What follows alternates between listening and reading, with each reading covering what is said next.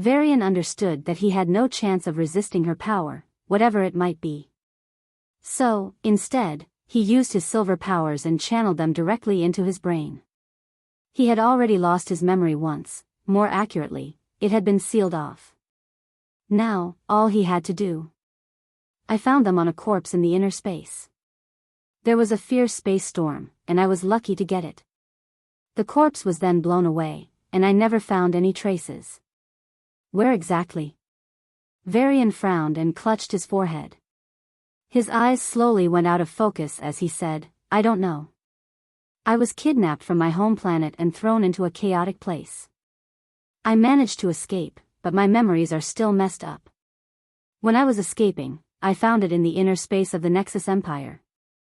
So, he was indeed taken in by one of those madmen in the Nexus. His words only reaffirmed her initial assessment. On the other hand, Varian had chosen the Nexus Empire for a specific reason. Since the Devis were related to the tribe of Chaos, all their vassals should also be from that area, which had now become the Nexus Empire. If this woman inquired about other items, it would all tie together and make for a more believable story. The veiled woman's eyes flashed with a glint of annoyance, and she waved her hand. Varian blinked in confusion and looked around for a moment before coming to his senses. The veiled woman, meanwhile, had lost interest in investigating further.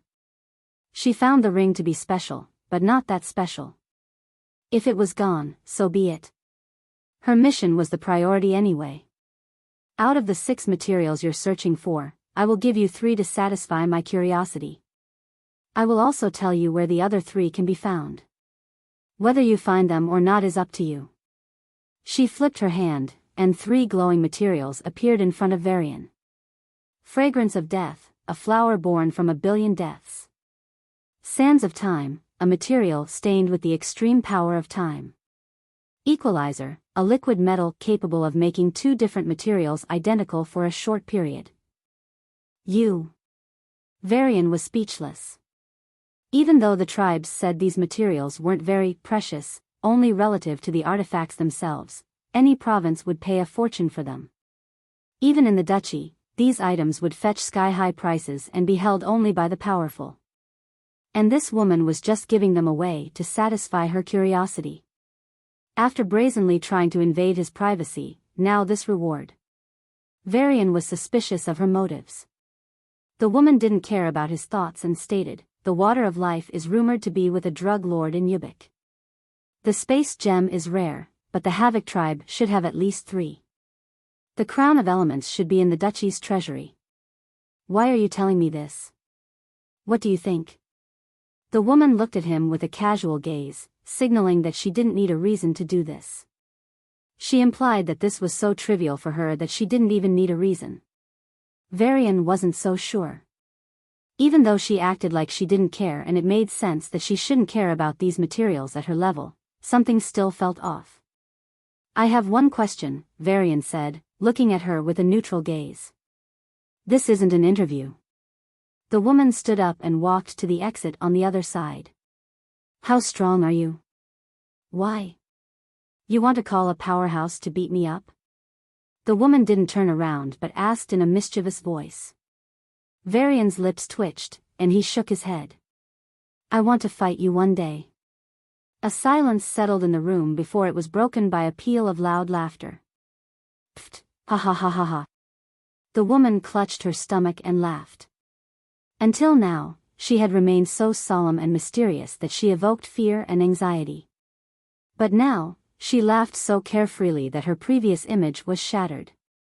Yet, Varian only grew warier of her. He didn't know why, but her naturalness felt fake. Was he overthinking? Perhaps. But he was sure she was hiding something about helping him. Absolutely. A rank 1 wants to fight me. I don't get that every day, she said, wiping the corner of her eyes and looking at him like he was an interesting animal in a zoo. If you can defeat 10 people like the Duke of Centaurus at once, you'll be qualified to fight me. The Duke of Centaurus was rank 5. So this woman was at least peak rank 5 or maybe even rank 6. Varian's head buzzed, and he once again wondered why such a powerhouse was lurking in this pitiful duchy. You know what you shouldn't say outside, right? Even if you do, no one will believe you. But you'll pay the price for speaking up, the woman warned casually before disappearing from his sight. When Varian learned that she wanted to meet him, he leaked the news for his own safety. Every guest in the Unicorn House knew about this meeting. If something happened to him, then this woman from Infinity Store would be blamed. Maybe that's the only reason she didn't think of killing me. Perhaps. Perhaps not. But what was utterly certain was his own weakness. In Varian's defense, he was afraid of poking a hornet's nest by going around and fighting rank 2s. However, this meeting completely changed his perspective. The cost of not taking any risks and steadily growing seemed greater than taking risks to grow strong quickly. Then I should start acting. Varian's face once again transformed into his disguise, and he calmly exited the auction house. The drug lord, the Havoc pirates, and the treasury. I'll have to fight the first 2 groups for certain, but they already have a conflict with me.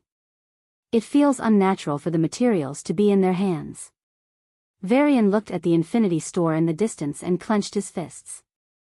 It seemed like she was pushing him to fight them for something else.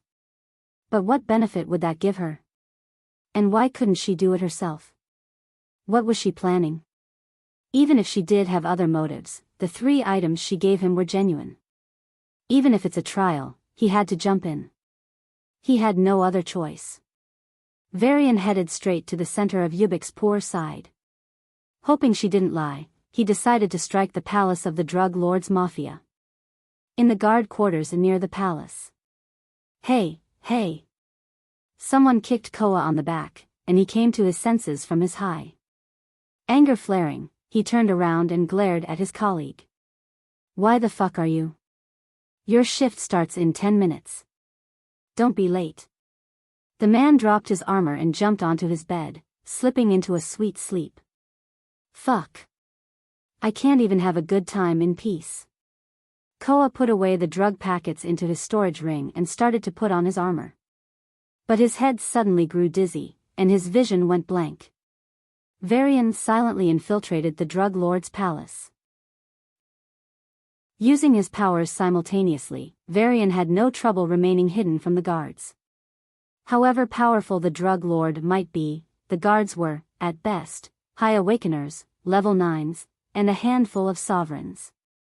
While that was alarming enough, Varian found himself advancing with ease. The palace complex was enormous, coated with precious metals like gold and platinum.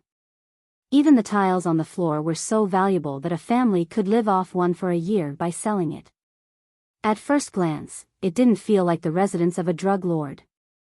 But try as one might to act as something they're not, their true self would slip out from time to time.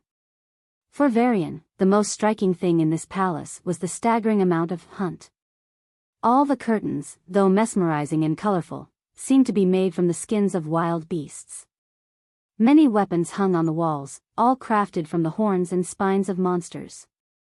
Numerous heads of beasts, some known to Varian but most unknown, were displayed as prized hunts. It was all well and good until Varian encountered the first humanoid head hanging on the wall. It was a cat man's head. Then a unicorn woman's. A four-armed race. A serpent race. And... Varian paused abruptly and scanned all the hunts he had seen. His face contorted in disgust as he realized the truth. Half the curtains were made from the skins of beasts, the other half from the skins of people. The same went for the weapons forged from bones and the hanging heads. A sick man indeed, Varian thought to himself. He didn't feel any fear. If anything, compared to that absolute monster of a woman, this guy felt like child's play. Thinking back to his encounter with her, a jolt of fear shot up his spine. Carefully, he craned his neck and looked around. He knew it wasn't true, but his body was terrified that she was right behind him, her hand about to pass through his back and grab his heart. I need to beat her black and blue or this trauma won't go away, Varian thought. He used his water powers to dry his sweat-drenched shirt. Nothing he had ever experienced could compare to the helplessness he felt in front of her. She didn't even lift a finger, but his body froze, his powers stopped working, and he started to die. Varian rubbed his hands and confirmed his next target.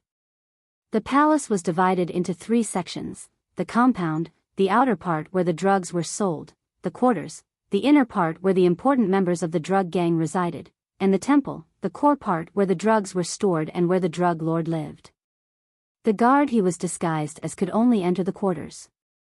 Only those living in the quarters could enter the temple for meetings and to bring out the drugs. All of them were celestial rankers.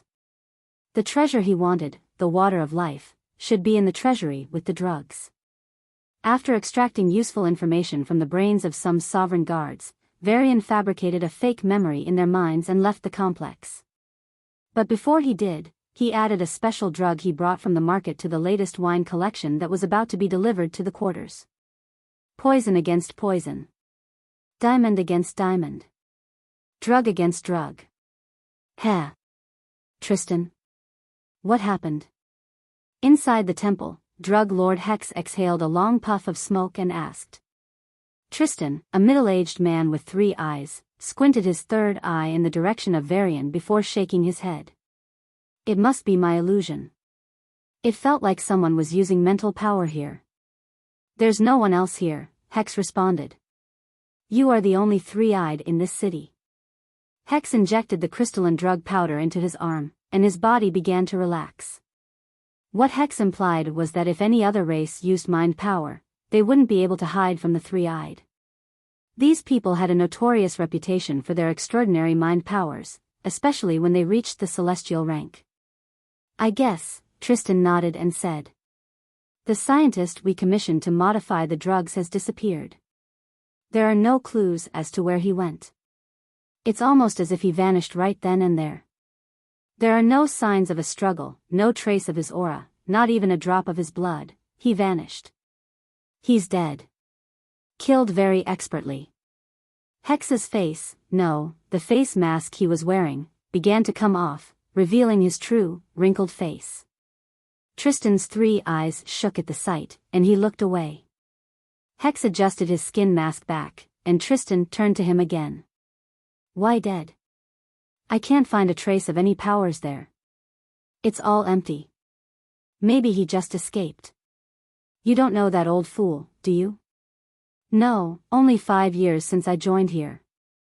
That mad old man experimented on his own wife and children until they died. He loves what he does. For him, this slum is a paradise with unlimited human subjects. He won't leave this place even if you threaten to kill him.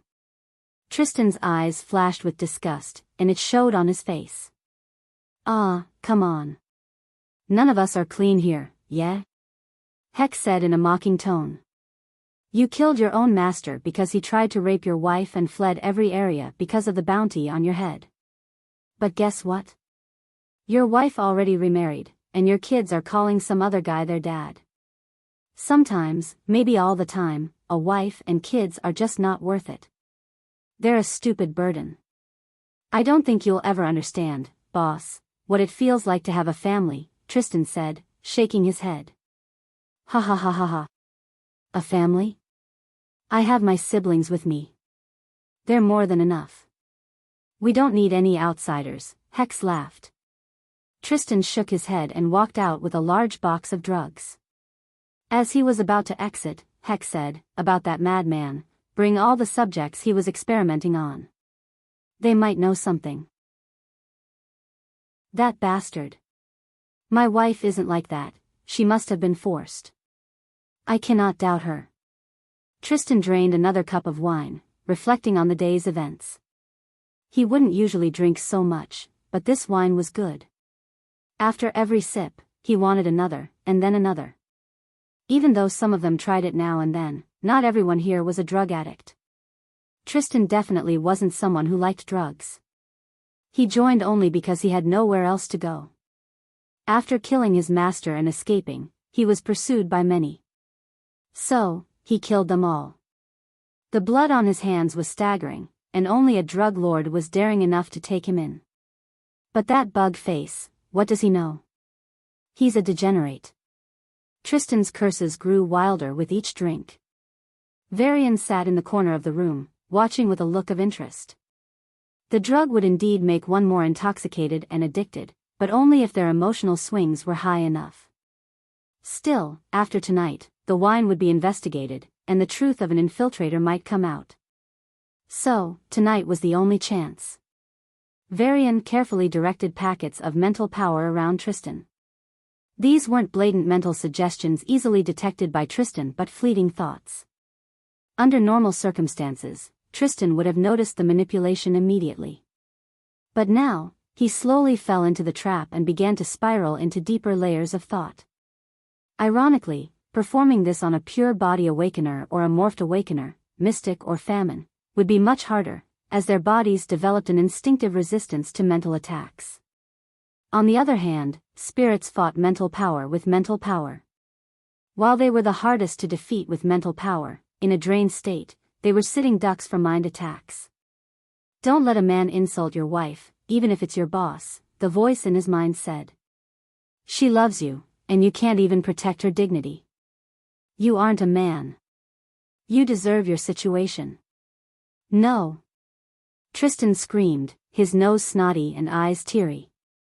I want to go back to my wife and kids, but they're not mine anymore. It's your wife and kids. Don't be a sissy. Take them back, you bastard. I don't have the strength, or the influence, or anything.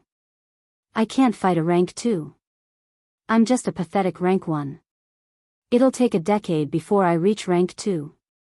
By then, they. You dimwit. This is why you deserve everything. Didn't you overhear the other day? There's a special material inside the treasury. It can help you advance to rank 2. Huh. But when did I hear it? Tristan's lost eyes regained a bit of clarity. When you were thinking about your wife, damn it. Don't mull over it. You need to get that treasure. For yourself. For your wife.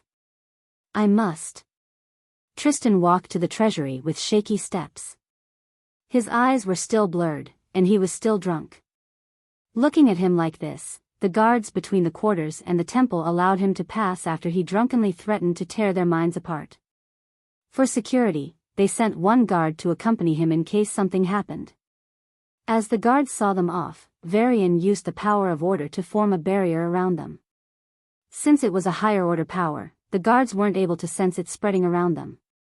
Varian was still figuring out the uses of the sliver powers. He realized that if the slivers individually had one set of applications, their combined powers had another set altogether. For example, the power he used was order. With it, he established a new order within the barrier, allowing air, water, and people to pass through, but not aura. Aura fluctuations were blocked within the barrier. Unless it was a very precious alloy with specific properties, this would be impossible. Even then, powerhouses could still sense nearby fluctuations. When the guards turned back, an invisible mental attack struck their minds. The treasures implanted in their heads detected the foreign power and were about to signal the attack. These foolproof treasures couldn't be stopped by any powerhouse, no matter how strong, powerful, or explosive. Even if the treasures were destroyed, they would send a signal upon destruction using that energy. But what the treasures couldn't guard against was the flow of time. Invisible ripples passed through the treasures, stretching their alarm time from 1 millisecond to 100. If they weren't inside the guards' bodies, Varian was confident he could stretch their time even further. But this was sufficient. The guards' eyes went blank as Varian stretched his hands toward their heads. The space around their skulls rippled, and Varian's hand passed through, pulling out the treasures. However, the guards' heads began to crack and bleed. Although he succeeded, it was his first attempt, and it wasn't perfect. Fortunately, this was no issue for him. 2 leaves grew on the tip of his finger and flew to the bleeding skulls of the guards. Like soap melting in water, the leaves dissolved, and the injuries seemed to have never existed. The guards' eyes slowly regained consciousness, and they looked around in confusion. But Varian was long gone. The temple was a large structure made of a rare orange stone. The specialty of this material was that it could be manipulated through aura by the person it was bonded with. It's also one of the auxiliary materials Varian bought for the artifacts. Varian silently killed the guard sent to follow Tristan and assumed his identity with a near-perfect disguise.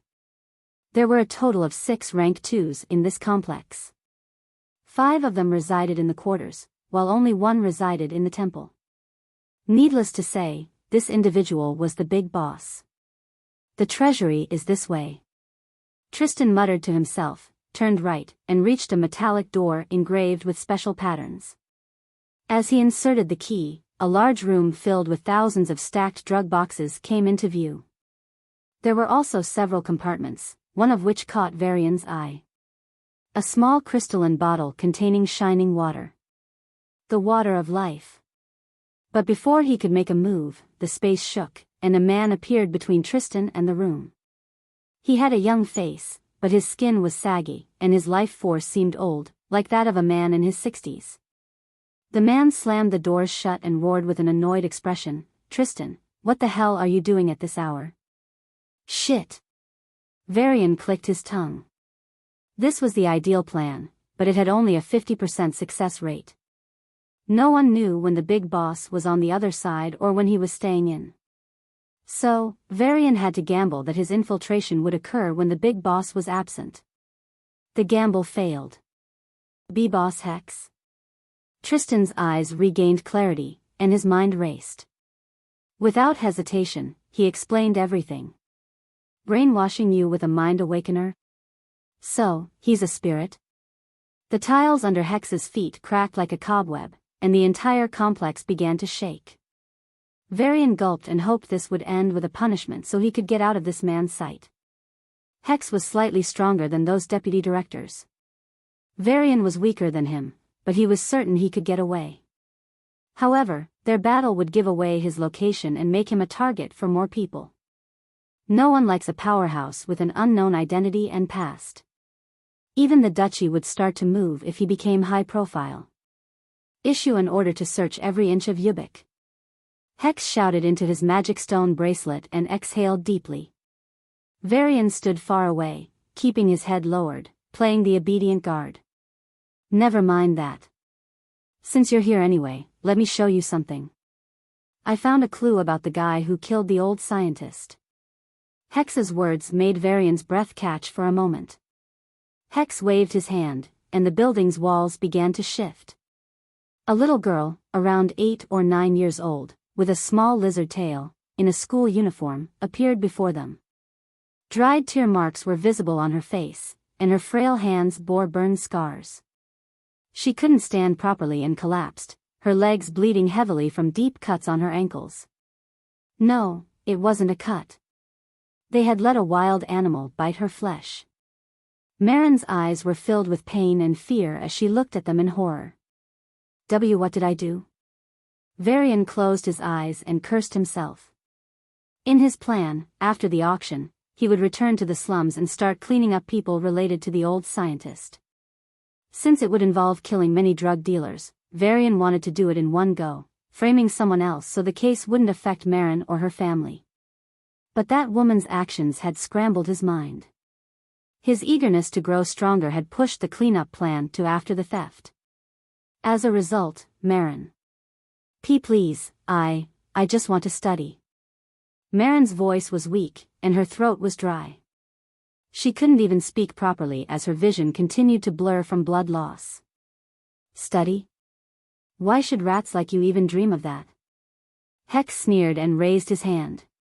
As his fist reached for Marin's head, Varian's figure blurred, and he appeared in front of her. But to Varian's utter surprise, Hex's attack was just a feint, and the real attack was a glowing sword that shot out from the nearby wall and pierced right into his heart. Splash! Varian's heart began to break down, and his blood evaporated as the sword flared up with golden flames. It would have been harder to kill you if you didn't throw yourself, Hex grinned. Varian pulled the sword out, and blood spilled from his chest like a water fountain. Panting heavily, his face quickly losing color, he asked, "What gave it away?" "My disguise was perfect." "Indeed. Your disguise is perfect. I don't know how you did it, but you replicated the aura, the physical appearance, even the temperament," Hex smirked and waved his hand. The walls shifted, and dozens of glowing golden swords shot toward Varian and Marin from all directions. Varian pulled the little girl into his arms, and a green light enveloped her. All her injuries healed in a second, and she fainted right away. The swords failed to hit him, but using that opportunity, Hex did. You tried your best to look like a drug addict. You even added that smell to your clothes. But, boom! Varian's chest bones crackled as a solid fist broke through their defense, sending Varian flying. Your flesh. I can smell your flesh, and it doesn't have the smell of drugs. He can smell my flesh. And it doesn't reek of drugs? What the fuck? Varian gained a new understanding of Hex. As a mystic, he had insane control over his heightened senses. He could, of course, separate smells, ignore certain smells, or even track down an enemy using scent. But it never occurred to him that he could smell the blood, flesh, or bones of a person separately. It wasn't that he was incapable of it, but because of his upbringing and worldview, the thought simply never crossed his mind. Who remembers someone by the scent of their flesh? Varian straightened his back and faced the drug lord. His hands were shaking slightly, and his feet were facing away. His breath was chaotic, and his bleeding only grew worse with every passing second, forming a pool of blood at his feet.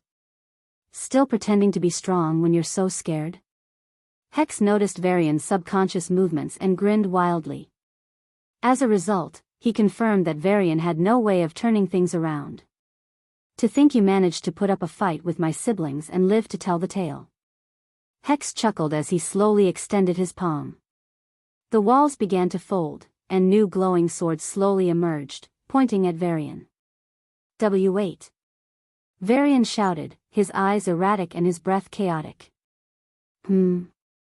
Hex tilted his head with a knowing, predatory smile. You want to beg for your life? Varian slowly nodded. The walls closed in. Ha ha ha ha. Hex laughed like a madman. Tristan, furious at Varian for manipulating him, also joined in, imagining Varian's desperate eyes before his inevitable death.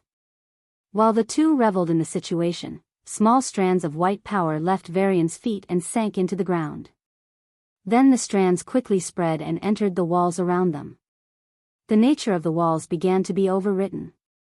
A new order was established, and new rules were made. Manipulating the walls was no longer possible. All the aura in this hallway would remain within it. It took a few seconds to figure out, and thankfully, the two men were too confident to consider that Varian might have a trump card. Even if I wanted to spare you and let you work for me, my sister doesn't like you, Hex said, looking at him as if it were a pity. Or, you could do one thing, reveal your real identity, and we can talk. Varian's tense face, chaotic breathing, erratic eyes, and heavy bleeding all vanished. What the? Hex's jaw dropped, and he hastily turned his gaze to the little girl behind Varian. When Varian healed her injuries, he thought it was just a healing spray. It wasn't a concern since the injuries he inflicted on Varian were much more dangerous and couldn't be healed by any normal treasure. Your sister? Varian frowned.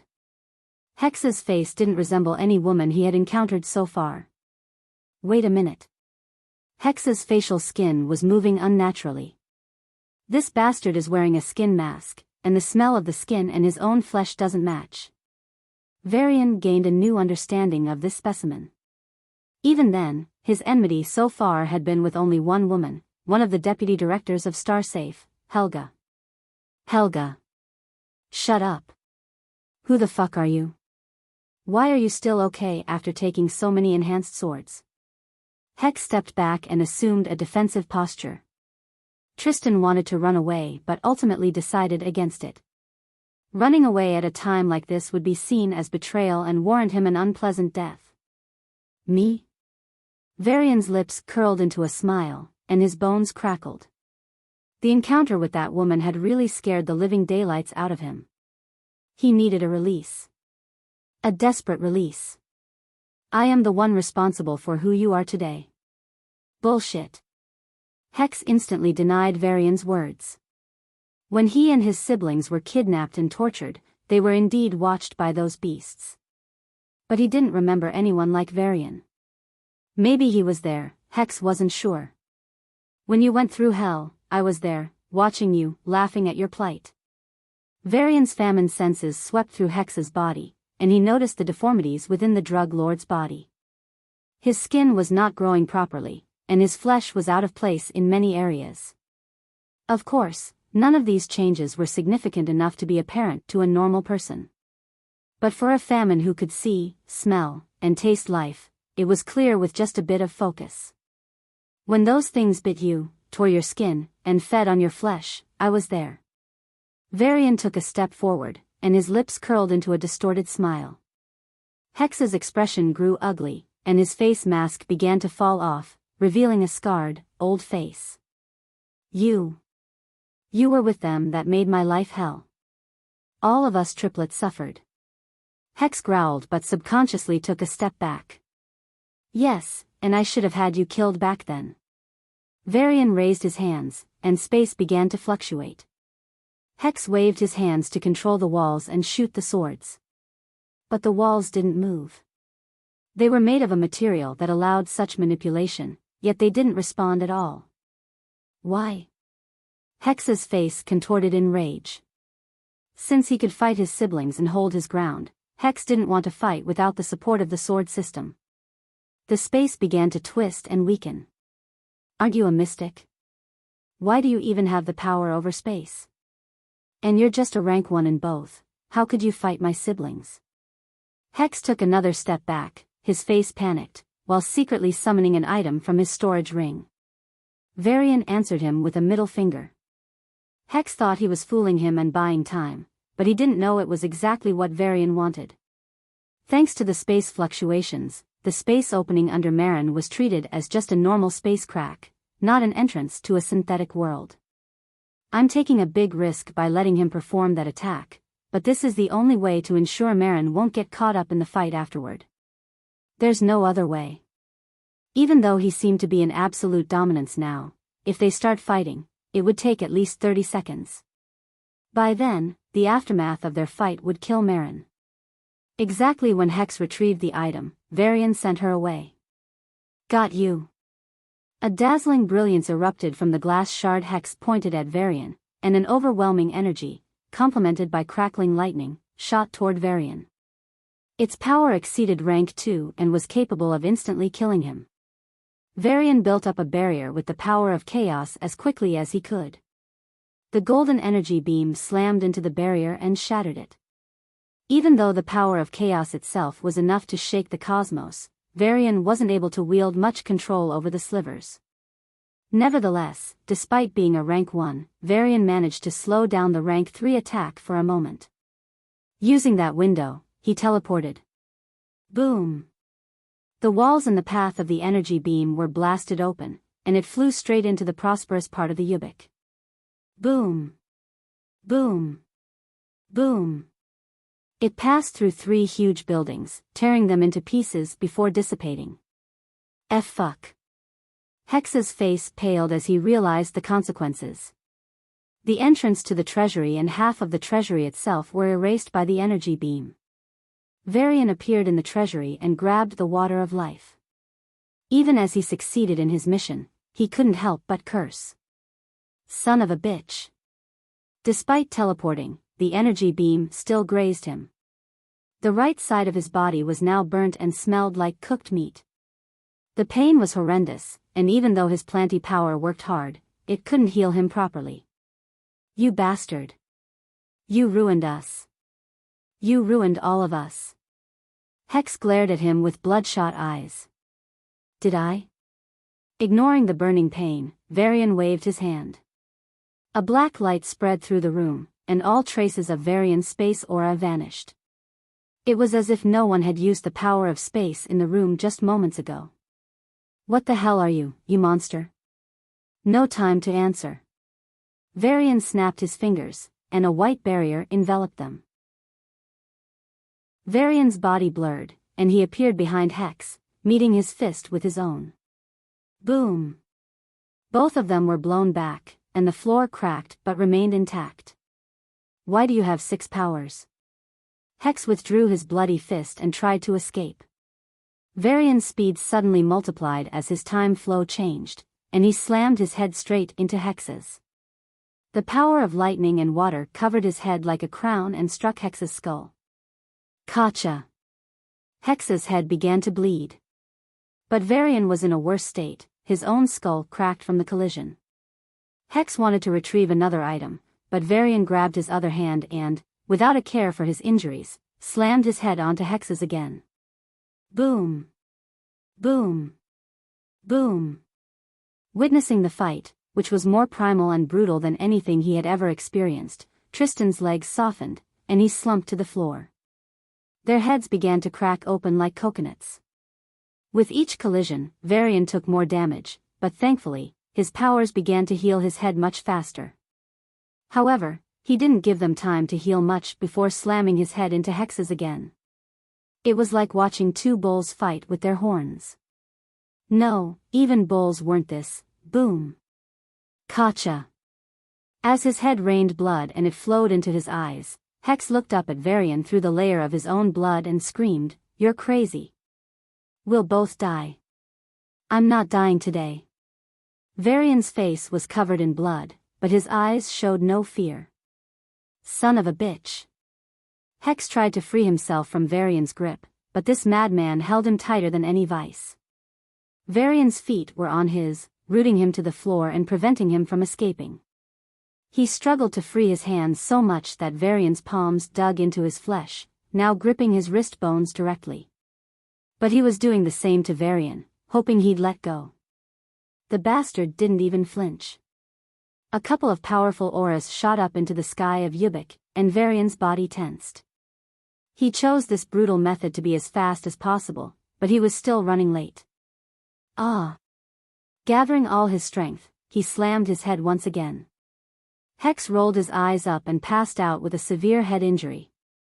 Varian touched his head and flinched at the pain. Is this guy's head made of diamond or what? Oh, I know. Varian's hand hovered above Hex's injured hands, and a river of vitality began to flow from Hex to Varian. His injuries, which should have taken a long time even for him to heal, quickly closed up. Famine powers were really awesome. A few more powerhouses flew high into the sky and turned their gazes toward this part of Havoc. Time is up. Varian grabbed Hex by his collar and snapped his fingers. The two disappeared. The next moment, a black light shot out from the position where Varian had stood, enveloping the entire area. The aura of all the powers Varian used, mystic, famine, lightning, water, time, space, all vanished. Except for the unconscious Hex and Tristan, who was shivering in the corner, no one could tell that these powers had been used in the battle. I am spared. Tristan clutched his heart, feeling it trying to break out of his ribcage. So close to death. Tristan looked up and saw the powerhouses approaching. He slapped his cheek and nodded vigorously. I'll confess everything. That monster. 6 powers? He needs to be killed. What scared him the most? A man wielding 6 powers? Or the absolutely brutal way of his fighting, which caused even a grown man like him to lose control? It's your biggest mistake leaving me, Ollie, huh? His chest felt light. Tristan looked down at the hand on his heart, disintegrating into pieces of flesh and blood. And no. He waved his hand in fear, trying to stop this unknown phenomenon. If it was an attack, he didn't even sense it. Wait, was it the black light earlier? Tristan's eyes widened, and his fear only grew worse. But I didn't even sense anything apart from. Like grains of sand dispersing, Tristan's body collapsed into tiny particles. Not even a drop of his blood remained. The white barrier enveloping the area shattered on its own, revealing the empty hallway and a broken treasury. When the powerhouses reached the area a few seconds later, all they could do was stare at each other in confusion. Only the auras of Hex and Tristan remained. Havoc went into lockdown that night and remained so for 3 full days. But to the horror of every rank 3 powerhouse on Havoc, every celestial ranker involved in the poor side of Yubik disappeared. No one saw their dead bodies, and no one could even sense any fights. Even the rank 3s were scared by these seemingly supernatural disappearances. When the attack stopped and it was confirmed that no one on the prosperous side was attacked, the case was closed due to lack of leads. At least, that's what they said publicly. But behind the scenes, a full investigation continued, albeit with barely any progress. No one in Yubik knew about the man responsible for this, except for one woman in the Infinity Store. Looking out of the window, Miss Calamity smiled with interest. Miss, the Havoc tribe accidentally found the space gem. And? We altered the records in the Duke's treasury and placed the crown of elements inside. And Miss? Yes? Inside the drug lord's treasury, the water of life we sent him a few days ago has indeed gone missing. The tracker on it was also destroyed a few hours ago. It's far away now. Miss Calamity waved her hand, and the speaker in the shadows disappeared. So he did it, huh? Her purple eyes, as beautiful as gemstones, shone brightly. What an interesting man. Please spare me. A rank 1 drug dealer, who once overlooked tens of thousands of lives and killed as he pleased, now prostrated on the ground and begged for mercy. Spare us, O great Lord. Mercy. Have mercy. Varian looked at the 15-odd rank 1s in front of him and clicked his tongue. There were originally over 30 in the dark side of Yubik, but he had killed half of them when the patrolling powerhouses were nearby. The rest, he managed to capture. He pondered what to do with them. Kill? Sure, that was the default option. But was there anything else he could do? Enslaving them wasn't really an option since he was just a rank 1 spirit. Whatever happens, don't expect a good ending. Varian scowled at the bastards who had made life in Yubik a living hell and waved his hand. Several tons of a tough red alloy floated out from his storage. Hortus will descend it in the form of a light pillar and enveloped the alloy, which was about the size of a small mountain. Despite its toughness, it twisted and expanded like kneaded dough. After a few minutes, the red alloy transformed into a huge prison. Enjoy your stay, Varian said as he threw them all into the prison they had no chance of breaking. But as an added layer of insurance, he tossed the prison into the forbidden area of order and chaos. He set the order of the place to keep them inside the prison. Even if they managed to break out, leaving would be difficult. If they accomplished that, they would then face the chaos.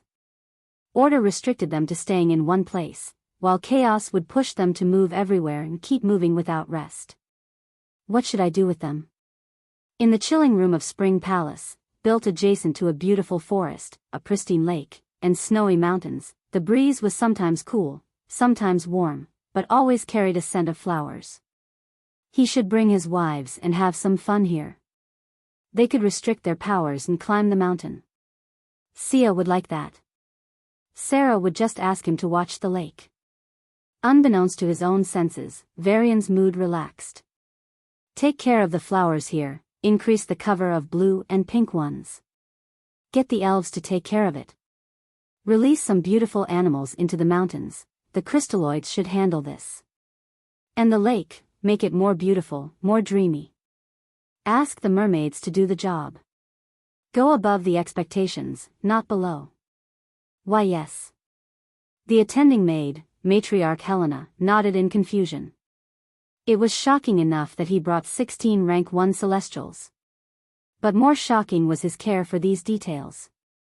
Even after spending some time with the people directly working under him, Helena couldn't understand the man who commanded her and her world. For someone who led her whole life seeking power, Varian's actions were incomprehensible. But his growing strength and expanding power motivated her more than anything else. If he grew strong enough, maybe she too could reach a higher state than any of her predecessors. Rank 1? Rank 2? Maybe even higher. This man surpassed her lifetime's hard work in a single year. Even calling him a monster among monsters would do injustice to his achievements. Taking a deep breath, Matriarch, no, Maid Helena asked with a humble but pleasing smile, You seem to be thinking about what to do with those captives. Shall I convene a meeting with the best think tanks of the Empire, Your Majesty? Varian raised a brow and asked, Do I look worried? No. Then? The tasks you assigned are just the ideas you got after visiting this place. You came here for something else. You aren't the type of person to sit still in the middle of an adventure far from home. Something is bothering you. I can only think of the captives. No need to call them. Varian looked at her with a new understanding. You are more useful than you look. Helena bowed lightly. I was once a ruler, so I can roughly understand what's going on in your mind. Her words intrigued Varian. Speaking of which, it had been a while since he'd seen her. Compared to her strong image as the matriarch and supreme ruler, her current self in a maid uniform felt alienating. Aren't you dissatisfied with your situation? Varian couldn't help but ask. Helena shook her head and softly chuckled. I was the ruler of a pond, Your Majesty. Now, I don't rule the pond anymore. But I directly serve the one who rules the ocean. Why would I be dissatisfied? Isn't there a saying? Better to be the head of a chicken than the tail of a phoenix or something. Better to cry in heaven than laugh in hell, that's a saying we have in Hortus. I guess there's a saying for everything. Helena said with a genuine skeptical gaze. Ah. Well. Varian agreed with her. Every damn thing had a saying supporting it. Helena continued.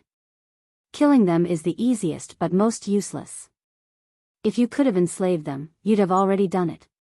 So, you're trying to figure out another solution. That's right. Then the answer is in front of you, Your Majesty. Helena pointed to the sky. The sky? World's will. The scriptures mention sacrifices to be bestowed with power. Helena pursed her lips.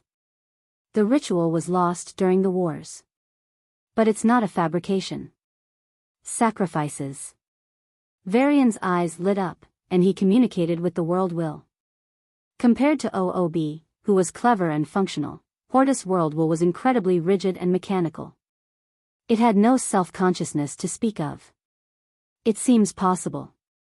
But the efficiency of conversion is 90%, and... Varian's expression grew intense. And? Helena's curiosity was brimming. Once they benefit from this ritual, they can never become divine rankers and are closely connected to the world will. If Hortus is at risk of collapsing, it will draw power from them and might even draw their lives. Helena looked at him in confusion. What did divine rancor even mean? Varian shrugged. He's just a rank 1 celestial rancor, okay? What would he know about divine rancors? Shall I contact the chief of staff for the selection of the members? Helena asked. Yes. Prefer the veterans who risked their lives and almost died. Reaching celestial ranks will prolong their lives. Varian patted the soft, spongy chair and stood up. Will be done. Then, may I inform others of your arrival? No, keep it a secret from the queens and the sovereigns. Saying it took a lot of strength. Even though he is over 100 times stronger compared to his peak level 9, Hortus still sees him as a baby that just began to crawl. The time dilation in Hortus is dependent on his strength. For now, it's almost 10x for non-celestials and about 2x for celestials weaker than him. But for himself, it's barely 1.1x. He wanted to grow stronger before a reunion, at least to rank 2. But the main reason was that he was afraid he would stay behind longer after seeing familiar faces. Silly as it sounded, considering all he had been through, Varian felt homesick. Gather them in 3 hours. But they won't come just by my word alone. Inform the Imperial Secretary. Ask her not to reveal news of my arrival. It's been 15 days since you left. For the students here, that's 3.5 months. The flow of time has increased for some reason. Now, their second semester is coming to a close. Allison said with a bewildered expression.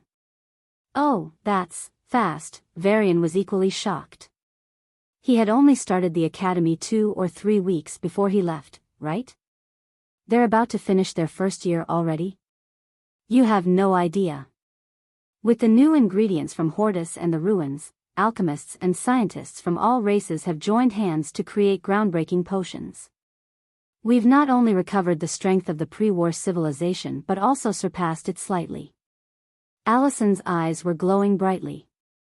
Varian could see the genuine joy in her eyes. Reflecting on it, Allison, known as Blue Flash, was someone who always worked for the greater good of humanity. Even though cooperating with Enigma could expose her identity and put her life at risk, she was fearless. At the time, the entire world saw Enigma as the head of a terrorist organization. Even as the situation worsened and everyone called for the death of the so-called alien, Allison stood firmly with Enigma. Enigma herself didn't notice, but she never doubted Allison's loyalty, even after 2 key members from the Shadow Guardians betrayed her and nearly killed her. Thank heavens she's human, Varian smiled lightly. Are you happy with the progress? Allison tapped the desk between them and leaned forward from her chair, grinning like a child who just caught her friend laughing at her favorite show. It's not me. It's you who's laughing like an idiot. Varian raised his hand and materialized an ice mirror to show her grinning reflection. Allison saw the woman in the reflection and covered her mouth. With an embarrassed expression, she coughed. Apologies. I really wanted to share this info with you. Everyone else is super busy. Even the 2. Oh, they've been the busiest. I tried to talk to Enigma once, but she was upset when I mentioned you. Did you upset her or what? What about Sia and Sarah? I've only seen Sarah once this half year. They've been competing with each other. For some reason, they were almost even. But Sia's practice speed suddenly increased, and she broke through. Already? That's impressive. Varian nodded. Allison looked at him as if he were a big hypocrite. Then she glanced around for a moment before leaning over the desk like a colleague about to gossip, and she did. After her advancement, Sia went to the nymphs. Wait, what? All the young nymphs who wanted to be your concubines were beaten up, hung on trees with their own clothes, or buried headfirst into the ground. What? The older ones had it worse. They were all shaved bald. What the fuck? Varian's jaw dropped, and he slammed his desk. Sia wanted to do more to the celestial ranking nymphs, but she couldn't win them. She only backed off after challenging them to a battle in the future. Varian rubbed his forehead. I rejected the nymphs completely, so why? Does she not trust me? She's just upset that these women openly disregarded the queens and tried to get a hold of you. Allison shrugged. How bad are things with the nymphs now? Any conflicts? Varian asked in a heavy voice, clasping his hands and resting his chin on them. They were recently incorporated into the human empire, and now Sia had just gone ahead and beaten a lot of their people. Even the big powerhouses were humiliated. No matter the reason, they'd be furious. Varian didn't want a secessionist movement, but an insurgency against the evil human empire seemed imminent. I don't know how to say this, Allison's face showed awkwardness rather than solemnity. With your mouth, please, Varian dryly remarked. Unless you can speak through your nose. Allison rolled her eyes and spread her hands as if she had given up. They were pissed off, yes. But instead of going down the route of insurgency, they took it as a challenge and doubled down. In their own words, the flower that's most fiercely protected tastes the sweetest.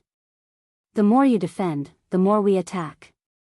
The nectar of the sweetest flower will wash the lands of nymphs sooner or later. Wait, did they seriously describe me as a flower? Varian's jaw dropped in shock, and he poked at his chest. Me? A flower? Me? A fucking flower? Allison nodded. Varian took 3 deep breaths before standing up. I'll be right back. Where? Varian rubbed his fists with a fierce expression. Flower my ass. Those bald donkeys need to taste some real pain. Allison blinked at his words and ended up laughing. Ha ha ha ha. This isn't funny, Imperial Secretary. Varian crossed his arms. I've never seen, someone so pissed. Your Majesty, I've received many insults, plenty in fact. I can take them all without a care, but comparing me to a flower? Now that's going overboard. Varian said with an indignant expression. Allison patted her chest and blocked him from leaving. It's best not to poke them anymore. Why? If you beat them too much, they'll reach a state where they start enjoying the pain. They're tricky to handle as is, so don't make them twisted. Varian tilted his head and looked at Allison with a strange gaze. Then, he nodded and sat back down. Don't give me that look. I just learned about it from my psychology classes. I didn't say anything, Varian replied but dragged his chair back, increasing the distance between them. Allison gave him a resentful stare. I'm pretty sure you're enjoying this, aren't you, Your Majesty? A race of beautiful women all trying to get into your bed. All you have to do is nod and say it's just a physical relationship, even the queens would agree. Yeah, I'll take their whole race and start repopulating the millions lost in the war. Perfect idea, Miss Secretary.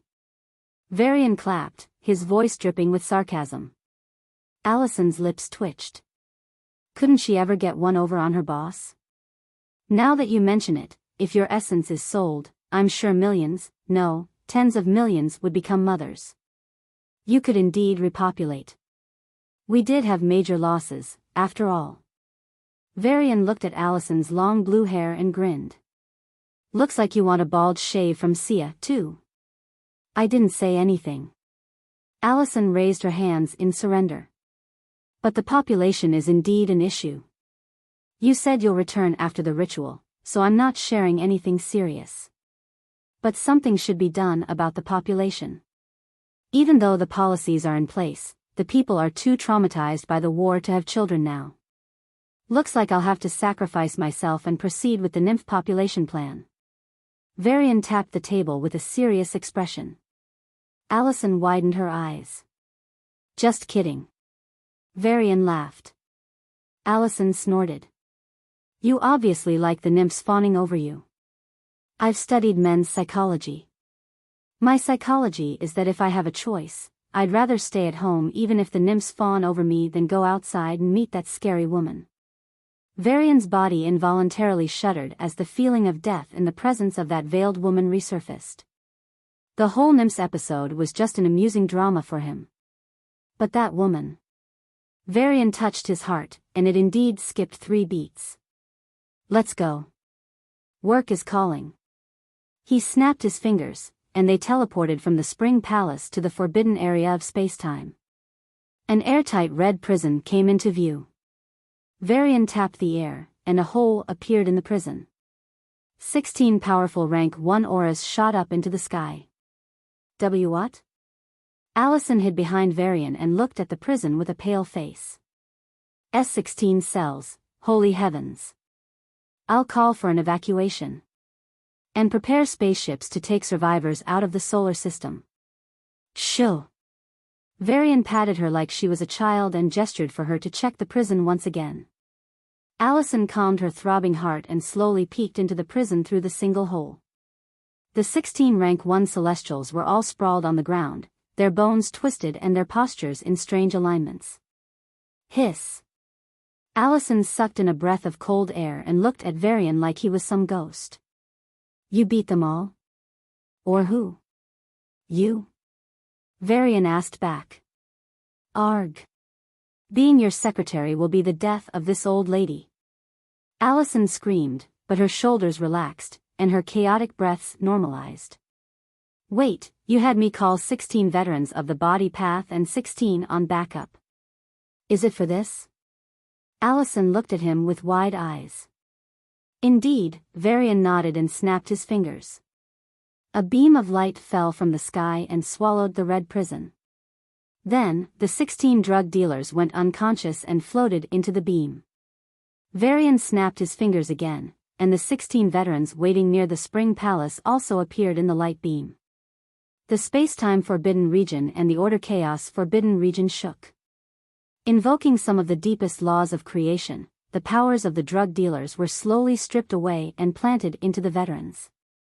Instead of instantly empowering them, the power was stored for later use. During practice, the stored power would gradually merge and quickly become theirs. Varian aimed for 90% efficiency but managed to transfer only 70% of the power. Even so, at least half of these veterans would reach low rank 1, and the rest would break through to celestial ranks. Do you also want to transfer? Why yeah? No. They are the veterans who sacrificed so much already. They deserve it more. Allison shook her head and carefully poked his arm while the ritual continued. Swallowing her saliva, she spoke in a low voice. Essay, Your Majesty. How many civilizations did you exterminate to find so many celestial rankers? Now that 16 celestial rankers are killed, does that mean 16 star systems are emptied for us to occupy and take resources from? Varian turned to Allison, thinking she was joking, but saw that she was genuinely asking. Indeed, for her, a celestial ranker represented the peak of civilization, the ruler of all. With a strange expression, he revealed, they are no rulers. If they're not rulers, these celestial rankers must be someone great. Chiefs of staff? Prime ministers? Admirals? Next rulers? Or maybe they belong to a council that implements law and order for other civilizations. They must be so influential that killing them would be a problem. Drug dealers. Those 16 are drug dealers on a city planet. They sell illegal drugs, are addicted to drugs themselves, and are part of a gang that operates in the poorest part of the city planet. Haha. You're really becoming more and more humorous, Your Majesty. Allison chuckled awkwardly at his words. But seeing his face deadly serious, she asked in a trembling voice, really? Are these celestial rankers just drug dealers? Varian nodded. Imperial Secretary Allison, the Iron Lady who didn't even flinch when standing against the world with Enigma, fainted. Master, are you going to abandon Boo already? Boo looked up at Varian with big eyes, tears threatening to spill. Yeah, I'm abandoning you. Good luck finding another daddy. Varian lightly tapped Boo's head and waved his hand. Wait, time out. This is supposed to be the part where Master says something touching. Boo called out in a panic. Touching? Varian turned around, a puzzled expression on his face. Yes. That's what happens in all partings, Boo nodded vigorously. Alright, Varian rubbed his chin thoughtfully. Boo's eyes glowed with expectation. You cannot be replaced, Boo. Ever. Master.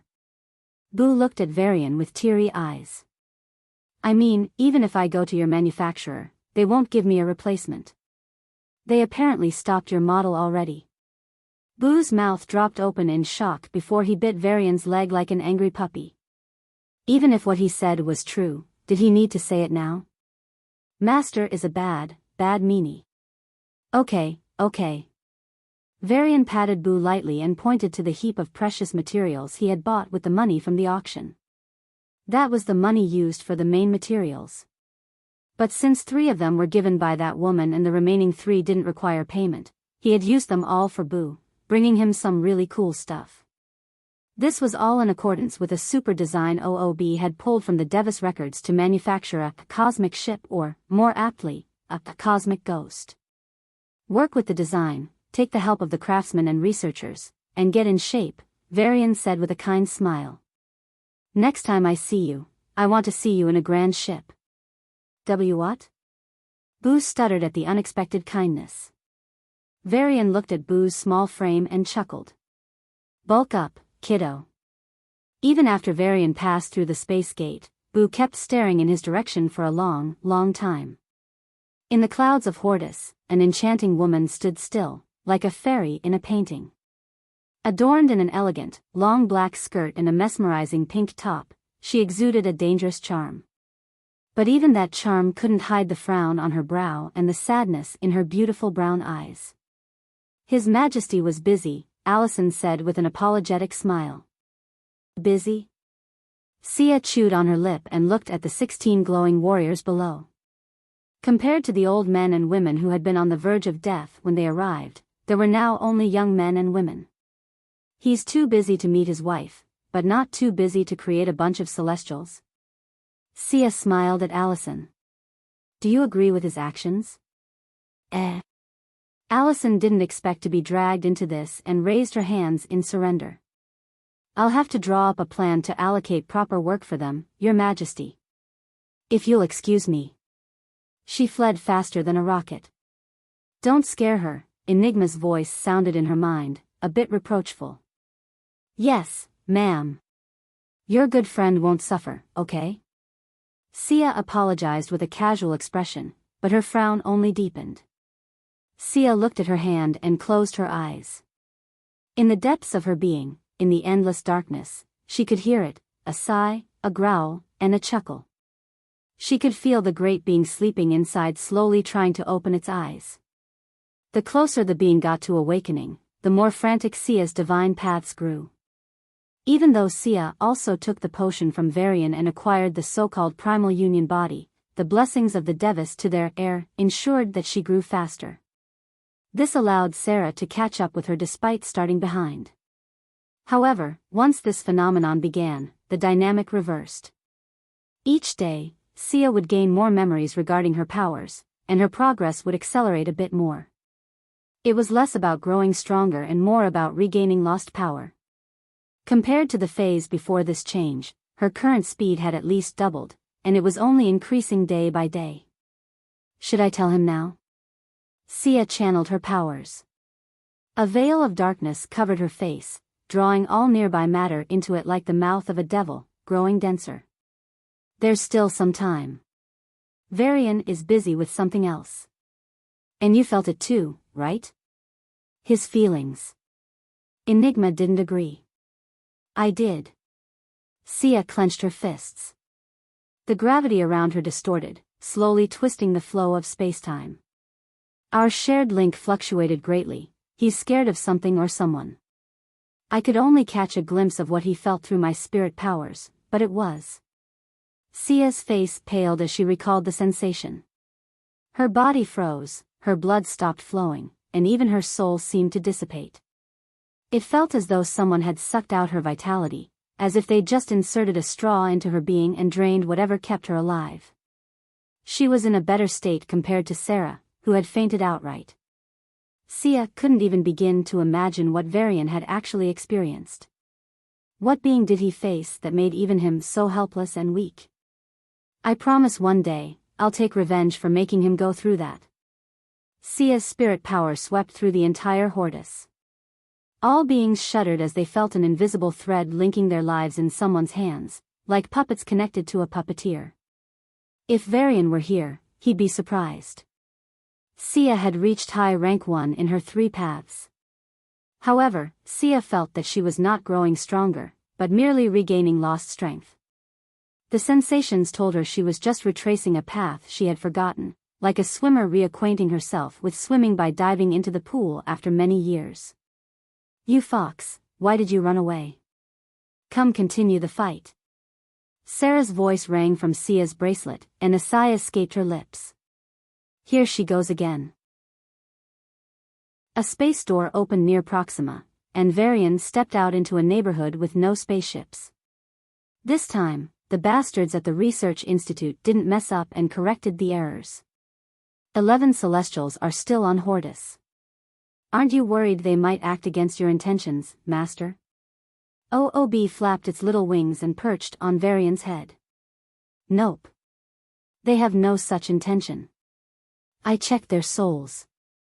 But even if they rebelled due to circumstances, Sia can take them all down, Varian said with confidence.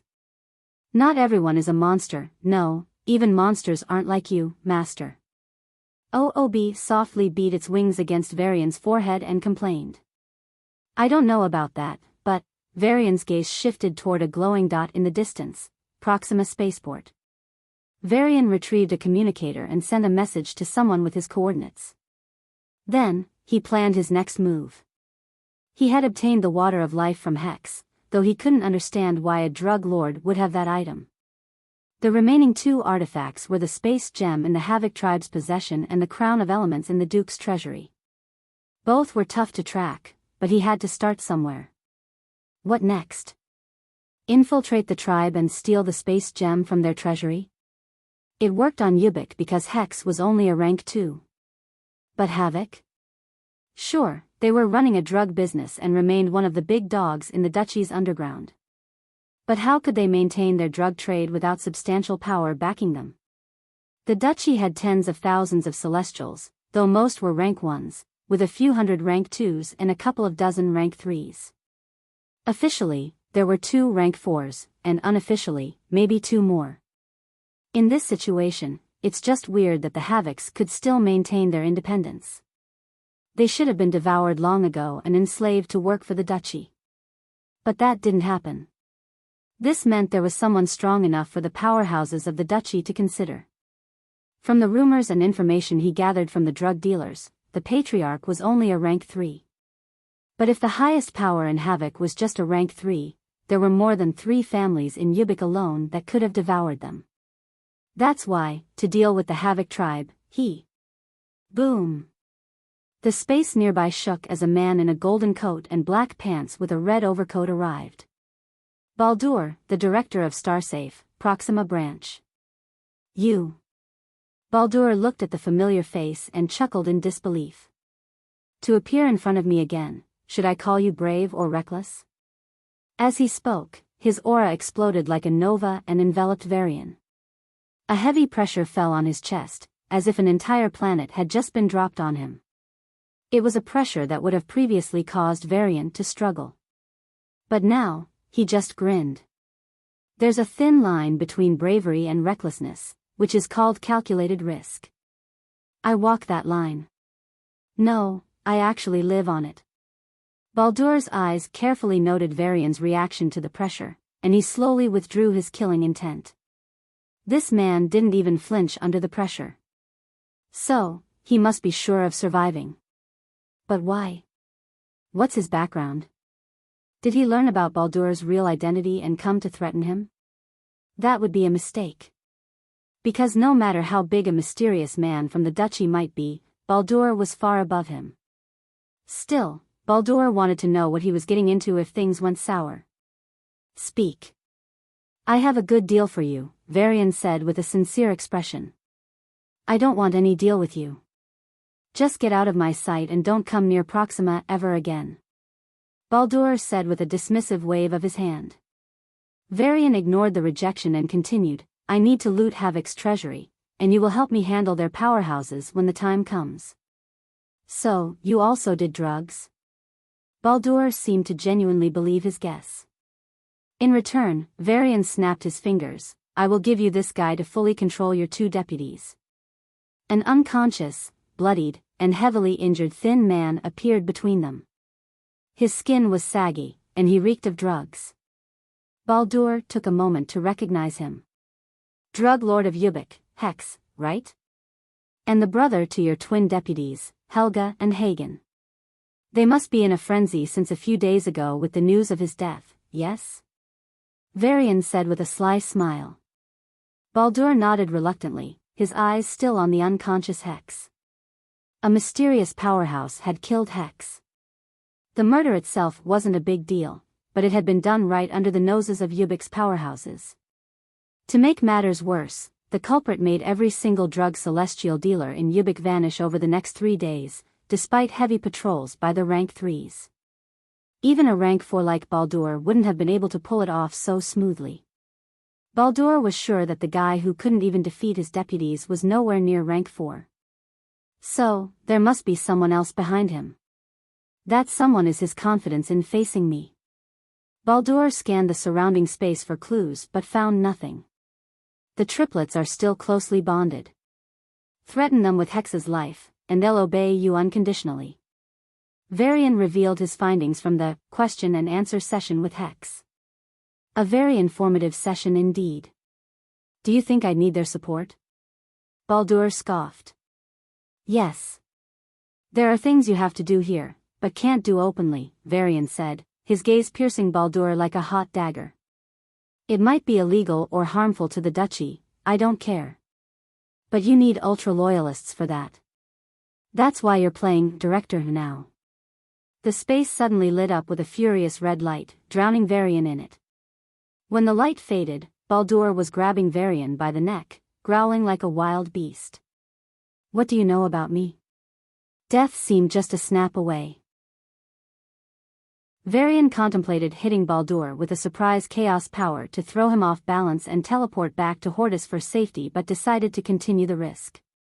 I know you're strong, at least rank 4, but I don't know who you are. How did you know? Baldur's choke grew tighter, and his eyes shone with killing intent. Varian's eyes, however, remained abnormally calm. A broken neck wouldn't kill him. And if things really went south, Hortus would shield a blow or two for him to escape. A red gem flew out of Baldur's storage ring, and its light shone down on Varian. The red gem was ultra-useful for interrogating mystics and famines, which meant its use was almost everywhere in the Pala Kingdom and even the Genesis Empire. The only area it would fail would be against spirits. But spirits required far more than a small gem. It wasn't a problem, however, because anyone had only one celestial power. Varian had already proven himself to be a mystic and thus, not a spirit. Hybrids were too easy to tell apart, and he wasn't one. That's why this gem was the perfect solution for the situation, or at least, that's what Baldur thought. He didn't know Varian was also a spirit. Even though he couldn't do much to the gem as a rank 1 spirit, he made a small adjustment. As long as he didn't technically lie, the gem wouldn't blame him, as opposed to the previous condition of complete truthfulness. Speak the truth for your own good. How did you know about my strength? Baldur demanded. It's because of someone very powerful, Varian said with a smile. Baldur frowned, and the pressure on Varian skyrocketed. His bones began to creak, and blood started to leak from his mouth. But Varian looked at Baldur with a teasing gaze. And whatever pressure you're trying to put on me isn't even 1/100th of what she did with a simple gaze. This statement caused Baldur to release his chokehold and return to his previous position. The gem remained passive, indicating it didn't sense any lies. Technically, Varian didn't lie. Logos was incredibly powerful in its own right. However, linking that sentence with the mysterious woman made Baldur think she was responsible for Varian's knowledge of his true strength. So she's the one behind the disappearances of Havoc, Baldur muttered with a solemn gaze. The red gem continued to shine on Varian. What is her name? Don't know. Her affiliation? Don't know. Where is she? Varian's lips curled up, and he looked around. Baldur's expression worsened. He had no way to confirm or deny what Varian implied. Then ask her to help you. Dealing with the Havoc tribe must be a snap for her. Varian shook his head. She has her own reasons for remaining anonymous. Baldur stared at him deeply before turning to the unconscious Hex. If the 2 deputies helped him wholeheartedly, his chances of finding that thing would increase dramatically. Moreover, they had many connections with the drug mafia, broadening and enhancing the overall search. Best of all, they would be loyal. Baldur had seen the strong bond between Helga and Hagen. If Hex was really their sibling, their loyalty was guaranteed. I'll help you once. But in addition to Hex, I'll need a promise from her to do me 3 favors. Baldur crossed his arms. He couldn't ask that woman to look for the thing, she would just take it for herself. But he could ask her to help block his beloved allies from finding his traces. Doing this wouldn't really destroy the Havoc tribe. They wouldn't have just one treasury, they'd have many, perhaps hundreds. Havocs were notorious pirates and wouldn't be so foolish as to put all their treasures in a single chest. Baldur seemed reluctant on the surface, pretending to be the one making a loss in the transaction. But in reality, he'd be making a killing from this deal. Forget the mysterious powerhouse, even Hex alone was enough for this deal. But why not go for more? I can't talk to her now. And I don't think she'd like you demanding any favors, Varian said bluntly. Then the deal is off. I don't want to do such a thankless job, Baldur scoffed. You should understand this better than me. The stronger an awakener, the more conscious they are of their rank. Would she allow a rank 4 to negotiate with her? Varian's tone was very convincing. It's a loss of prestige for her. Then I should work for free? I, Baldur, have taken orders in my life. Even if she's a rank 6, my words won't change, Baldur said in a very strong tone. Varian raised an eyebrow at the words this guy uttered unintentionally, and a thought flashed in his mind. Starsafe was an important entity for the Pala Kingdom, responsible for screening talents into the royal army. In short, being a Starsafe employee was like an internship. But only a few would pass the test and get enlisted into the army, while the rest would remain in the enterprise until retirement. The deputy directors were the permanent employees, while the director and the Star Division were the interns. That's why there were new directors and Star troops every few years, but the deputies and the other groups remained the same. For Baldur to come here under a false identity in Starsafe and try to be low-key meant. If you're from a royal background, you'd understand. A ruler would want his subordinates to do their job and reward them upon completion, not negotiate with them on equal terms. Baldur paused at Varian's words, recalling affairs at home. You have a point, but I'm not dealing with a royal, am I? She's an anonymous powerhouse who isn't even willing to promise me 3 favors. He shook his head. About that, Varian pointed to the red gem and retrieved 3 items from his storage ring. The 3 special items the woman gifted him that day. Just because I satisfied her curiosity, she gifted me these 3 items. Varian smiled. Really? She just gifted you these things? Baldur knew their worth and was surprised. Even though he could access these items, he wouldn't give them away so casually to a rank 2 powerhouse, not for free. Wait, what curiosity did you satisfy? Did she ask you to do something? Risk your life? Get her some secret information? Varian shook his head. No, I just chatted with her. Baldur found it hard to believe and turned to the truth gem. It remained still, clearly indicating that whatever Varian said was the truth. If she can give me these precious items just for satisfying her curiosity, then... Varian didn't finish his sentence. He couldn't say more about the woman, as it would prompt the gem and expose the truth. But he didn't need to speak anymore. Baldur checked the gem for any issues and asked one last time. Did she really give you those 3 items just to satisfy her curiosity? If that's true, then it would mean that after he finished helping Varian loot the treasury she ordered him to, Yeah, I just spoke with her. I didn't even have to reveal any major secrets of mine, Varian shrugged. Baldur glanced at the gem one last time and nodded. We have a deal, then. I've met many beings, but you are the most evil of all. Shut up, will you? It's just a dress.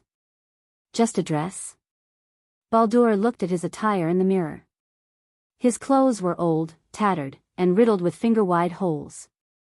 They smelled of mud and blood. Holding a meter-long multipurpose utility bar for mining over his shoulder, he looked like one of those slave laborers. Varian, in leather armor and pants, wiped his whip with the back of his hand and nodded. Infiltrating and checking out the treasury without arousing much suspicion is the best way. Do you even know where the treasuries are? Or which one of the many contains the space gem? Baldur gave him a weird look. Not quite, but almost. The space gem is very useful for charging the space crystals and the space systems of any spaceship. For convenience, it would likely be near the planets where the Havocs maintain the bulk of their ships, Varian shrugged. Space dock? Yeah. Varian flicked his fingers, and a screen appeared in front of them, showing several star systems and a few blinking red dots. There are 3 big docks, each with a couple of nearby asteroids. They've kept the treasury inside the inner space, but it's too vast to search and verify. Fortunately, if the treasury is in the inner space of that region, the entrance will also be on one of the asteroids. All we have to do is check the asteroids. Varian nodded at his reflection in the mirror and boarded Baldur's spaceship. A simple scan would suffice. Why go all the way to infiltrate? Baldur asked, but still sat down and scanned his aura to start the ship. But rather than asking the question out of doubt, he seemed to want to test Varian's plan and see if Varian knew the right answer. Really now, Varian shook his head. They aren't stupid. The entrance to the treasury would be hidden properly, and a simple scan would never reveal it. We need to search it up close. And why didn't they just kill the miners and start searching? For starters, the Havocs were a notorious group of pirates. More importantly, they were a race of space awakeners. Even though they only reached peak level 9 in space technology, they had long integrated it into their civilization. Any attack on their territory would alert Havoc powerhouses, who could be there in seconds. And even if Varian successfully killed everyone on the asteroid and entered the treasury, he still had to break through its security in inner space, which would take time. Still, it would be fine if they found the right asteroid on the first try. Varian could ask Baldur to kill everyone and loot the treasury. But if the treasury he looted wasn't the right one, then the Havocs would be alerted and move the space gem along with other treasures to one of their many treasuries. Varian didn't want to take that risk. Just act your part and make it seem like a revolt. I'll do the searching. An asteroid belt near a space dock, close to a star system. Clang. Clang. Clang. The young miner wiped the sweat from his forehead and smiled at the rock in his hand. It was a shining green stone coated in black dirt, one of the core components of today's drug trade. With this, his quota for the day would be complete, and he could get a full meal. Whip. Arg. Blood spattered in the air as a barbed whip tore through his skin and ripped his flesh. Stop those disgusting smiles, yeah, the supervisor spat at the shivering boy, who collapsed in a pool of blood and then walked away. The sky turned red for a moment, and everyone looked up in confusion. 2 dots seemed to twinkle in the sky before disappearing. A few minutes later, the boy slowly got up. His race had an innate talent for healing, so no one doubted his condition. That was also the reason Baldur chose to disguise himself as the boy. In the only well-built structure on the asteroid, a golden office, the second in charge of the asteroid bowed to the first in charge after a report and walked into his own quarters to rest. After a good meal and torturing a bunch of toys, he was back to his peak state. Throwing away the corpses of 3 young girls into the trash room for later cleaning, he stretched his arms and was about to return to work. But an invisible force struck his mind, and his eyes went dull. Moments later, a white barrier enveloped the room, and a space crack devoured him. Varian frowned at the stench of corpses and began his patrol in his new disguise. The reason he chose the role of a supervisor rather than giving it to Baldur was simple: he had space power. Even at rank 1, his sensitivity to the entrance of the treasury in inner space was far higher. Thinking in reverse, who should the Havocs really guard against in Centaurus? Mystics, who make up more than 99% of the celestial rankers. So, whatever shielding methods were applied to the entrance, they would be specialized against mystics. His guess proved true, and after 6 hours of careful patrol, he found a cave on the asteroid. He couldn't sense anything with his mystic powers, but as a space awakener, he could detect the space fluctuations from a mile away. Varian looked around. The miners were working hard across the barren land, and the supervisors were patrolling, beating them from time to time and relishing the experience. But some of them also glanced at him from time to time. For the last 6 hours, he hadn't spoken a single word to them. Some tried to talk to him, but he just ignored them and continued his patrols. Even more shockingly, he didn't try to snatch any young girls to his quarters. It was weird. He was acting strange. The supervisors looked at each other in confusion. There was a bit of suspicion in their minds, but for now, they just thought he was having a bad day. Varian didn't want to give any more time for that suspicion to grow. An invisible bracelet on Baldur's wrist shook slightly, and the man acted right away. When no one else was looking, he drilled a hole into the hard ground using his toe and quietly dropped a special material in. Then, putting on a face of great exhaustion, He hit that exact spot with the pickaxe. Boom! The asteroid shook, and a mushroom cloud rose into the air. Countless auras looked at the position in an instant, and the Havocs rushed to the site of the explosion. Platson. Why are we so unlucky to get it here? The big boss of the asteroid cursed and walked into the veil of smoke. A crater the width of a large mall greeted him. Along with him, other supervisors also walked in and began checking the surroundings. Thankfully, only one person was working here, so it wasn't a big loss. And there were no other supervisors nearby, which was a plus. Boss, he's blasted into pieces, a rough man pointed to the scattered flesh and bones. His death was worth it, the boss sneered. Mining the materials for drugs was very dangerous. Not only did it need to be done with minimal aura infusion to prevent the materials from undergoing irreversible changes, but these asteroids also had poisonous gases, compressed aura stones waiting to explode, platson, and even hibernating beasts. But that's why so many slaves died. And that's why Havocs needed more and more slaves. Without slavery, the drug trade would collapse. Right? Where is Harmor? The boss looked for the second in command and found him missing. Did he go back to his quarters? A supervisor at the back felt dizzy and spoke words he hadn't intended to say. I'll go check on him, boss. With that, he sprinted through the crater, heading straight to the second in command's quarters. Wait, there could be more Platas inns. Boom. Boom. Boom. A chain of consecutive explosions rocked the asteroid. The miners nearby had already fled after the initial blast, thankfully saving themselves. But the supervisors weren't as fortunate. Those on the periphery were fine, but those closer to the center were badly injured. Fuck. You fucking son of a bitch. Why are you so careless? Ah. Boss, save us. It hurts. It fucking hurts. When the dust settled, the boss stood up with a grimace. His arms were bleeding heavily, and there was a large hole in his stomach. Even as a rank 2, he had suffered greatly due to his proximity to the center. The supervisors were writhing on the floor, their limbs blown off. Worse, there were a few incomplete corpses. Thankfully, most of the others were all right. Harmor? The boss' eyes widened as he noticed a corpse in the distance, inside a crater. It seemed Harmor was rushing here when the ground beneath him exploded. No, why did he die? This shouldn't be enough to kill. Oh shit. The boss covered his nose and backed away. Silent sleep.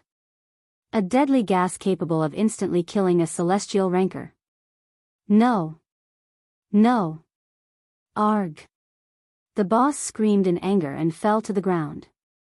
At the same time, Varian also stomped on the floor of the spaceship. It doesn't have the space gem.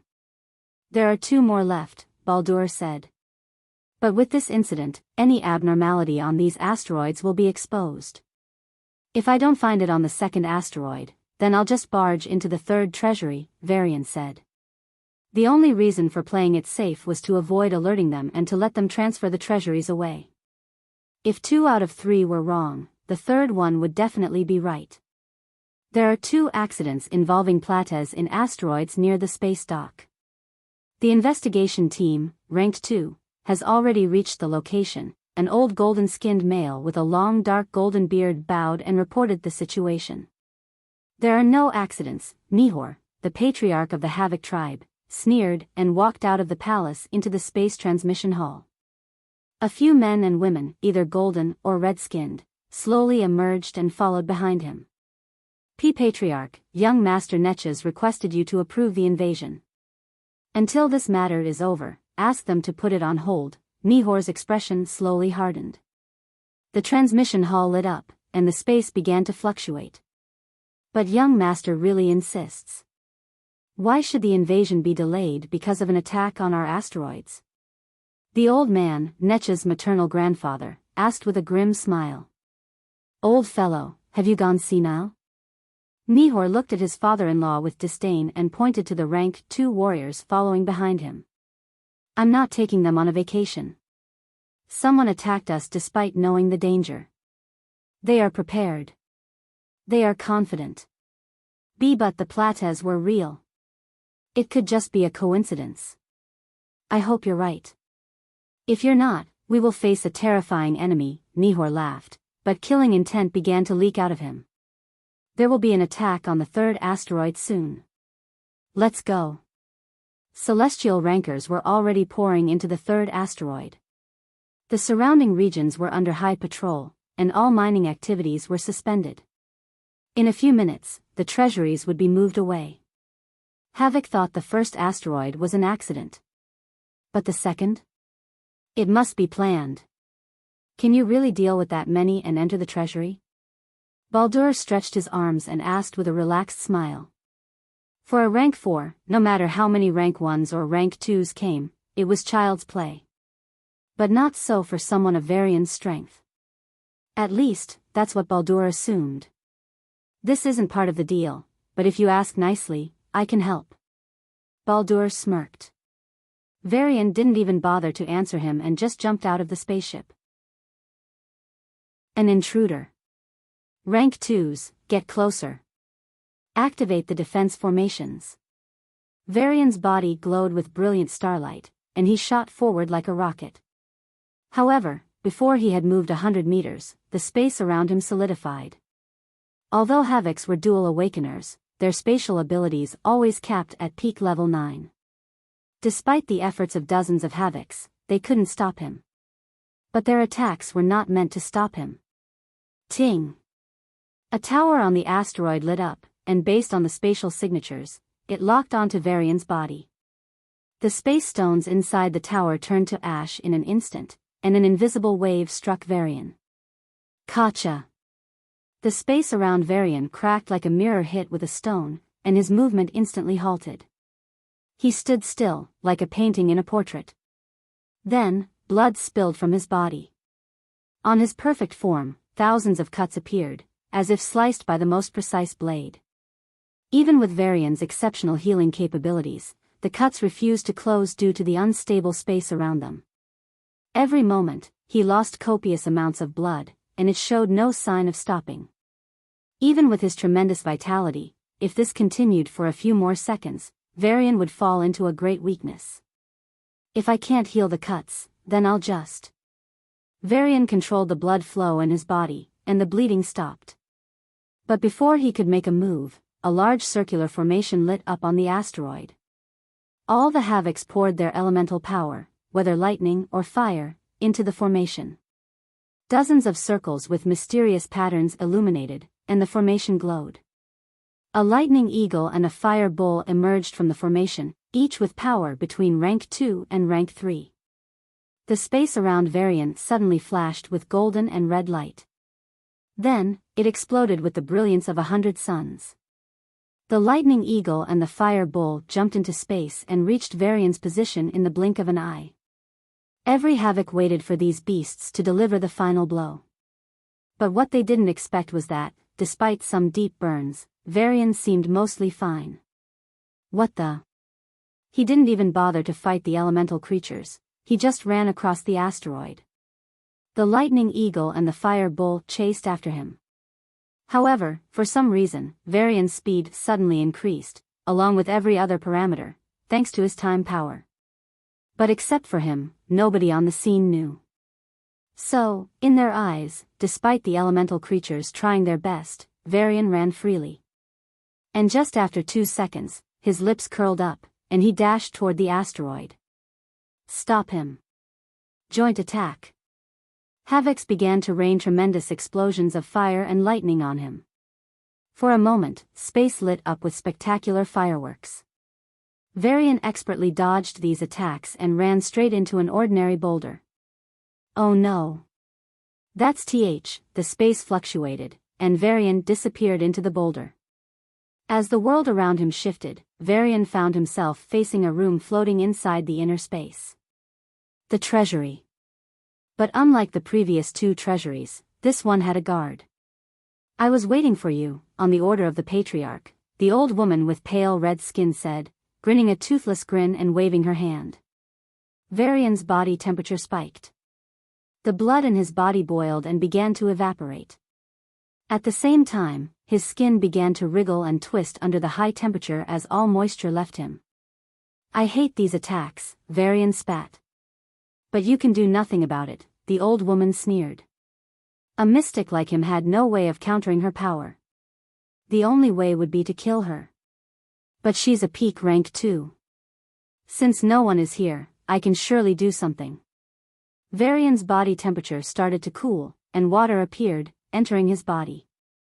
A water awakener? But you're a mystic. You're not a hybrid, so how do you have two paths? The old woman was so shocked that she let down her guard. And that was enough of a gap. A spiritual attack struck her mind, and a vitality suction force paralyzed her body. Simultaneously, the space around her froze, and her time slowed down. Varian's figure flashed past her, and he entered the treasury. Boom! The old woman broke the spatial restriction and turned to Varian. You bastard, you shall end. I passed. Varian showed her a bloodied middle finger. Huh? The old woman clutched her neck, her fingers touching a warm, wet liquid. A headless corpse collapsed to the floor. Varian rummaged through the treasury. Among the stacks of drugs, tons of money, precious herbs, metals, and potions sat a shining gem. Ah! Finally. With a smile, he put the gem away. And of course, everything else. As he walked back to the exit, Varian clicked his tongue at the Guardian's corpse. Even at full power, he couldn't defeat her. But she let her guard down and got killed. Come to think of it, these experienced celestial rankers won't be startled by most things. But if I reveal my 7 paths, they'd be dumbfounded, and it's an excellent opportunity to kill them. Varian laughed at his own clever idea. By the time he returned to the asteroid, to the empty outer space, the area was dyed red. The asteroid had long melted away in a sea of golden flames that now stretched for thousands of miles in space. Baldur was confronting an old man with an aura comparable to his own, along with a couple of others. As expected, Havoc really had a rank 4. Supporting his father against Baldur, Nihor happened to catch Varian's exit. Then, without any hesitation, his body burned in blue flames, and he shot toward Varian like a comet. You bastard! Stay! The Patriarch of Havoc roared like an angry lion. Varian didn't bother to respond and immediately jumped into Baldur's spaceship, which had been waiting for him. Nihor entered his own spaceship and started the chase. Along with him, a couple of peak rank 2s also joined. Baldur was only using the Starsafe Director's spaceship, so no matter how much he tried, Varian wasn't able to shake them off. Fuck. Director of Starsafe, why are you interfering in our business? I thought we were allies.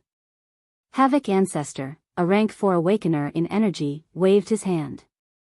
The dark, cold space ignited as if space itself were an effective fuel. The fire spread in an instant, growing from the size of a small tree to a forest covering an entire continent. It wasn't an ordinary fire that non-celestial fire awakeners could conjure. It wasn't even accurate to call it a fire attack. The flames were not the main offense but carriers of the real attack. Shouldn't you stop attacking if you want to speak? Baldur sneered, trying to escape the flames that hissed at him like living snakes. Despite his best efforts, pulses of invisible energy burst from the flames and passed through him. Baldur's movements grew slower. It wasn't that time had slowed or that space had become denser, the energy behind his movements was simply being absorbed. The flames, like a vacuum cleaner of death, continued to drain the energy from Baldur's body. His body temperature plummeted, and his heart, though continuing to pump blood with the same force, found the blood moving increasingly slower. You old fucker, Baldur cursed under his breath, pointing his fingers at his own heart. If he let the flames do their job, all bodily activities would cease, and he would freeze to death. Old fucker? A rank 4 director is very suspicious, is it not? Little fucker. The Havoc Ancestor narrowed his eyes at Baldur and clenched his fist. The flames turned from golden to blue, and the suction doubled. Baldur's attempts to escape were thwarted as an invisible field began to gnaw at his energy reserves. Try looking into my affairs, and I promise your little tribe will join the list of extinct species. Baldur grinned a fearless grin that unsettled the ancestor. Then he stopped holding back his power and waved his hand. A force deep inside his body unleashed itself into the deep space. The sea of fire raging toward Baldur flickered violently, as if battered by a violent storm. Half of the fires disappeared instantly, while the rest struggled to hold on. To the naked eye, it seemed like Baldur had just waved his hand. But Havoc Ancestor clearly saw the chi overflowing from his body, the tyrannical chi of a Forsender. The chi of mortals had evolved into something far greater, capable of affecting every other power. Extinct? Even the Duke of Centaurus isn't certain of that. If he fails, he'd face endless vengeance from my tribe. That's why the Duchy doesn't touch us. But you threaten us with extinction? Havoc Ancestor sneered with contempt. Yet, deep in his eyes, worry began to brew. Baldur didn't bother to reply and repelled the fires. The sea of fire fought back, and the two reached a stalemate ere the fires couldn't advance and the chi couldn't push them back. The outcome of the match didn't matter much to the ancestor. But the indifference Baldur showed. This guy is young, much younger than me. And a rank 4 at that. What's his background? The old man thought for a moment and flicked his wrist. The fires disappeared in an instant, and the space went dark once again. What is the price that boy is paying you? We can double it. There's no need for enmity between us. The old man rubbed his hand and looked Baldur straight in the eye. The price. Baldur thought back to the favors from that mysterious powerhouse. Compared to the unknown powerhouse, Havoc's had a better network inside the Duchy. If they really helped him out, it would be much easier to find that thing. Thinking this, Baldur said, it's not something rats in the sewer can afford. You arrogant bastard. The space burned with a far greater fire this time, reflecting the old man's feelings. No matter how good-tempered he was, the insulting remark hit a sensitive spot. Havocs had been persecuted in the Nexus Empire and escaped here. They really lived like rats in the gutter. You'll regret not taking up the chance for peace, the ancestor said, and shot forward. Baldur's body slowed down like a log, and every movement grew infinitely more challenging. The old man didn't want to provoke an enmity with an unknown young genius, but if push came to shove, he wasn't really afraid of anyone. Havocs weren't notorious pirates for nothing. They could just dump this place and escape if things really went bad. Though that would be a big loss and that person might get angry, it was better than sparing Baldur and keeping a rank 4 enemy alive. Die. Die.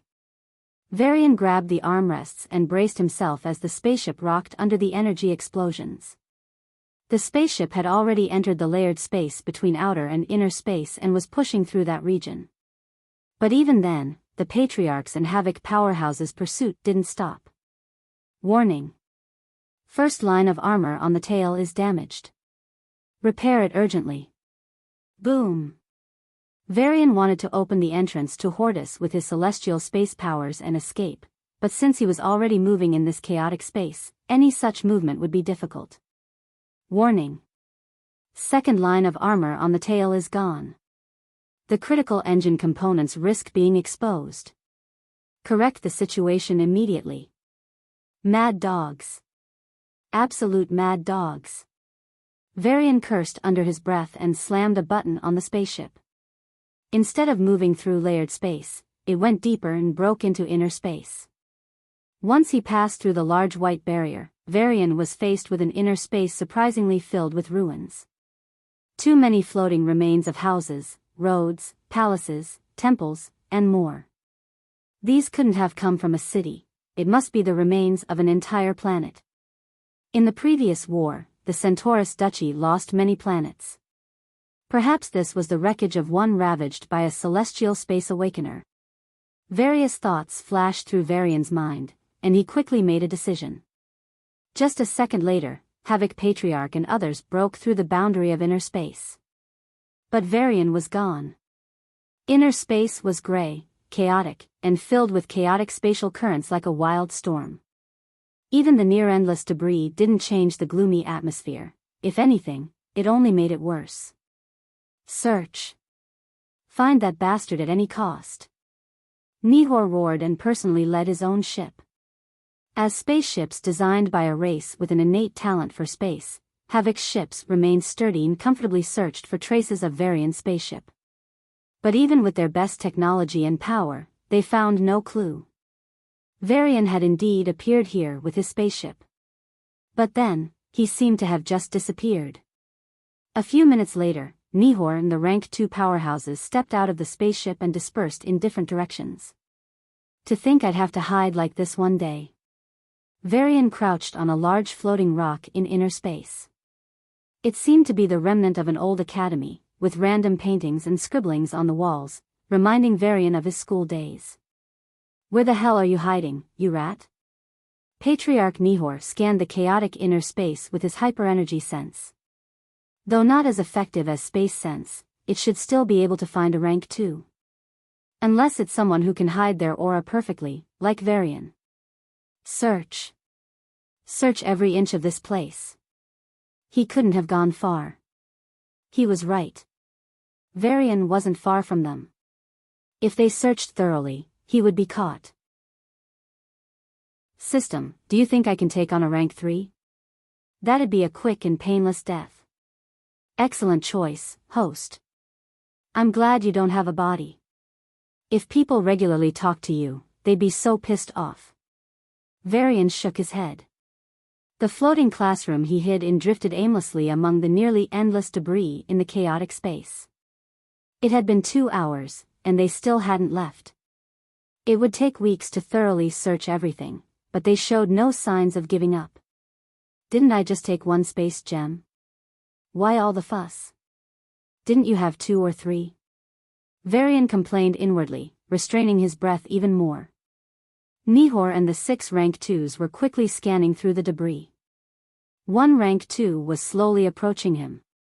1,000 miles. 100 miles. 10 miles. 1 mile.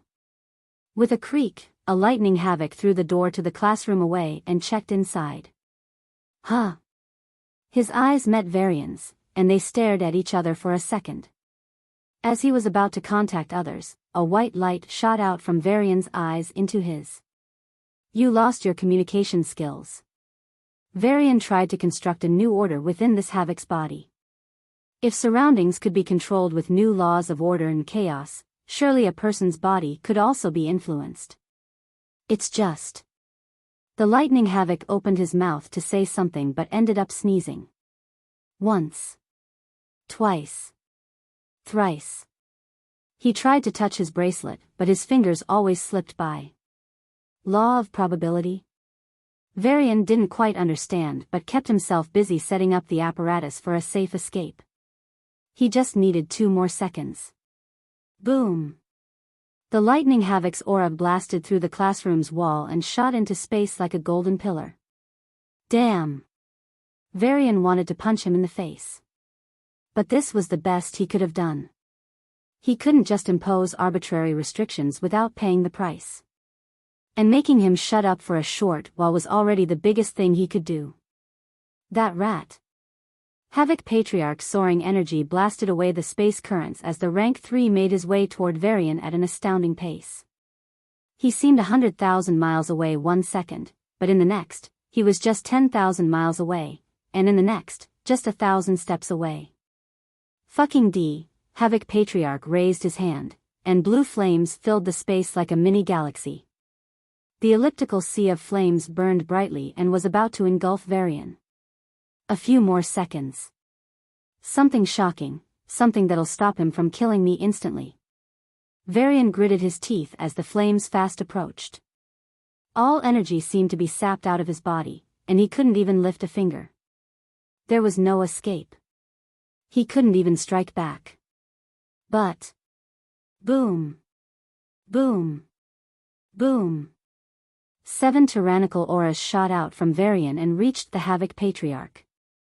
The attack that was about to deal the finishing blow stopped at the last moment, and Varian collapsed onto the floor. The flames weren't attacking him, but they were blocking him from using any energy. Like a toy without a battery, Varian remained down. S7 paths. What are you?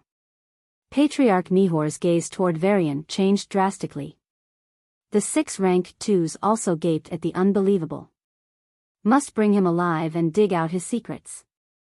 Nihor lifted Varian by his collar and signaled to the 6 rank 2s to return with him swiftly. Incapacitated, Varian offered no resistance. Little bastard, you'll be the key to my race getting revenge against those who persecuted us. Nihor tapped Varian's shoulder. But the seemingly harmless touch ignited a terrible fire on Varian's shoulder. His skin and flesh melted with searing pain, and the fire began to gnaw at his very soul.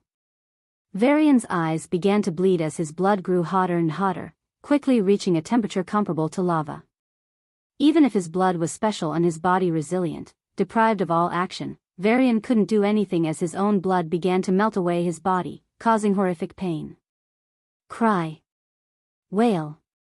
You'll regret coming here, and I'll be lucky to catch such a precious treasure boy. Nihor looked into his eyes and sneered.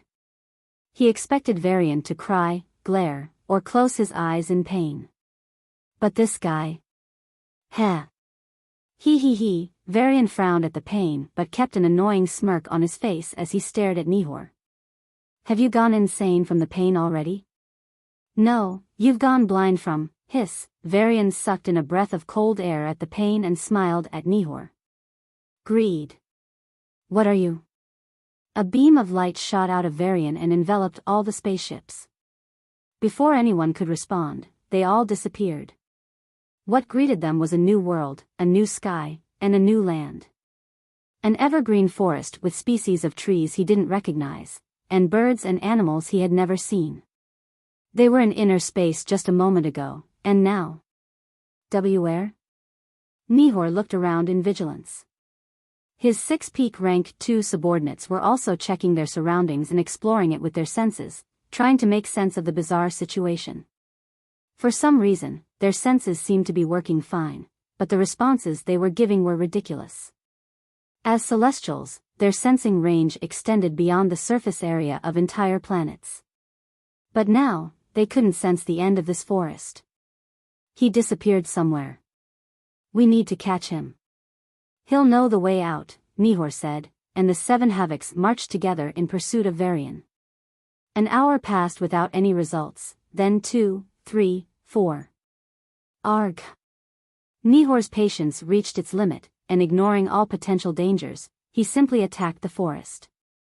In a blink, blue flames swallowed every tree, plant, animal, bird, and insect. The next second, all of them perished. The evergreen forest disappeared, leaving behind just an endless plain. There. I can see the edge of this place. A rank 2 pointed with an excited smile, and they all set off with hope. They crossed that boundary, entered what seemed to be another plane, and flew straight for 2 more hours at high speeds. They kept flying. And flying. For some reason, there was no change in the environment no matter how much they flew. It was always the same scorched plain. This begged the question, if they were really moving away from the scorched plain, why was every plane they came into contact with also scorched? All of them shouldn't be burned, right? And why were there only plains? Why only scorched plains? Most of all, why did they seem so familiar? Nihor's heart reached his throat, and he prayed his worst nightmares would not become reality.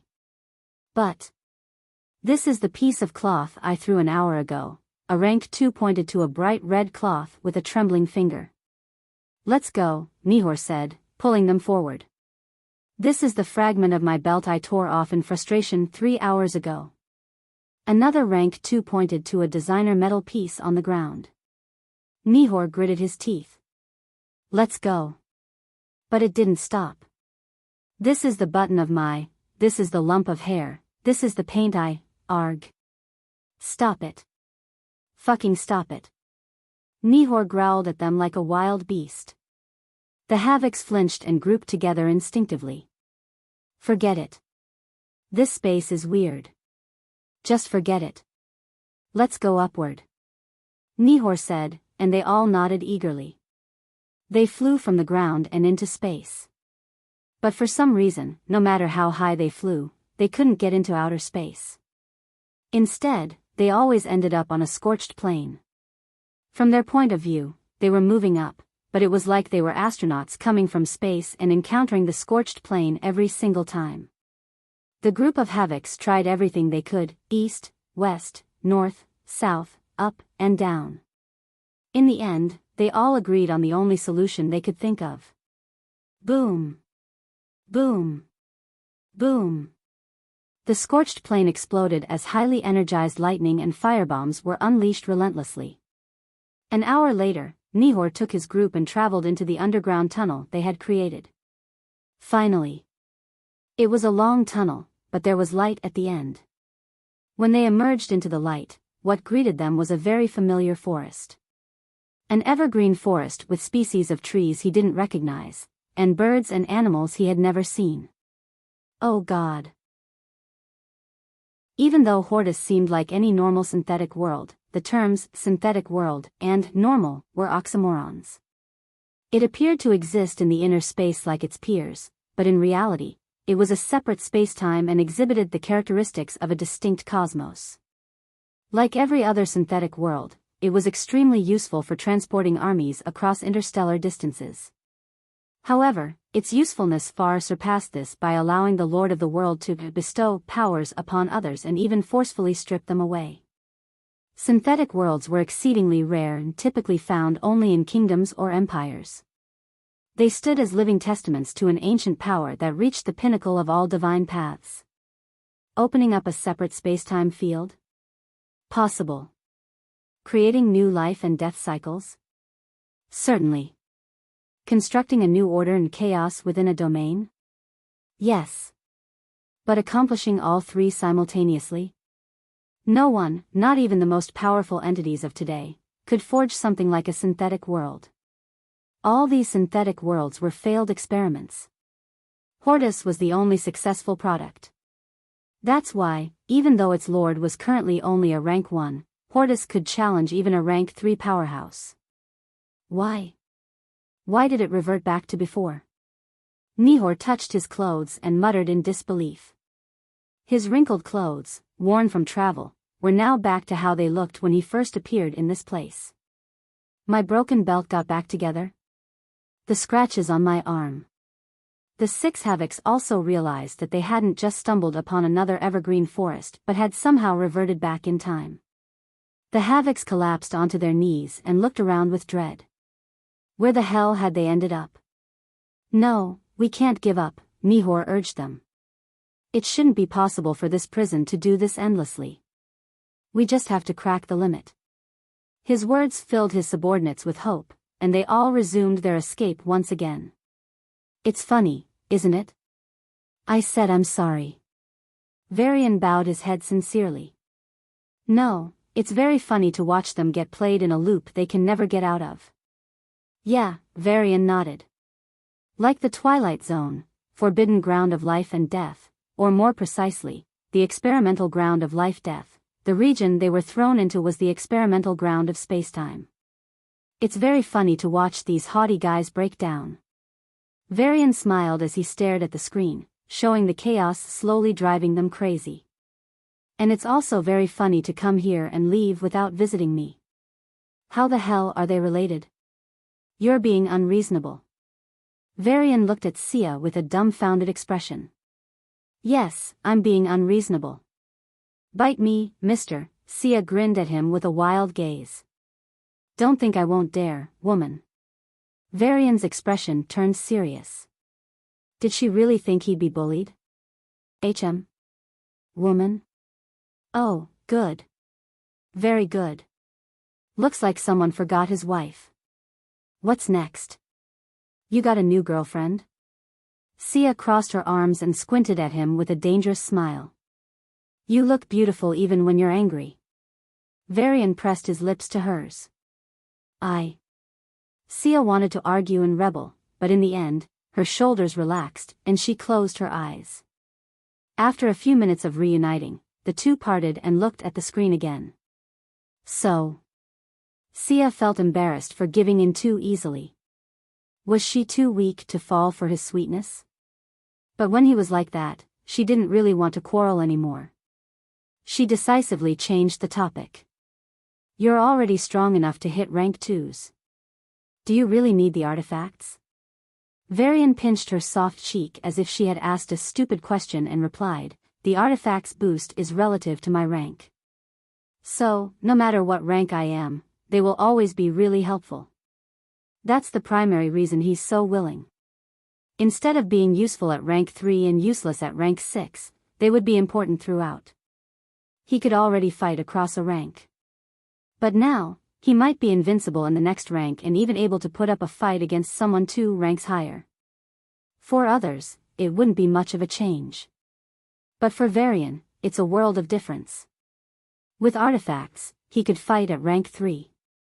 He'd lose badly but wouldn't die. What would happen then? He'd grow at an explosive pace. The stronger the enemy, the better.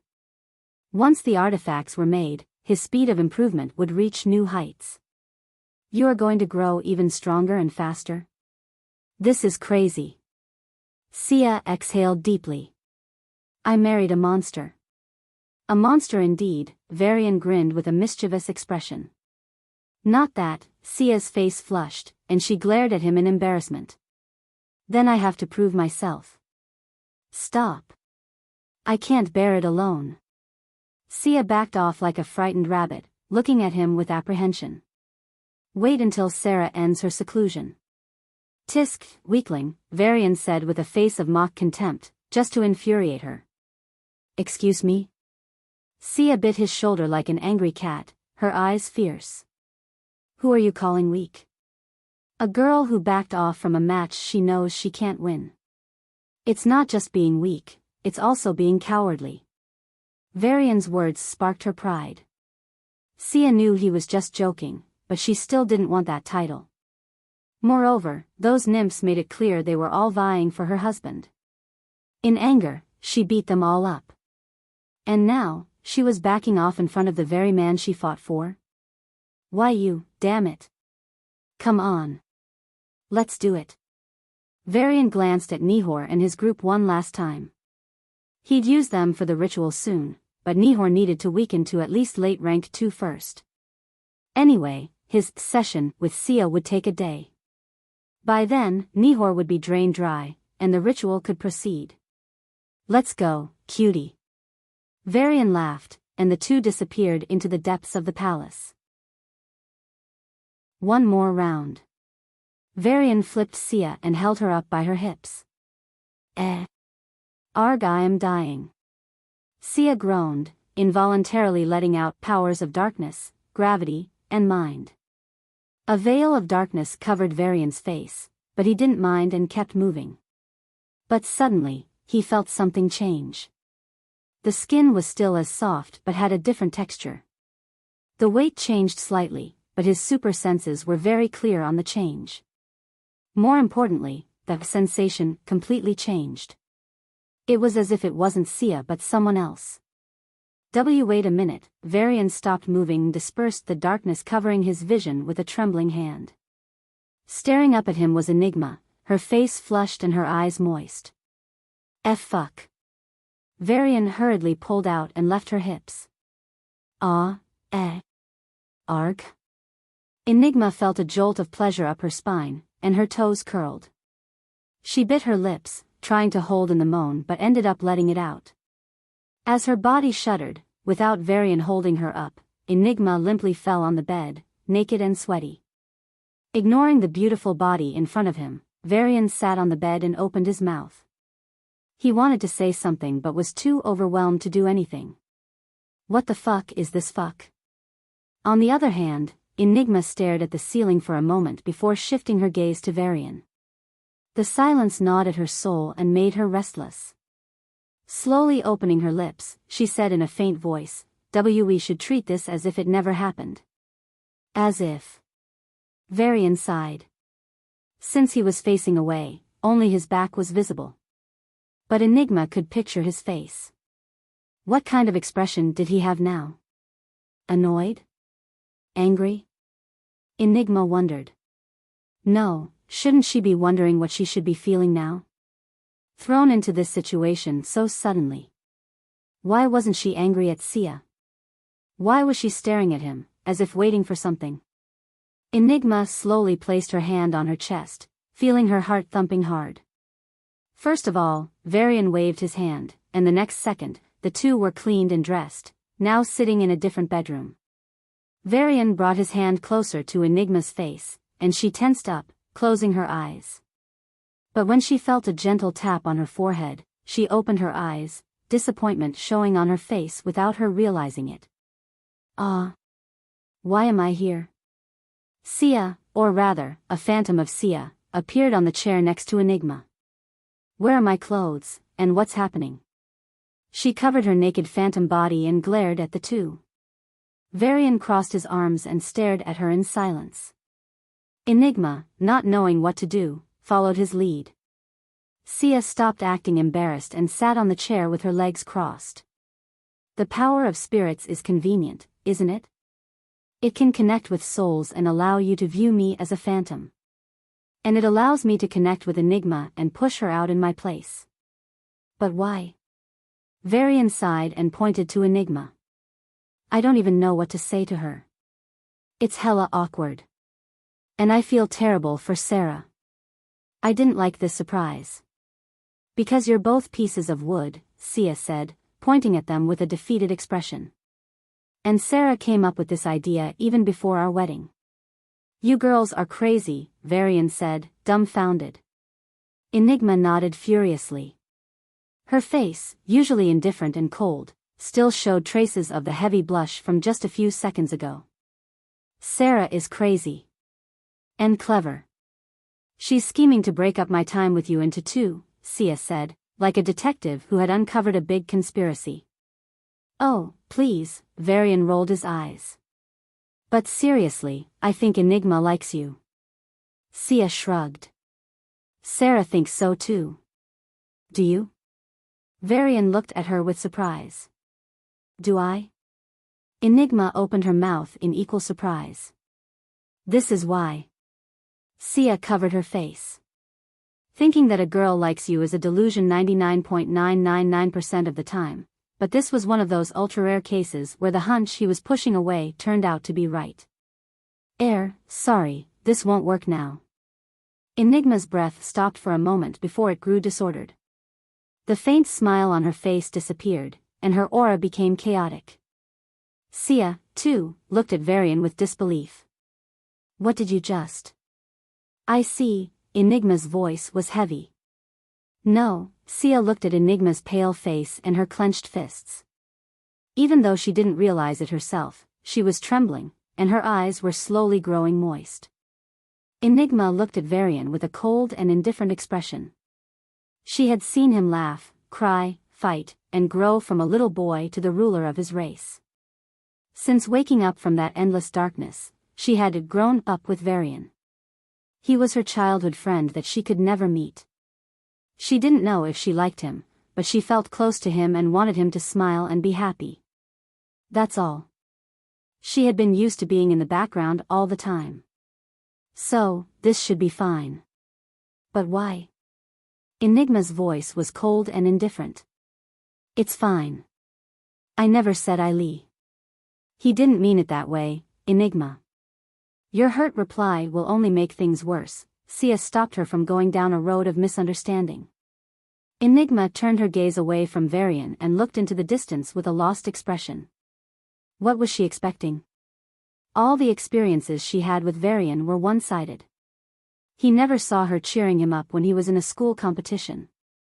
Nor would he ever hear her whispering her hardships to him when he was gently stroking Sia's hair, thinking it was her own. If there's anyone who could understand Varian the most, it's her. If there's anyone Varian wouldn't know the least, it's her. Enigma turned to Varian again. Her cold expression melted away, but all that remained was a sad calmness. I don't need anyone to like me, nor do I need to like anyone. I've always lived alone. I can live alone. I'm happy to see the sunrise every day instead of darkness. Sia bit her lip hard and said, Enigma, please. You're the reason I was able to get through a lot of tough times. I want you to be happy. You're closer than a sister to me. Enigma looked at Sia's teary eyes and felt her own eyes growing moist. Looking at the two teary girls, Varian replied with a speechless expression. Whoa, whoa, whoa. To paraphrase my own reply, it won't work now. Emphasis on now. That's because I'm on a fucking deadline to get those creatures before other civilizations find humans. I can't afford to spend weeks with her now. Enigma looked at him with shock. Then, was that a yes? Why can't you phrase it properly? Sia pouted in protest and glared at him. You made Enigma cry. I didn't cry, Enigma shook her head with teary eyes. A relationship needs time. I can only spend some quality time with her after I solve this danger. Varian looked at Sia with a thoughtful expression. To be honest, I was expecting this in the future. Huh? Sia tilted her head at his words. Sia is a 3-in-1 package after all, Varian laughed. That's a horrible analogy, Sia beat him with a pillow, thanks to her spirit power. Sarah made that joke that day, not me. I just remember it well, Varian pleaded innocence. Enigma calmed down, and the corner of her lips went up a little. In a low voice, quieter than a fly flapping its wings, she said, I'll wait. Sia looked at her in surprise. That's really bold, coming from you, Enigma blushed and lowered her head. I guess even icebergs can melt and change, Sia nodded with a thoughtful expression. Varian turned to Enigma. No need to force yourself. Take it slow. And deep, a mischievous voice added, changing the entire meaning of his words. Here comes the girl of bad jokes, Sia rolled her eyes. Sarah appeared beside Varian in her training clothes. The aura of a celestial was still leaking from her as she leaned on him and chuckled at Sia. So, when are they getting married? He didn't agree. Your plan failed, Sia shrugged.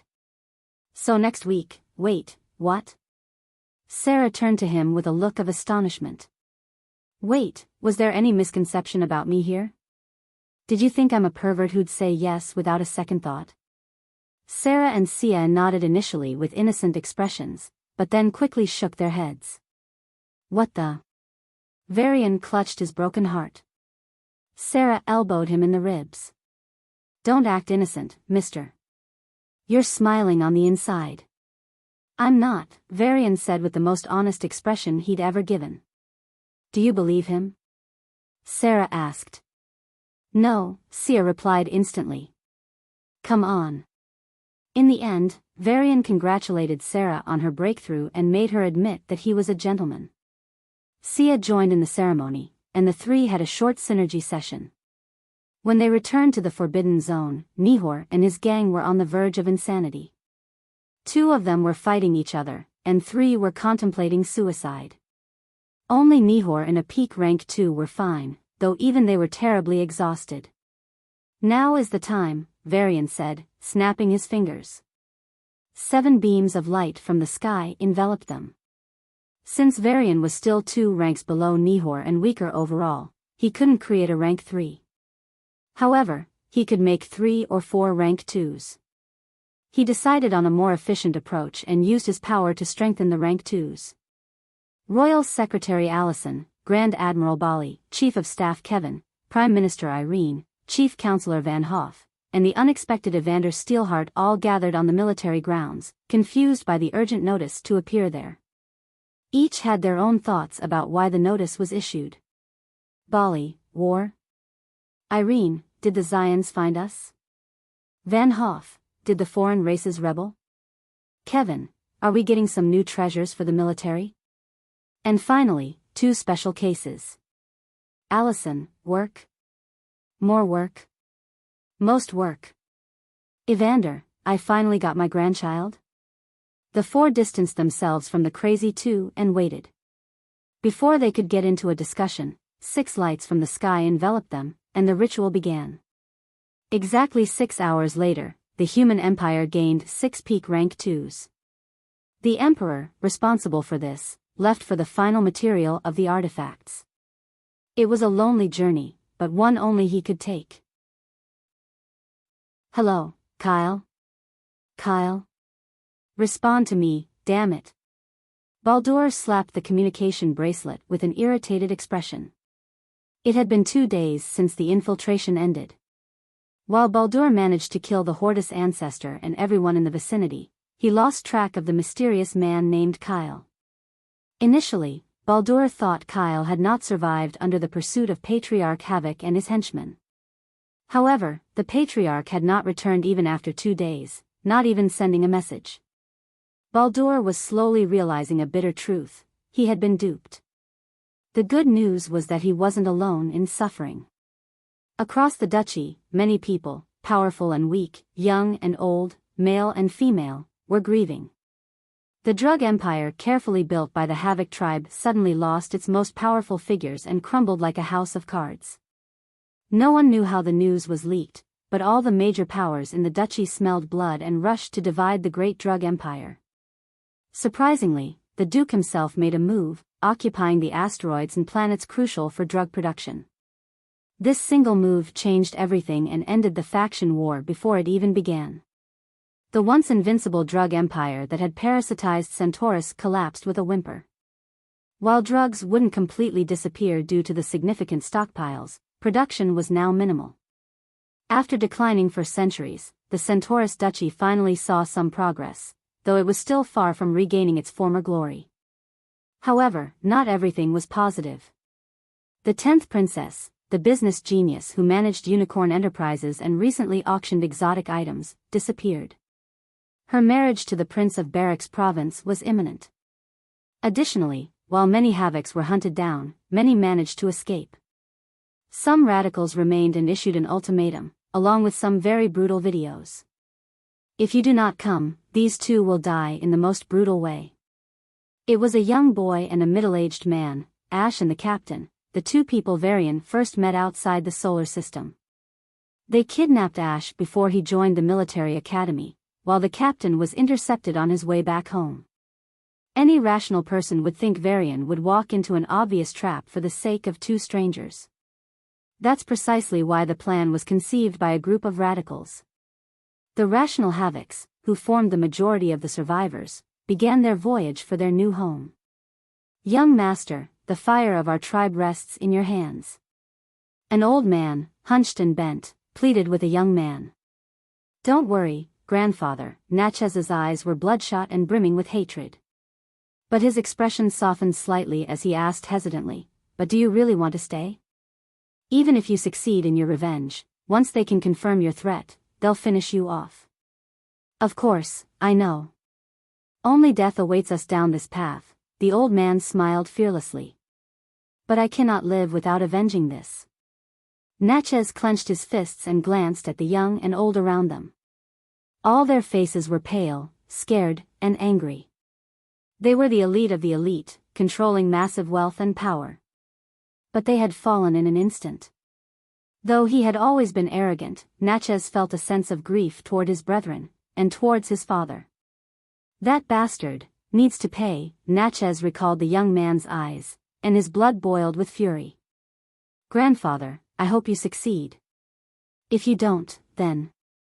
Natchez grabbed his pendant, and it opened with a click, revealing a picture of a young boy playing on Havoc Patriarch's throne. The Patriarch, the boy's father, was smiling heartily from the side. I'll avenge him myself. An hour later, most of the Havocs packed up and left for the newly discovered civilization. The Centaurus populace who gained access to the videos was horrified. Every hour of delay meant Ash and the captain were beaten with spiked rods, stuffed with poisonous worms, and had their flesh sliced like animals. The cheerful boy and the stable man could no longer cry, their tears having dried up. They could no longer scream in pain, their throats bleeding. They were just a thin line away from snapping into insanity. Clinging to that sliver of reason, they begged for death. But the Havocs didn't care. They healed them from the brink of death and then tortured them again, over and over. All this was publicly released on major platforms. The common people demanded action from the officials. But not a single major power bothered to intervene. For the rank 3s, this was a desperate attempt by the Havocs to seek revenge. It wasn't directed at them, so why should they bother? What if the Havocs had another rank 4? The rank 2s knew that despite being crushed, the Havocs still had several rank 2s and possibly even a rank 3. For the rank 4s, the Havocs were no longer a threat and were off their radar. As for the Duke himself, he was busy searching for the princess who had suddenly gone missing. At any other time, there might have been a fierce public reaction. But everyone was still reeling from the shock. Did the drug menace that wrecked lives, destroyed families, and harmed society really disappear? Why? How? Who? There are no answers to these questions. Baldur killed everyone on the site, including 50,000 miners, 10,000 soldiers, and a few dozen Havoc powerhouses. The rest were the Patriarch's group, who were killed by Varian. So, even though the people were happy, the Duchy was not. The known evil was now replaced by a stronger, unknown evil. The Duke spent all his energy tracing the secrets of this mysterious power, to no avail. Only a foreign woman in the Infinity Store knew the real perpetrator. Now that the Duchy is disturbed enough, only one more piece needs to be poked. Her slender finger pointed toward the capital planet, toward the palace of the Duke. I can't leave them like this. They suffered because of our incompetence. I need to ensure their safety. A young woman stopped the video publicized by Havocs and bit her lip. Even though her voice was low, it carried a regal tone and a cultivated sense of command. However, her clothes were plain, and her face was ordinary. Worst of all, she was in a small inn room in the poor part of Havoc with a young man. Catherine, you can't go, the young man said, grabbing her hand and holding it tight. Staring into her eyes with lingering fear, he pleaded, things will go bad here. It'll be hell. This duchy will burn.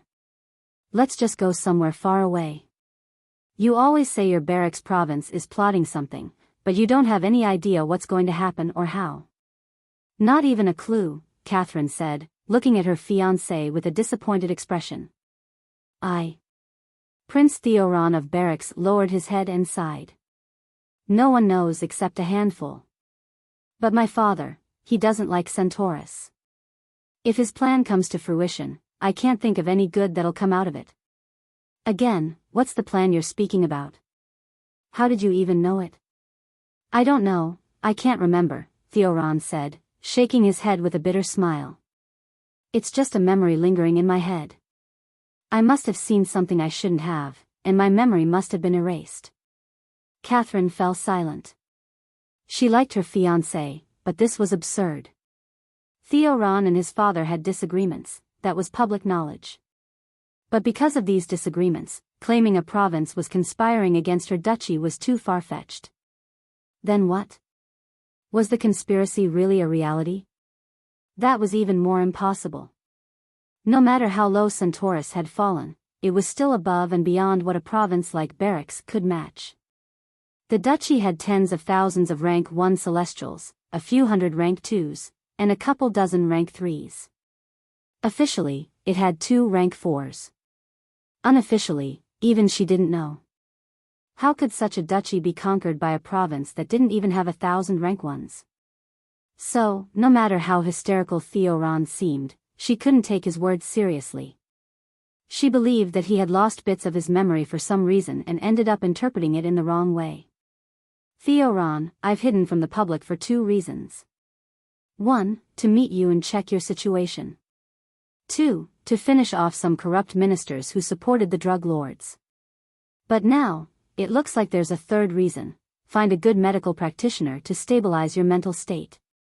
Damn it, Catherine, I'm not crazy.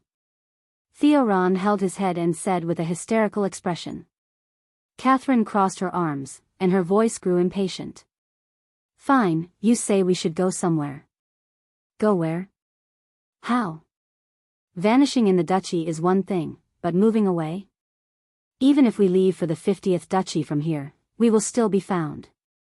We'll go far. Very far. Theoron clenched his fists and looked out the window. Somewhere with no war, where I don't have to see the bloodshed that's about to ensue. How? I know a person, he's very strong, Theoron confessed under Catherine's scrutinizing gaze. He was seriously injured, and I helped him. He promised me a favor and told me some things. It's after meeting him that I tried to find out the truth about the conspiracy. Then. I can't remember anymore. Catherine's eyes flickered with hesitation and doubt. Can I meet that P.E.? Miss, your lunch is ready. The door opened after 3 knocks, and a Lizern woman's voice sounded. Ah, thank you. Catherine smiled brightly. Let's go eat something. She grabbed his hand, but the prince shook his head. Compared to his handsome and charming self of the past, he was now thin, unkempt, and haggard. The worst part was his bloodshot eyes. He hadn't slept for weeks. He looked less like a prince and more like a drug addict. Perhaps that's why no one in the area found him suspicious. I'm scared, Catherine. I don't have any appetite. I don't want to see anything bad happen to you. Please, I beg you, let's just go away, he pleaded. Catherine sighed deeply. Let's talk after eating, okay? The inn was now bustling like never before. Mister? Ah. Mommy, Mr. is back. Mr. is back. The inn owner's young daughter beamed with joy, giggling at a joke a handsome young man shared. Never seen him here. Is he a regular? Princess Catherine squinted at him with a hint of suspicion. The young man looked up as if he sensed her gaze. Their eyes locked for a moment before Catherine broke contact. For some reason, her palms were sweating. Those eyes, they were dangerous. Have a good meal, sir. Dago, the inn owner's son, placed the dishes in front of Varian and greeted him with a smile. No more gangs, eh? Varian asked the teenage gangster with an amused smile. Dago lowered his head in shame. It's been only 3 days since he stopped taking the drugs, not because he didn't want to buy them, but because he couldn't due to a shortage. The withdrawal symptoms were terrible, but thankfully, an anonymous person with the name Handsome Young Master publicized a simple recipe to keep the symptoms under control. Diego still felt the pain of withdrawal every hour or two, but somehow, he managed to keep it in check. For the first time in years, his mind was clear. It was no longer foggy, slow, or impulsive. Reflecting on his encounter with Varian, if the latter had been violent, Diego would have died already. In that sense, he owed Varian his life. I'm sorry for our first encounter. I was stupid, Diego apologized with a humble expression. To his surprise, Varian patted his shoulder and asked with a friendly smile, what do you want to do now? Go back to school. I'll be bullied again since I'm not a gangster anymore, but that's okay, Diego replied with a smile that was a mix of happiness and fear. He had experienced severe bullying at school and ended up becoming a gangster to be cool. But now that he was going to mend his ways, things would return to normal. Bullying, huh? Varian's eyes flashed with memories of his own school life. It was all thanks to Sia that he wasn't bullied. She had been incredibly protective of him. But not everyone was that lucky. A simple piece of advice for you, lad. Coolness lies in strength, Varian chuckled, bringing his thumb and index fingers together and pointing toward the window. Then, with his other hand, he flicked the gap. Boom! A beam of wind shot out from the gap and exploded in the sky. Why you? You are a sovereign. Dago gulped his saliva and looked at Varian with reverence. His action drew the gaze of others dining nearby, including the prince and princess seated not far away. But Varian ignored them and said with a serious expression, bullying is not good, I know. But worse than bullying is giving up on yourself and wasting your precious youth. This isn't a time to mourn, this is your chance to build yourself up and face a bright future. Your juice. Marin ran to the table, stood on her tiptoes, and carefully placed the juice. With an excited smile, she said, "Try it. It's very tasty, my favorite." Varian laughed and sat her on the chair next to him, giving her the juice. "It's for you, little brat." "Me?" Marin looked at him with wide eyes. "Yes." All of it?" "Drink it already, or I'll snatch it from you." When Varian said that, Marin pulled the juice back and started drinking hurriedly. "You see," Varian smiled at Dago, "she needs a good brother who can secure her future. Your mother needs a responsible son who can share her burden, and your father, he needs someone to straighten him up." Dago's eyes slowly brightened, and a fire burned in them. With a solemn expression, he nodded. "I'll take the best care of my family." "Creak. You bitch. Give me some food." A middle-aged man with bloodshot eyes entered the inn with shaky steps. His arms were twitching from time to time, and his hands repeatedly went into his pockets. Withdrawal symptoms. Varian squinted his eyes. "Dad. Please don't make a scene here. Let's go to your room. I'll bring you the meal." Before Garcia could come to deal with her addicted husband, Diego came forward and tried to pull him away. It was his first time confronting his father, and it would be a lie to say Diego wasn't scared. But his experience as a gangster helped him stand against his father without shaking legs. "Make a scene? You son of a..." Hernad stopped at the last moment, realizing what his words would imply. But he wasn't any less violent and yanked his arm from Diego's grip, striding toward the kitchen at a brisk pace. "You stupid woman, where's my food? Only one person to fix in this broken family, huh?" Varian shook his head. "It's a drug-addict husband." But the problem wasn't just the drug addiction. Marin. "Why yes?" Marin stopped drinking her juice the moment her father entered and stared at him with teary eyes. When Varian called her, she turned to him, trying to force a polite smile. But maybe because she was too young, or maybe because she was familiar enough with him that she didn't want to fake it, she broke into tears. "Give this to your father." Varian patted her gently and handed her a document. "It'll make him better." "Oh really?" Marin looked at him with hopeful eyes. "Promise." Varian smiled. Marin jumped from her chair and ran off with such speed that everyone wondered if she'd trip and hurt herself. But she successfully completed her mission and handed the document to her irritated father. "What's up with you, annoying girl? Who uses documents these days?" Hernad was about to throw it away when something on it caught his attention. Because of the mass treatments necessary for drug addiction and withdrawal symptoms, doctors are needed.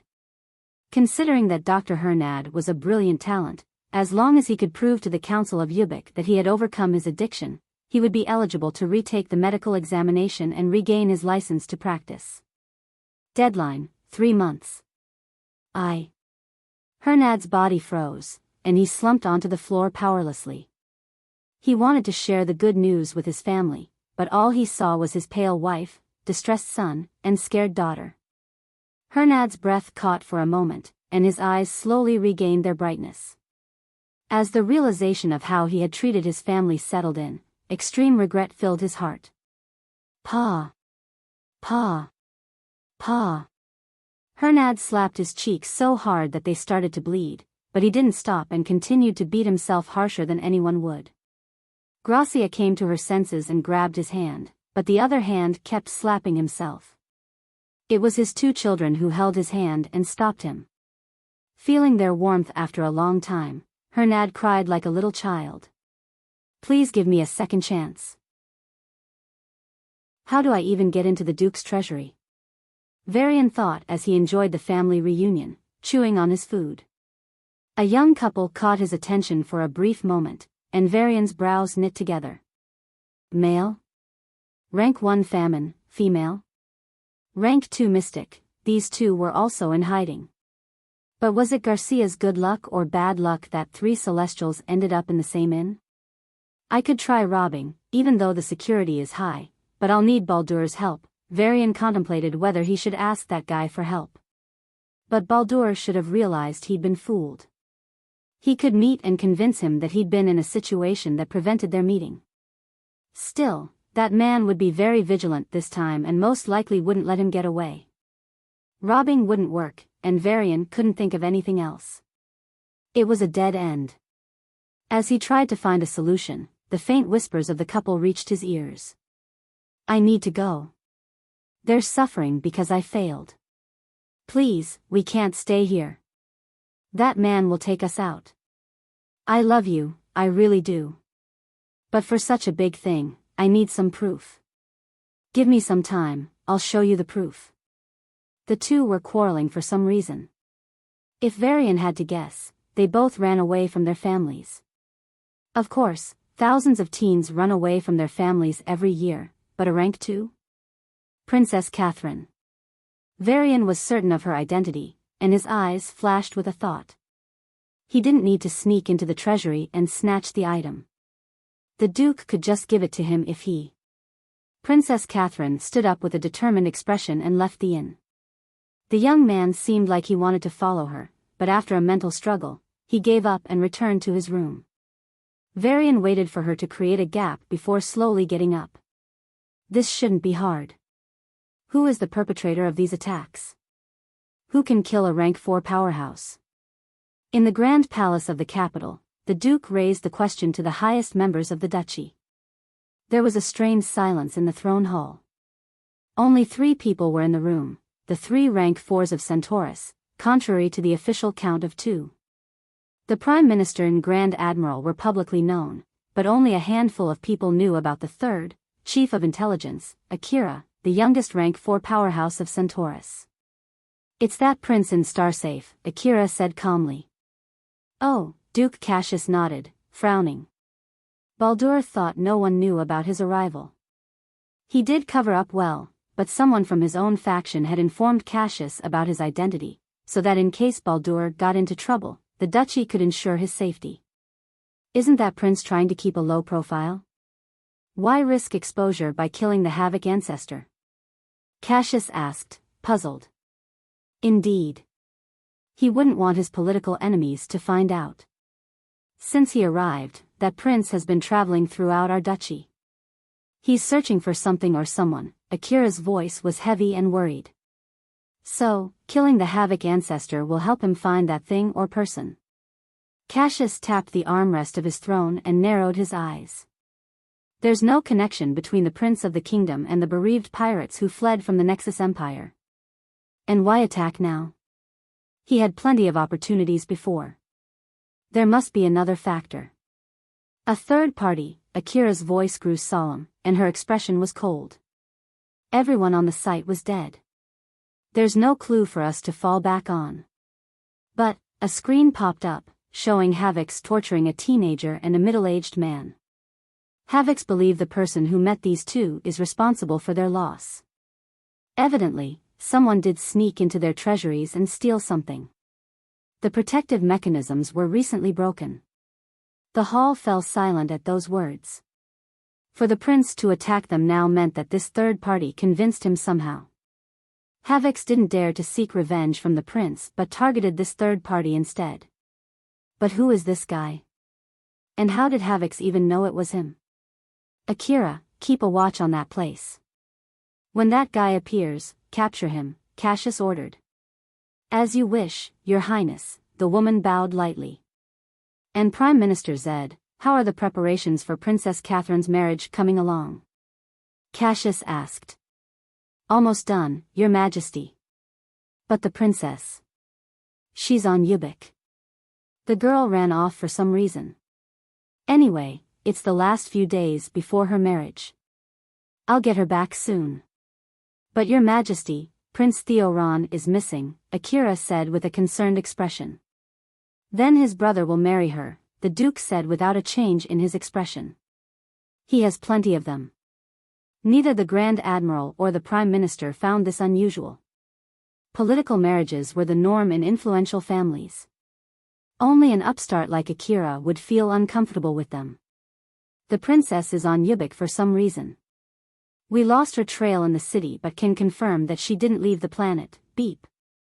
A particular gem on Akira's gem-studded bracelet hummed and shone. Akira's brows furrowed, and she looked at the Duke with a hesitant expression. Cassius' eyes slowly grew cold, and he spat. Say. P-Princess left the planet, and we lost track of her. Boom. The Duke's aura exploded, and a heavy pressure fell on Akira, causing her to immediately bleed from her eyes, nose, and mouth. He didn't care about her disappearance since she had always been under his control. But if she truly went missing, the political marriage between Barracks Province and Centaurus Duchy would fall apart. Barracks had specifically asked to be married to Catherine, the most talented princess of recent times. While the Prince of Barracks could be replaced if he went missing, the Princess of Centaurus was irreplaceable. Search. Search every corner of the duchy. The Duke said, withdrawing his aura. Akira wiped the blood from her face and looked at the Duke with hidden hatred. But when she noticed that the Duke's face had gone pale from exerting his strength, a smile threatened to break out. Forcibly suppressing any clues, Akira nodded. We'll find her at any cost, Your Majesty. Of course, Catherine couldn't have escaped on her own. The agents looking after her had been misled by their boss and lost track of her. It'll all be over soon, Cassius. Akira looked at the Duke one last time before walking out of the duchy with confident steps. What did she say? In Gracia's inn, a man in red robes asked in a deep voice. She wants proof, Prince Theoron said with a frustrated expression. Even though he was right in front of the man, Theoron couldn't see his face under the hood. It was as if a veil of darkness was covering his features. The duchy will burn on the day of her marriage, the man in red robes sneered. That is the proof. Theoron clenched his fists and bowed his head. I beg you. Please, help me take her away. I know you're strong. Stronger than even my father. The man in red robes replied without hesitation, if I act, I die. There are hounds after me. Theoron bit his lip in frustration and sobbed. Centaurus was massive. Despite being one of the worst duchies, its population still exceeded 500 billion. Due to its vast size and population, people living on the borders experienced a different world compared to those in the core areas of the territory. The majority of those following the torture of the two men by the Havocs were on the borders. Few people elsewhere cared about those two lives. Under the influence of drugs, worse things occurred. All of this culminated in the video failing to gain much popularity. Varian had no idea about it, just like almost everyone else in Yubik. Only Princess Catherine, who was already closely following the drug cases, learned about the Havocs torturing two innocent civilians. If it had been just two more people, Catherine would have felt bad, but she wouldn't have acted. There was too much suffering already. However, when the Havocs claimed that these two individuals were related to the man who dealt the fatal blow to their tribe, they became too important to ignore. Catherine always felt guilty for not solving the drug problem. Ending this cancer eating away at Centaurus was her obsession. This was why she had reached rank 2 at such a young age. While others saw the torture as a matter concerning two nobodies, Catherine viewed it as an attack on the hero who had saved the duchy. That's why, I got this. I got this. I got this. On a barren planet with no life, in a hilly range, Princess Catherine crouched behind a boulder, staring at the Havocs encircling the two. Ash and the captain were strapped to metal poles, which were heated to high temperatures periodically. The Havocs beat them with spiked maces, ice rods, and poisonous gauntlets, pushing them to the brink of death and healing them back to life each time. They had long fallen into a coma and weren't even aware of what was happening to their bodies. The Havocs knew it too. But they tortured them just for the sake of it. This was an impulsive plan from the start, and the only ones participating in this suicide mission were people who weren't rational enough to leave. Despite the Havocs not showing any joy in the torture, and despite the victims remaining unconscious, Catherine felt a deep revulsion at the sight. Her stomach churned, and she almost retched. Varian remained hidden in the distance, his expression ugly. How did the Havocs know it was me? While he tried to make a plan to rescue the two, Princess Catherine made her move. A dazzling gemstone shot into the sky from her pouch, and a red light enveloped the Havoc guards. Regardless of their rank, they stiffened for a moment and collapsed onto the floor. Catherine's body blurred as she moved at a speed beyond that of ordinary rank 2s and grabbed the two men. But as she was about to leave, the poles they were strapped to lit up, and a complex formation circle engraved under them surfaced. The princess seemed to have expected this, as she threw a spinning crystal onto the formation, and the shining engravings instantly dimmed. The guards nearby had already recovered and rained her with a sea of fire and a hail of lightning. The small horn on her forehead, unique to the dominant race of Centaurus, lit up. Her aura intensified, and she kicked the ground with the tip of her foot. Boom! Catherine jumped straight into outer space in a blink. She was so fast that everyone was caught off guard and only realized she had left a second later. Stop there. A lightning phoenix soared into space, and an old man sat atop it. The phoenix flapped its wings once, and the distance between them was halved in an instant. It flapped its wings once again, and the distance vanished. Shit! Princess Catherine cursed under her breath, her horn glowing brighter. Her speed increased, and she flew a bit farther before a sphere of lightning exploded right behind her. Boom! Catherine's bracelet reacted in time, putting up a barrier around her, saving her from injury. But it didn't prevent her from being blasted away into the distance. The princess used the momentum to flee at her best speed. The spaceship she had secretly parked a few thousand miles away was already flying towards her. Just wait a bit.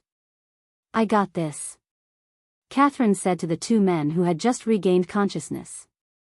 Once she got into her spaceship, even if it was a rank 3 chasing her, there shouldn't be any problem. I said stop, you wench. The old Patriarch blasted the space with endless lightning explosions, trying to kill her brutally. Boom! Boom!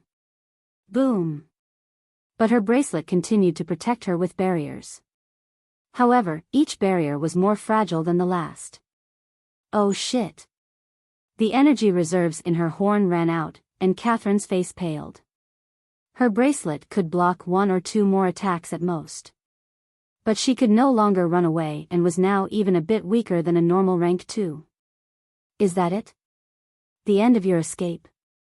The old Patriarch grinned viciously, raising his hand to strike her down. At that moment, a light flashed, and her spaceship finally reached her. Catherine's pale face vanished as if it had all been an act, and she threw the two men into the spaceship. You'll die soon, bastard. Cursing the Havoc powerhouse, she was about to get into the spaceship when two figures flashed. Boom! Catherine slammed into the spaceship, coughing out blood. Four fist prints marked her stomach. We're late. But not too late. Helga and Hagen nodded at the old Patriarch. Tisk. The old man had nothing to say and growled at the bleeding princess. So, is this bitch the one? Not her. It's a man who met our director a few days ago, Helga said with a cold smile. After the two met, the director disappeared, and shortly after, your ancestor was killed.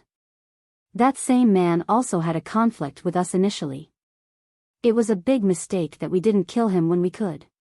Then this is just a girl with a savior complex? The old Patriarch grabbed Catherine by the neck, and a golden light enveloped her body. Arg! As the lightning coursed through her body violently, Catherine twitched like a fish out of water. Say, who the hell are you?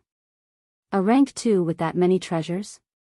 The old man placed his hand on her injured abdomen, and it began to heat up. Arg! Catherine cried out as her abdomen's flesh began to melt under the heat. Say, who are you, you little bitch? The old man pierced his hand into her stomach and gripped her entrails. The twins watched the interrogation quietly. When the director threatened them with Hex's life a few days ago, they were ready to obey him. But contrary to everyone's expectations, Hex killed himself, and everything fell apart. Now, all they wanted was revenge. And revenge alone. As their minds burned with hatred, the spaceship nearby quietly drifted away, not alarming anyone else. Once it was sufficiently far away, the space around it fluctuated, and it disappeared. Huh? Where did it go? The old Patriarch and the twins looked in its direction with vigilance. I have some old accounts to settle. A voice sounded right behind the old Patriarch, and a heavy force struck his back. Cough, cough. You sneaky rat. The old Patriarch clutched the fist-sized hole in his chest and snarled. Due to his advanced age, the injury dealt him a significant blow, and his combat power plummeted. Worse still, if treatment was delayed, he would grow weaker and inch closer to death. It was just a single attack, but it reversed the course of the battle. Both Princess Catherine and the twins of Starsafe felt a chill run down their spines and their hearts throbbed in fear. The old Patriarch survived only because he was a rank 3. If it had been anyone else, even Helga, a peak rank 2, she would have faced death from that ambush.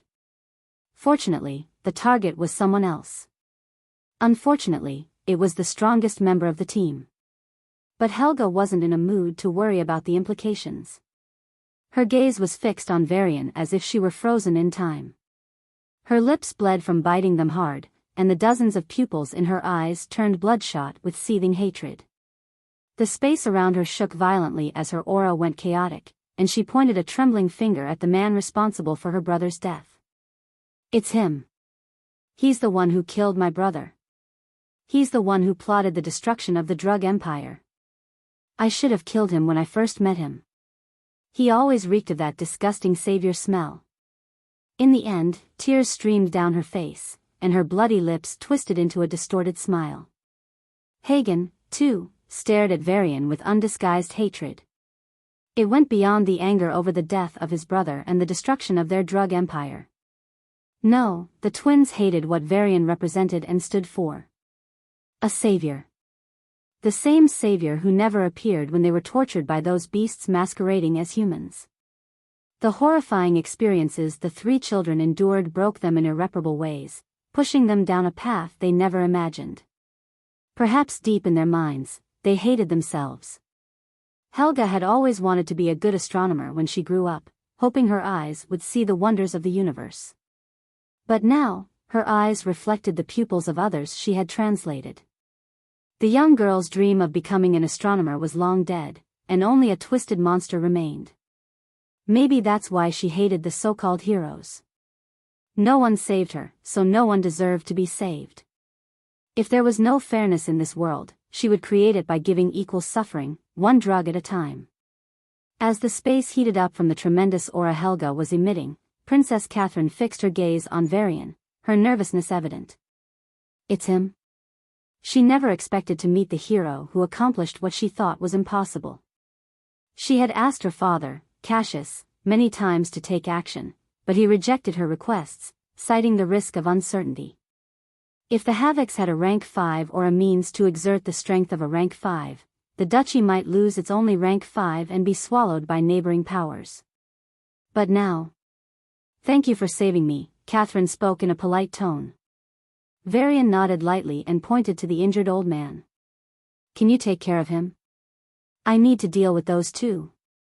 Catherine touched her storage ring and nodded. If he's that injured, it's possible.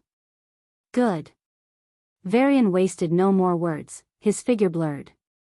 In the next moment, he appeared right in front of the twins. Helga and Hagen surrounded him, one on the left and one on the right. This time, you won't be able to run. There's no Baldur to save you today. Varian laughed at their words and threw out a shining orb. A white light leaked out and enveloped them in a barrier spanning a few square miles.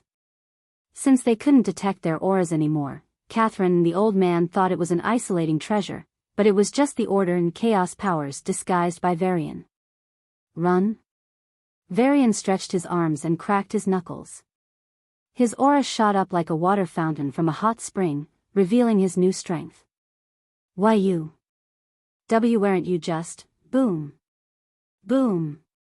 What answered the dumbfounded twins were solid fists wrapped in a multitude of powers. The twins had no choice but to hastily defend themselves.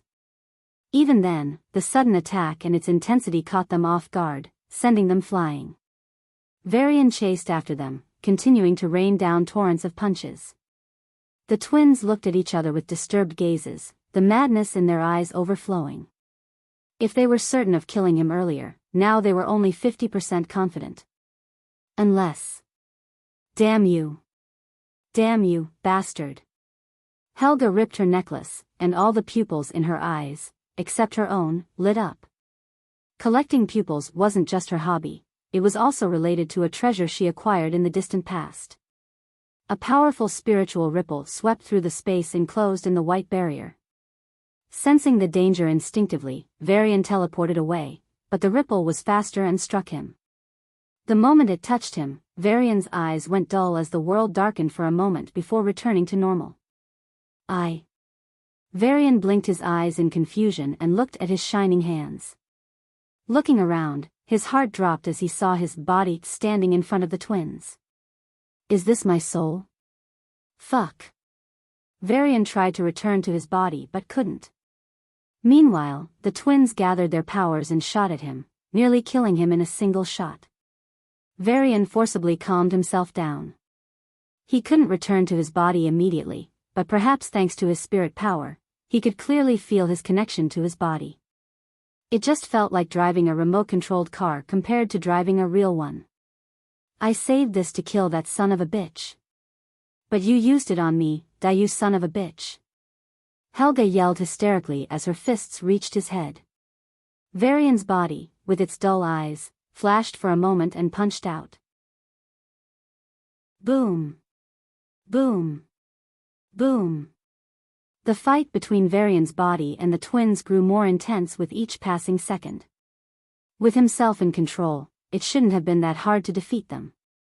However, as a soul doing body control, for the first time, Varian's combat effectiveness dropped significantly. As a result, even though he used all his powers, he couldn't gain the upper hand over the twins. On the other side, Catherine wiped the blood from the corner of her mouth and opened a black pouch. The phantom of a large green unicorn neighed at the old Patriarch and flashed forward. It passed through him before he could react and splintered into particles of light. What was that? The old Patriarch felt no difference and glared at Catherine. Catherine curled her lips. Thump. Thump. Thump.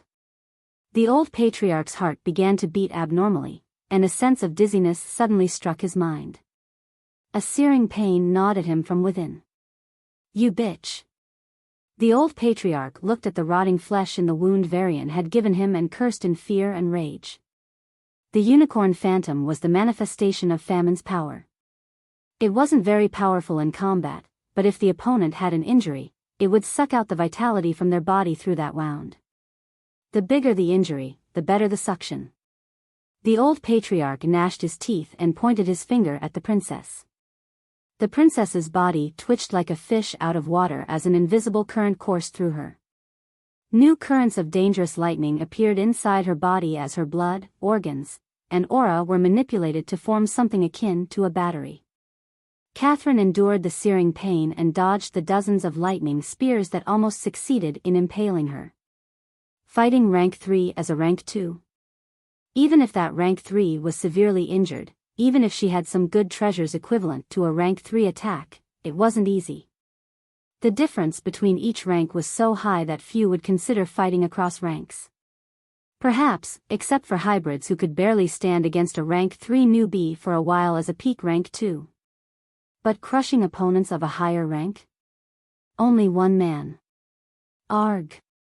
Varian's body swirled like a top to the left, allowing Helga's fist to just graze his cheek.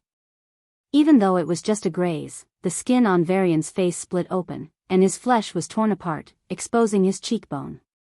Varian's fist also managed to graze Helga's back. But in his soul form, Varian didn't show any panic. Helga's attack was purely physical, while his... Arg. The skin on Helga's neck suddenly burst as her blood boiled and her muscles began to rot. Her blood boiled as Varian used the power of energy to increase its temperature. Her flesh, which should have been resilient against Famine's powers, gave way easily as Varian manipulated it using his matter powers. The combination of 3 attacks instantly created a large wound on Helga's neck, nearly killing her on the spot. She tried to remove Varian's powers immediately, but a spirit power struck her soul, and the time flow of his powers accelerated. Sister. Hagen tried to help her, but the space around him froze for a moment, giving Varian enough time to grab Helga and teleport away from her brother. Even with a serious injury, Helga didn't give up and punched Varian right in his heart. Varian's body shifted slightly at the last moment, and instead of taking a hit on the left side of his chest, he took it on the right. Gotcha! Boom! Varian's bones cracked under the tremendous force, and a large cavity appeared in his upper chest. It was a bloody, gory, and bone-chilling sight.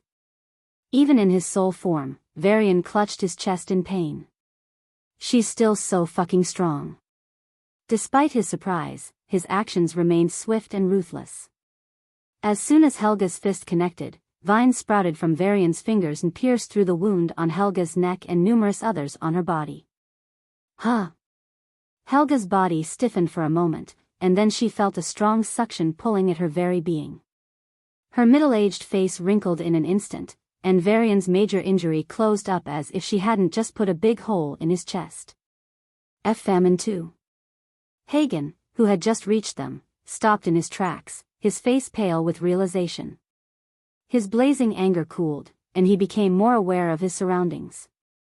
A white barrier had covered them from the beginning. No matter how they fought, they never stepped out of this barrier. It made sense. Since they had witnessed a man wielding so many powers, he must have wanted to silence them forever. And with so many powers, perhaps it was really possible. Sister, let's escape. Once we reveal his secret, even the kingdom will chase him down. He can't survive.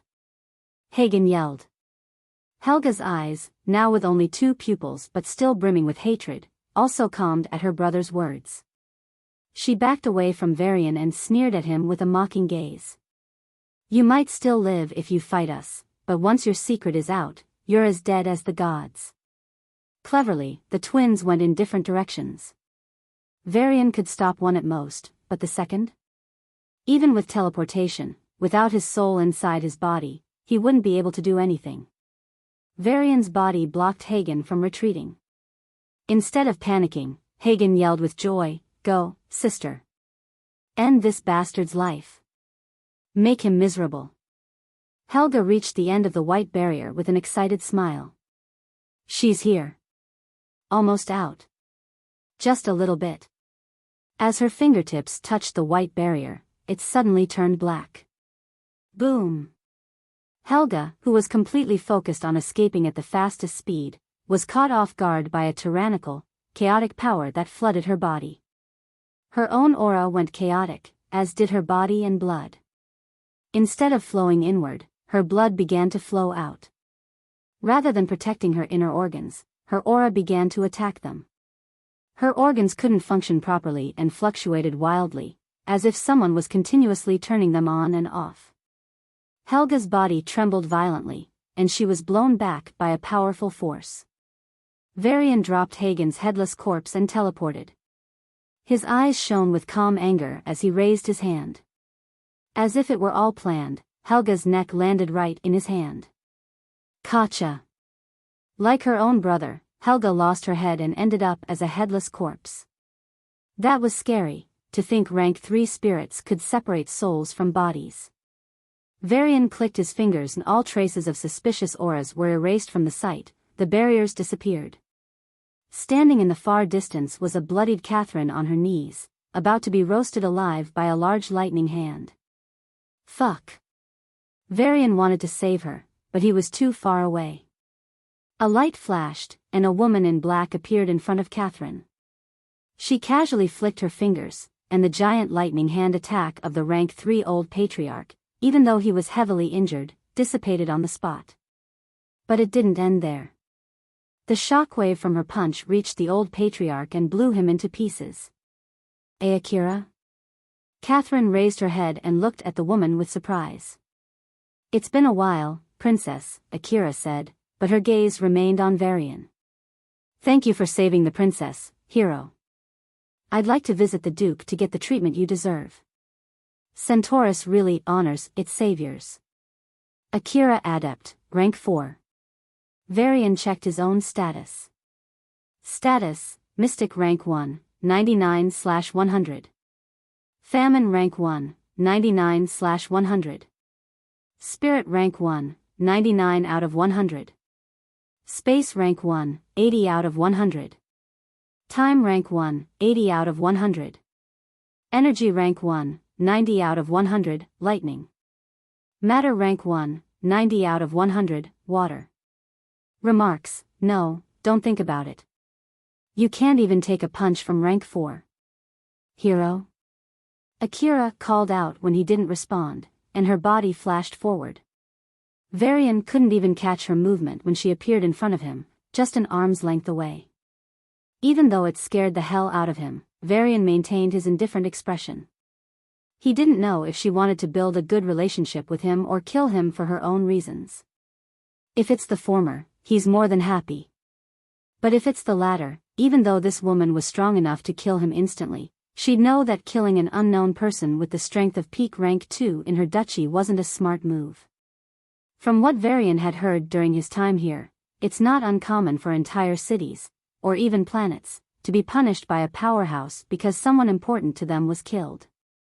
If Varian wasn't from a significant background, it would be fine. But what if he really was? Most importantly, he had allowed a rank 4 to take action against the ancestor of Havocs and was responsible for the death of a rank 4. Ignoring the possibility of him being backed by rank 5s or even rank 6s, just the fact that he had a rank 4 helping him was enough to make the woman hesitate. You haven't answered my question, she said. But of course, she wouldn't kill him. Akira looked into his eyes with a smile that wasn't really a smile. You are coming to meet the Duke, right? Right? Yes. I've been looking forward to meeting the Duke of Centaurus, Varian replied carefully. You have no idea how much I admire you, mister. The drug mafia has been eating away at my homeland for decades. No one could solve it, but you did. And you're not even from here.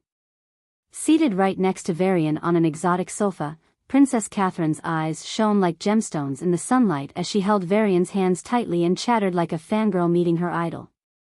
Varian maintained a polite smile and tried to speak as little as possible. I just have a grudge with the Havocs. Still. I'm personally indebted to you for saving my life, Catherine said with a serious expression, as if she wanted him to appreciate his own achievements. She could have saved you even if I hadn't appeared, Varian pointed to Akira, who was seated in front of them with an indifferent expression. Until now, she hadn't spoken a word, but her gaze remained on Varian, making him feel goosebumps. I was on my way. If you hadn't stepped up, Princess would have been dead. You did save her life, Mr. Constantine, Akira said calmly. See, I told you. Catherine exclaimed. Princess, it would be best to maintain some distance from him. Princess Theoron wouldn't like you having close contact with other men, Akira said in a slightly authoritative tone. Theoron? Theoron's younger brother? Yes. Since Prince Theoron went missing, Theoron will be the one you're going to marry. Boom. Catherine slammed the sofa and got to her feet. She was trembling with anger, her eyes red and teary. Even her shaking voice couldn't hide her deep sadness. Did the Duke himself say this? Of course. Your marriage will happen in a week or two at most. You won't be punished since this is the last time you'll be allowed to sneak out, Akira said, placing her palms on her lap with a generous expression. Catherine clenched her fists and glared at Akira for a full minute before running into a room and slamming the door shut. Now it's only the two of us, Akira's lips curled slightly. Her aura filled the room, and a heavy pressure settled on Varian. Before he could react, she appeared in front of him and shoved a blood-red pill into his mouth. Varian's eyes widened as a tyrannical life aura exploded inside his body, wreaking havoc on his organs. The foreign power of life spread through him like a spider web, entangling him completely. One tug, and he would die on the spot. Do you understand your position now? Akira asked with a cold smile. What do you want me to do? Varian asked, his expression calm as he cautiously explored the peculiar power within him. It was familiar. He had something like this not long ago. What was it? What? Follow the identity I give you. Do as I say. That's the only way you're getting out of this alive. Akira snapped her fingers. Varian clutched his chest and bent over.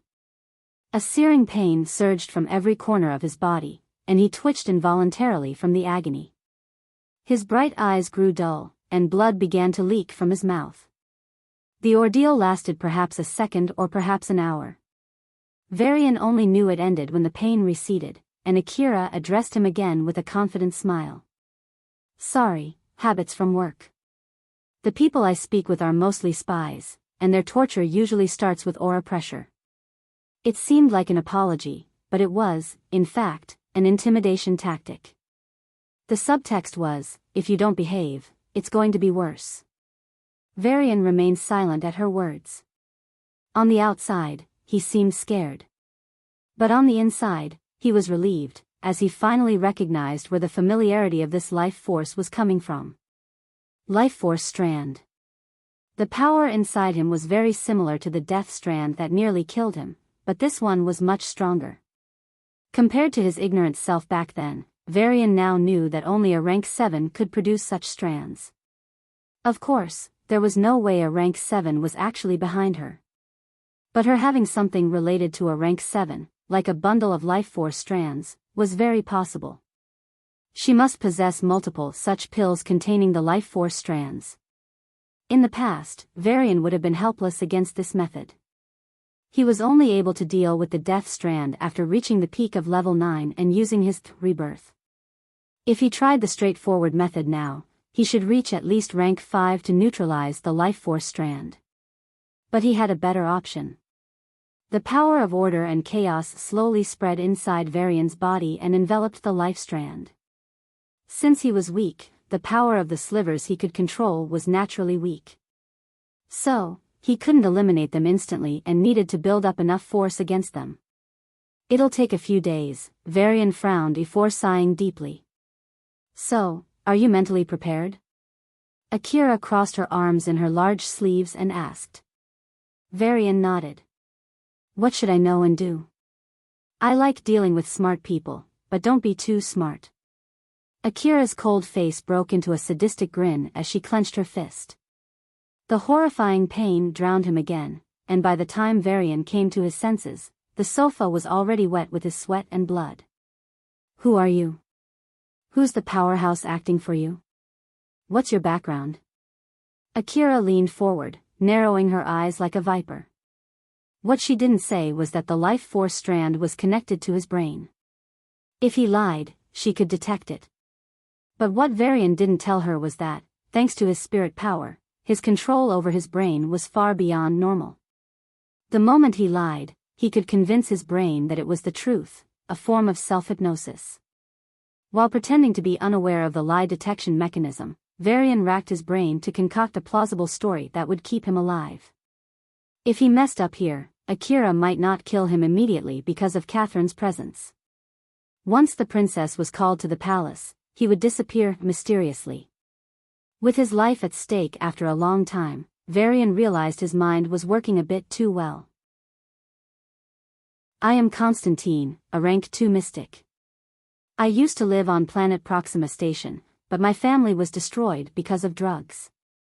I was picked up by a rank 4 powerhouse, my master, from a destroyed province in Centaurus, Varian said in a solemn voice and began to add some details. Due to the war 500 years ago, several provinces were indeed destroyed. It's common for rank 4s to live longer than 500 years, so Akira didn't doubt his initial story. I don't know much about him, except that he once fought against a race called the Abyssals and the Zions. At my request, he took action and destroyed the Havoc ancestor. But it also caused him irreversible injuries. If he fights again, he might die. As he reached that part, tears began to form in Varian's eyes, and his voice choked. Even then, he might not survive another year. Damn it. I shouldn't have asked him to help with my stupid revenge at all. It's my fault. all my fault. Watching him sob and yell hysterically, Akira's lips curled up. As someone with a lot of experience, she could tell his grief was genuine. This was a broken man, and broken men were much easier to manipulate. As long as he wasn't killed, his master wouldn't come to his rescue. It was safe to use him for her plan. So, she put on an expression of pity and said in a soothing voice, I wouldn't have done this if I had any other choice. But trust me, once this is done, I'll leave you alone. Anne. Akira leaned forward and smiled gently. If it's in my power, I'll heal your master. Really? Varian wiped away his tears and looked at her with sparkling eyes. Yes, Akira said, her face once again returning to indifference. But you must obey. Varian clenched his fists so tight that his nails dug into his palms, and blood spilled out. I will. Akira nodded in satisfaction and began. Mr. Constantine, that would be your name. The Duke is a man who has seen the glory of Centaurus. He has watched it decay from one of the strongest duchies to one of the weakest. Reviving Centaurus is his lifelong wish. Princess Catherine's marriage to the Prince of Barracks Province is critical to achieving his dream. In this situation, an unknown powerhouse like you has appeared. No one knows your background, motives, or alignment. Yet, you just happened to save the princess when she went missing and was attacked by Havocs. Not before, not after, just then. The Duke, already suspicious, will not treat you well. He will view everything you've done as a ploy to get close to the princess and sabotage her marriage, and ultimately, the duchy's revival. Then what should I do? Akira's expression didn't change, but her mind relaxed. Varian, who commanded the power of spirit, could perceive this change easily. I can create an identity for you, a man who lost his family to drugs and pursued a path of medicine. What would that even do? That changes everything. The Duke is old and has wounds from battles in his younger years. I'll show him that the powerhouse who took action against the Havocs is someone you saved long ago. Of course, that powerhouse is dead. And since you already have the identity of someone responsible for destroying the drug mafia, I'll provide enough evidence to make you the saint who gave away the precious medicine to treat drug addiction. What about saving the princess? Appearing at the right time and place? I've already found you on the way here and learned your situation. You were nearby, so I asked you to meet the princess to protect her. However, the princess herself was kept in the dark because you didn't want her to know that I knew her location, which might have revealed my arrival to the Havocs and caused panic. Varian opened his mouth in surprise. This woman had really planned everything. With the so-called evidence she provided, he had an almost perfect identity. But why? So, what should I do? Akira's lips curled into a charming smile. However, Varian only saw malice in her beauty. Dr. Constantine, it's our fortune to have someone like you in Centaurus. An old man in red silk satin robes shifted in his throne and said with a big smile. The ministers seated on either side of the throne room and the thousands of officials seated on the upper floors watched with curiosity. The fortune is mine, Varian bowed humbly.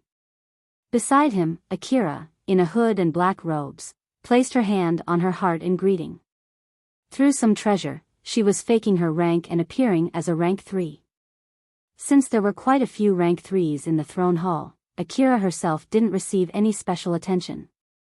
On the other hand, the princess, who did a simple curtsy, received cheers from the crowd.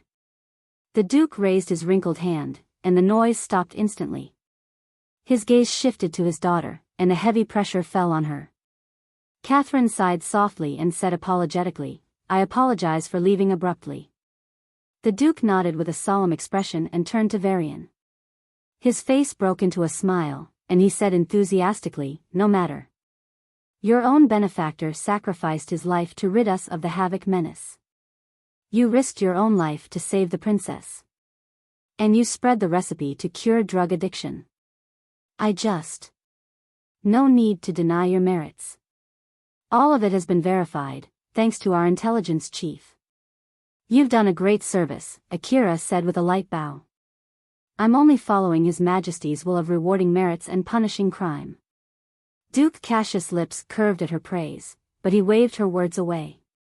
Merit is rewarded, no matter by whom. Akira will have her training resources doubled for next year. And, lad Constantine. Everyone held their breath in anticipation of the reward. You can make one reasonable request to the Duchy. As long as it doesn't endanger the interests of the Duchy, the request shall be fulfilled. Prime Minister Zed stood up reflexively, wanting to ask the Duke to reconsider his decision. This seemed like a simple request, but they had no idea about Constantine's background. He had the potential to bring them enormous trouble and might even land them in grave danger. But the Duke gave him a side-eyed glance, and Zed sat down like a deflated balloon. The crowd was too focused on Varian to notice this change. Only Akira witnessed the little interaction, and her lips under the hood curled up lightly. The disdain in her heart against the Duke rose, if it was even possible to rise any further. An old man who can't even tolerate a second opinion. No wonder this duchy never had a chance to revive its former glory. Varian was keenly aware of Akira's reaction but set it aside to focus on the request. It's also what Akira ordered him to do. Your Majesty, Duke, my heart bleeds for Centaurus. But I believe in your great capabilities to revive our glory. Time, however, is cruel to everyone. Varian's words shocked everyone in the throne hall. While his words seemed harmless, he was implying that the Duke was old and nearing death. This was equivalent to cursing the ruler of the duchy to death, a capital offense. Cassius' enthusiastic smile faded, and he looked at Varian plainly. What do you want to say, Dr. Constantine? Varian sighed inwardly and said, I'd be presumptuous enough to ask for a chance to treat your health. Cassius' face softened, but he shook his head.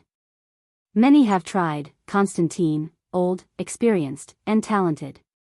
They all failed. I appreciate your intentions, but don't waste your request on something so useless.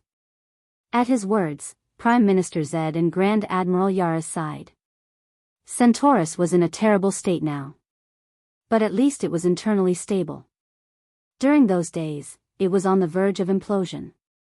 Cassius killed many powerhouses, entire forces, and even whole cities to keep the duchy together. While the duchy stabilized despite the continuous decline, the Duke paid a terrible price. Despite being one of the best talents of his generation, his path forward was blocked forever. Now, he's barely a rank 5, and even exerting that strength is costly. If Cassius had abandoned Centaurus and joined the kingdom's army, he would have reached rank 6 by now and would be enjoying all the luxuries life had to offer. Perhaps that's why, even though they too had many offers from the outside, Prime Minister Zed and Grand Admiral Yaras stayed home, unlike the many talents that left the duchy forever. Alas, such a patriotic man couldn't be cured even by the best doctors. This young man, Constantine, had no chance to begin with. But Constantine created the medicine to treat drug addiction, something that all the doctors of the duchy had failed to do for decades. If so, then maybe, just maybe, a glimmer of hope appeared in the two old men. I know many have failed, but still, I insist. Please grant me this request, Varian stressed. This is considered to be your request, yes? The Duke asked for one last time. Varian glanced at Akira from the corner of his eye and cursed inside his mind. Yes. This is my request. Very well. I'll call you for a checkup soon. The Duke stood up and clapped his hands. The court is adjourned. Akira turned to Varian with bright eyes and walked away with relaxed steps. The whole time, a big smile threatened to break out on her lips. Watching the Duke's loving smile as he interacted with the princess, Varian wondered how much Akira had lied. If he hadn't followed her and introduced himself as an unknown powerhouse, would he really have been killed? Perhaps he could have built a more honest relationship. But now, he'd never know. I ended up right in the middle of a political storm. Varian smiled wryly and followed the maids who guided him to living quarters in one of the guest palaces. He called himself Constantine. On the faraway planet of Havoc, the veiled woman chuckled. It doesn't suit him at all. The barracks province has sent their delegation. It looks normal on the surface, but it's composed of their best fighters. The stage is ripe for a takeover, an obedient voice reported from the shadows. Then, he must be getting anxious. The veiled woman squinted her eyes and appeared atop the tall infinity store. She saw the wealthy part of Yubik living their lives lavishly, while the destitute part of Yubik struggled to survive. Even though their lives were improving, the poor in Yubik were at least a decade away from living decently. On the other hand, the rich were getting richer by swallowing the assets of the drug mafia. Despite Yubik shining brighter every day, the darkness lurking underneath grew thicker. But she wasn't moved by these changes. Cities rise and fall, people prosper and struggle, duchies are created and destroyed. Even though she was considered a young girl in her race, she had witnessed a lot already. The sands of time had numbed her to the suffering she was once so moved by. Now, her emotions remained mostly flat. Overlooking Yubik, she muttered. Centaurus is in a strategic location. Once it falls, it will be a weak point in the line of defense. There were hundreds of duchies on the border of the alliance. One weak duchy might not seem significant by itself, but when multiple such weaknesses are created and exploited, the tide of war will turn. The man she had been looking for was working solely to cripple Centaurus and weaken this region for the foreseeable future. He laid the chess pieces carefully. Havocs, users of fire and lightning elements, were a persecuted tribe from the Nexus Empire. That man saved and relocated them here. The Havocs established a drug empire and orchestrated the decay of Centaurus. Simultaneously, he assisted the growth of Barracks Province, not too much but not too little. Barring the Duke himself, Barracks Province could rival Centaurus in high-end combat power. Weaken a duchy, strengthen a province. Get them to roughly match each other's strengths. What next? The veiled woman smiled lightly, but it was a cold, ruthless smile. He'll call me in 2 or 3 days. By then, the Barracks Province team will arrive, Varian muttered, retrieving an item from his storage ring. A handful of crystalline powder that changed colors every second. It gave off an intoxicating smell that reminded him of herbs he had seen in Hortus. Whatever this was, it was 100 times more herbal than the best herbs he had seen there. The Duke will take this after some poison testing. He can't take too much at once or he'll find out. So, a small dose 3 times a day for 3 days, and then. Varian's lips twitched as the future flashed before him. Compared to himself, the Duke would be able to resist the life strands sneaked into this medicine, but only resist.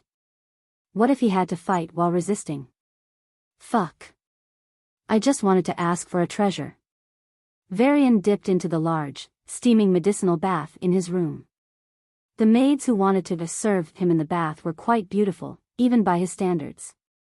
He would have rejected them anyway, but the mess with Enigma caused him to yell, "I like my baths alone." So embarrassing. Varian ducked his head below the water, wishing to hide himself. An emperor acting like that, thankfully, no one knew. After a while, Varian toured the palace complex. There were many palaces, large living quarters, the finest kitchens, treasuries, administrative buildings, representative buildings of each province in the duchy, and training grounds. Huh. Varian stopped and looked at the large red stone building. Training hall. His eyes lit up, and he walked in without hesitation. There are times when you must fight without caring about your life. Give your best. Destroy your enemy, even if you have to destroy yourself, a tall, burly man in full-body metal armor instructed the soldiers, his hands behind his back. In front of him, hundreds of soldiers, each encased in their own bubbles, fought each other with brutal intensity. The bubbles would intervene just before a fatal blow and heal any severe injuries. These soldiers must be elite, as they were all rank 1s. In the distance, a few individuals in more refined clothing fought within slightly larger bubbles. They were all rank 2s.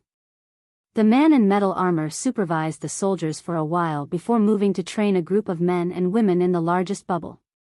Compared to the soldiers, their fights were much more powerful, and if the bubble wasn't strong enough, their combat could have destroyed the entire planet. No, it wasn't just a bubble, it seemed to be a vast space, as large as a planet. Rank 4, Rank 3, Rank 3, Rank 3, Rank 3, Rank 3. Rank 3. Varian swallowed hard, about to approach the large bubble, when two soldiers, who had just emerged from a small bubble, blocked his path. Who are you? Dr. Constantine, a guest of the Duke, Varian replied absently, his eyes fixed on the blurry figures in the big bubble. The soldiers noticed his gaze and chuckled. Dr. Constantine, guests don't have permission to enter here. It was done in ignorance, so you're forgiven. Please return to your quarters. Is there any way around it? I love training and would like a spar or two, Varian asked. No. Soldiers and soldiers alone are allowed. One of the soldiers put a hand on Varian's shoulder and gently tried to push him. Varian didn't want to leave like this, but he also didn't want to break the rules. So, he didn't move an inch, even as the soldier increased his force. Instead, he laughed out loud. I heard that Centaurus soldiers are falling in quality every year. But not even pushing someone away? Ha ha ha ha. His laughter echoed across the training hall, and all the fights came to an abrupt halt. The larger soldier trying to push him, obviously a Centaurian with that horn on his forehead, glared at him with eyes that were just short of spitting fire. What the fuck did you say? Oh, not only quality, but they're also falling in basic hearing. Must be hard for your leaders, eh? Just imagine, they give you orders in a critical battle, and you're like, I can't hear, can you please repeat that? A few soldiers laughed, but most grew furious. Even those who laughed clenched their fists and glared at him. It looks like the guest doesn't know how to respect the host. The bulky soldier in front of him cracked his knuckles and sneered. Care to fight a match? I'll show you what we're made of. The soldiers all exited their training bubbles and surrounded Varian, putting pressure on him to accept. A rank 1? Varian shook his head. You can't even push me away. You bastard. A soldier almost punched him in the face, but someone grabbed him back. Impulsive soldiers are the worst. Varian continued to berate them, putting on the expression of a cocky young master. Very well, I'll take you on. Following a calm but angry voice, the soldiers parted, and a middle-aged man with two small horns on his head reached Varian. Rakes, captain of the 103rd Squad. I challenge you to a fight. All the soldiers fell silent when he spoke. Not even a whisper was audible. This man was highly respected. Rakes was a genius, someone who reached the peak of rank 1 at a very young age and was deemed a seedling who could one day touch rank 4. Of course, none of it mattered to Varian. A peak rank 1. Good, but not good enough. There was an uproar in the crowd, and Rakes's calmness threatened to break down. But the man calmly walked into the bubble. We'll see after a brawl. Since you're a guest, I won't be too harsh on you. Your kindness will be reciprocated. Varian chuckled and entered the bubble. Before the battle began, he looked at the soldiers outside, who were eagerly waiting for him to get beaten up, and said, I'll only use a part of my power.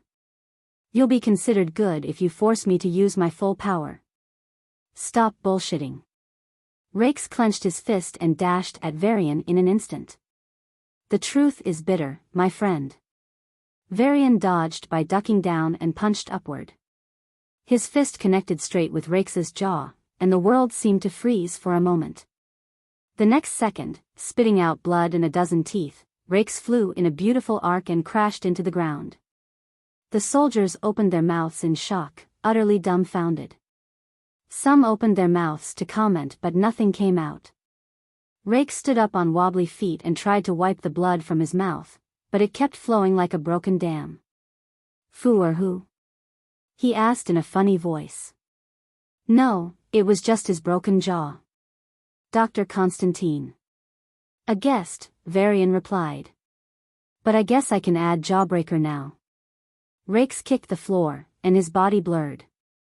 This time, he aimed a kick at Varian's chest. Varian swirled to the side and elbowed Rakes' back.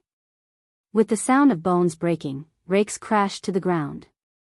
This time, he didn't get up. One won't do. Half of you, come up. Varian called the couple hundred rank ones. Forget the roughly 500 rank ones here, he couldn't even beat 250 of them. Even a peak rank 2 would have to run away facing so many rank 1s. But that's the point. The Imperial Guards of the Duke were the cream of the 500 billion Centaurians. Each of them had to undergo dozens of screenings, spend decades serving in the regular army, complete tough missions, and even then, fight 100 people for their spot. Saying they were geniuses would be an understatement. Every single Imperial Guard was elite of the elite. Even the weakest among them was a rank 1, and there were even several peak rank 2s. A few were rank 3s, not too many, but each was an out-and-out genius. Even if all the provinces under Centaurus rebelled, the Imperial Guards, led by 12 rank 3s, were enough to crush them. Such a force naturally had its own pride and dignity. Even if the guest of Duke Cassius, the Imperial Guards would not tolerate being insulted. They wouldn't kill him, just break a few bones here and there. They would heal him with the best facilities later. At most, the Duke would condemn their actions a bit and cut their salaries for a month. But that's it. If they allowed an outsider to trample them, their reputation would plummet, and it would be hard for them to hold their heads high outside. So, they just needed to teach this guy a lesson and settle the issue. Or so they thought. Gotcha. Crack. Boom. The sounds of bones breaking, men wailing, and women crying reverberated across the training hall. Inside a bubble spanning a few miles, bodies were sprawled on the floor. The proud Imperial Guards lay twitching, arms twisted and backs broken. Some of the women had lost their hair, and some of the men had gone bald. All of them shared one thing in common: their eyes, filled with tears of shame, were fixed in one direction. A young man was fighting against dozens of Imperial Guards. Every time his fist or kick connected, the wind would explode, and a shockwave would sweep through the bubble, blasting away the fallen guards. The one on the receiving end of the punch or kick would join the fallen, lamenting their broken backs or twisted hands. Initially, hundreds of spectators watched as dozens of guards fought Varian. Now, only dozens watched Varian. The rest were on the ground, incapacitated. I told you this won't work. Varian sighed. His arms suddenly accelerated, and before the man in front of him could react, he grabbed him by the collar and used him as a large bat. Moving the bat at high speed, Varian knocked out the remaining guards, even as the bat screamed in fear. Be clever this time, all right? Varian clapped his hands, and hundreds of potions flew to the injured guards. In a few minutes, they were back on their feet. They looked at each other and moved forward begrudgingly. When Varian said the same words last time, they ignored him and sent only a dozen. The result was clear for everyone to see. This time, if they couldn't win with small numbers, then large numbers would have to work. As for pride, dignity, and honor? Haha. Victory is the highest source of pride.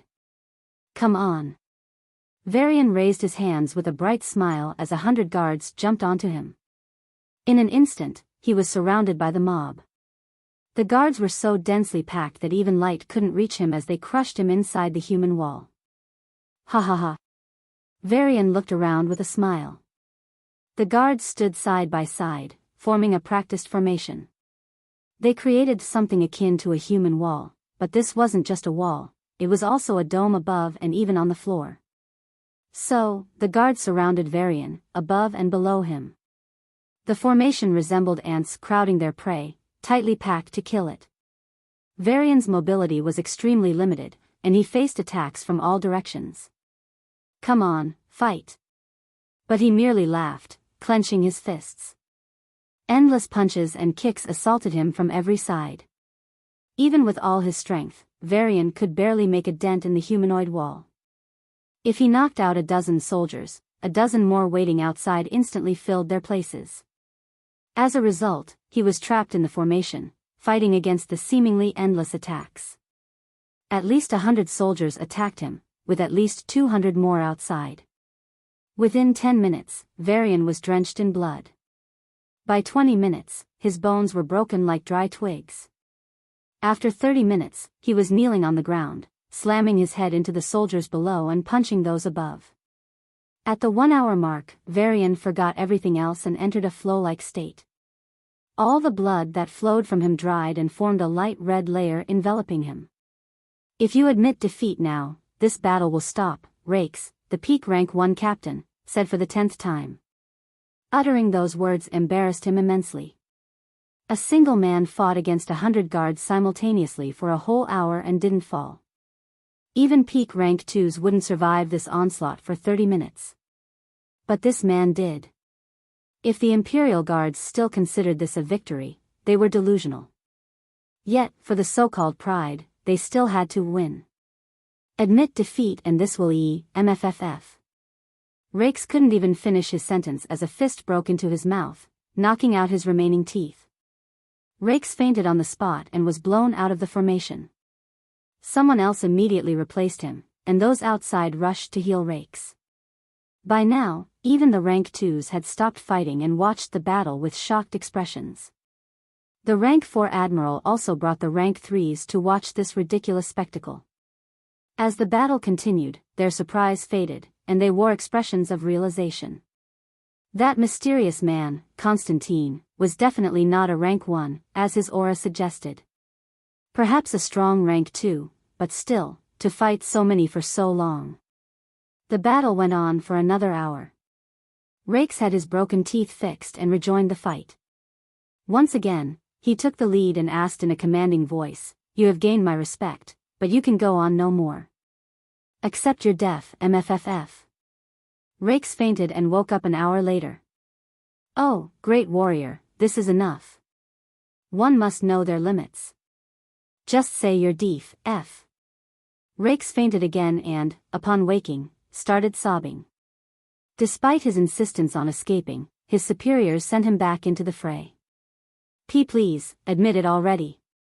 Admit it, and we'll be best free, PPPFFF. In the end, Rakes didn't even bother to fix his broken teeth. On the other hand, the soldiers were growing tired. Even with healing potions, their bodies could no longer support a fight of this intensity. Slowly, one by one, the soldiers began to collapse. The floor inside the bubble was already filled with blood, reaching the height of everyone's calves. After a grueling 10 hours, the last soldier collapsed. One man remained standing, drenched in blood that was mostly not his own. Just a breath from him caused ripples in the blood lake and swayed the fallen soldiers. Just a glance from him caused the rank 2s sitting in the audience to tense up. Just a step from him shook the entire bubble. Varian looked up with tired eyes and slowly sat down in the blood. His lips moved slowly, but his voice was clear. "As I said, you guys are trash. Since the rank 1s are done, get me the rank 2s."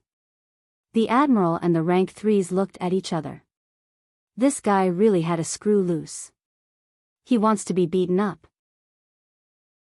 The news that one man had singled out the entire rank 1s of the Imperial Guard would have taken the entire capital by storm. However, the admiral suppressed the news, preventing anyone from hearing even a rumor about it. He did not believe that a rank 1 could accomplish such a feat. Not just the admiral, but no one in the training hall, including the rank 3 officers and the soldiers themselves, thought it possible. Still, everyone was impressed that Varian had fought and won using the strength of a rank 1. Admiration is one thing, but Imperial Guards can't be defeated by a mere guard, the admiral said to the soldiers, deciding to force Varian to reveal his true rank. Then, the news would read, "A mere rank 1 Imperial Guard managed to defeat a rank 3. As a result, for now, not even Akira knew of this event. If she did, she would have taken measures against Varian, who is much more powerful than she originally thought. The admiral's reaction was part of Varian's calculations, so he had no worries. After taking dozens of potions, he meditated to recuperate. Logically, the Admiral was right. For any rank 1 or even rank 2, such a fight should have been impossible. Even for a monster like Varian, it was unthinkable. No matter how advanced and special he was, no matter how quickly he could digest the potions, it made no sense for a single person to best 300. Indeed, just after the 1-hour mark, Varian found himself losing his chi reserves. He had two options, either use other powers and get caught, or admit defeat, which would defeat the purpose of the entire endeavor. Usually, in fights, he could ask Logos to hide his other powers from others. For example, he could use time and space powers on himself to speed up his attacks. He could also use his powers over matter and energy to strengthen his body or increase the speed of his physical attacks. He could knock out every person he hit by using spiritual power at the exact moment his attack connected. To others, all this appeared as his natural strength. After 1 hour of the fight, however, he had run out of all his chi. In that situation, without any chi, whatever he did, it would be clear as day that he was using other powers. In that critical moment, his body was full of the other 5 powers, but the well of chi was dry. As he futilely tried to draw out chi that was no longer there, something astonishing happened. The powers of the Slivers mixed into his celestial powers and converted them into chi. It made no sense. But Varian found himself with an abundance of chi all of a sudden. Since these were 7 different powers, plus his own monstrous talent, the recovery was quite fast. Because he had 7 divine paths, and the Slivers managed to convert these paths, Varian achieved a feat he never dreamed possible. Of course, the reward for pushing so far was satisfying. Status: Mystic Rank 2, 100/250. Famine Rank 2, 50 out of 250. Spirit Rank 2, 0/250. Matter Rank 2, 10/250. Energy Rank 2, 10/250. Space Rank 2, 5/250. Time Rank 2, 5/250. Remarks **You Madman, you've done it. This is the greatest increase in strength you've ever achieved. But don't lose sight of the forest for the trees. Mystics advance by understanding the power of chi and its applications. If you simply go fighting, you can advance now, but you'll hit a bottleneck once you reach rank 3 and have to advance into a Forsender or Adept. Adepts focus on perfecting their bodies to achieve a perfect body that can withstand anything. Forsenders, on the other hand, aim to use chi externally to control other life forms, starting by influencing their surroundings. In this stage, chi converts into life essence. As a rank 2, you should start thinking about which path you'll choose. Pick carefully. While all paths converge in the end and are equal in the cosmic scheme, in certain situations, some powers are more effective than others. Varian took a deep breath after Logos's commentary. He could feel the difference clearly.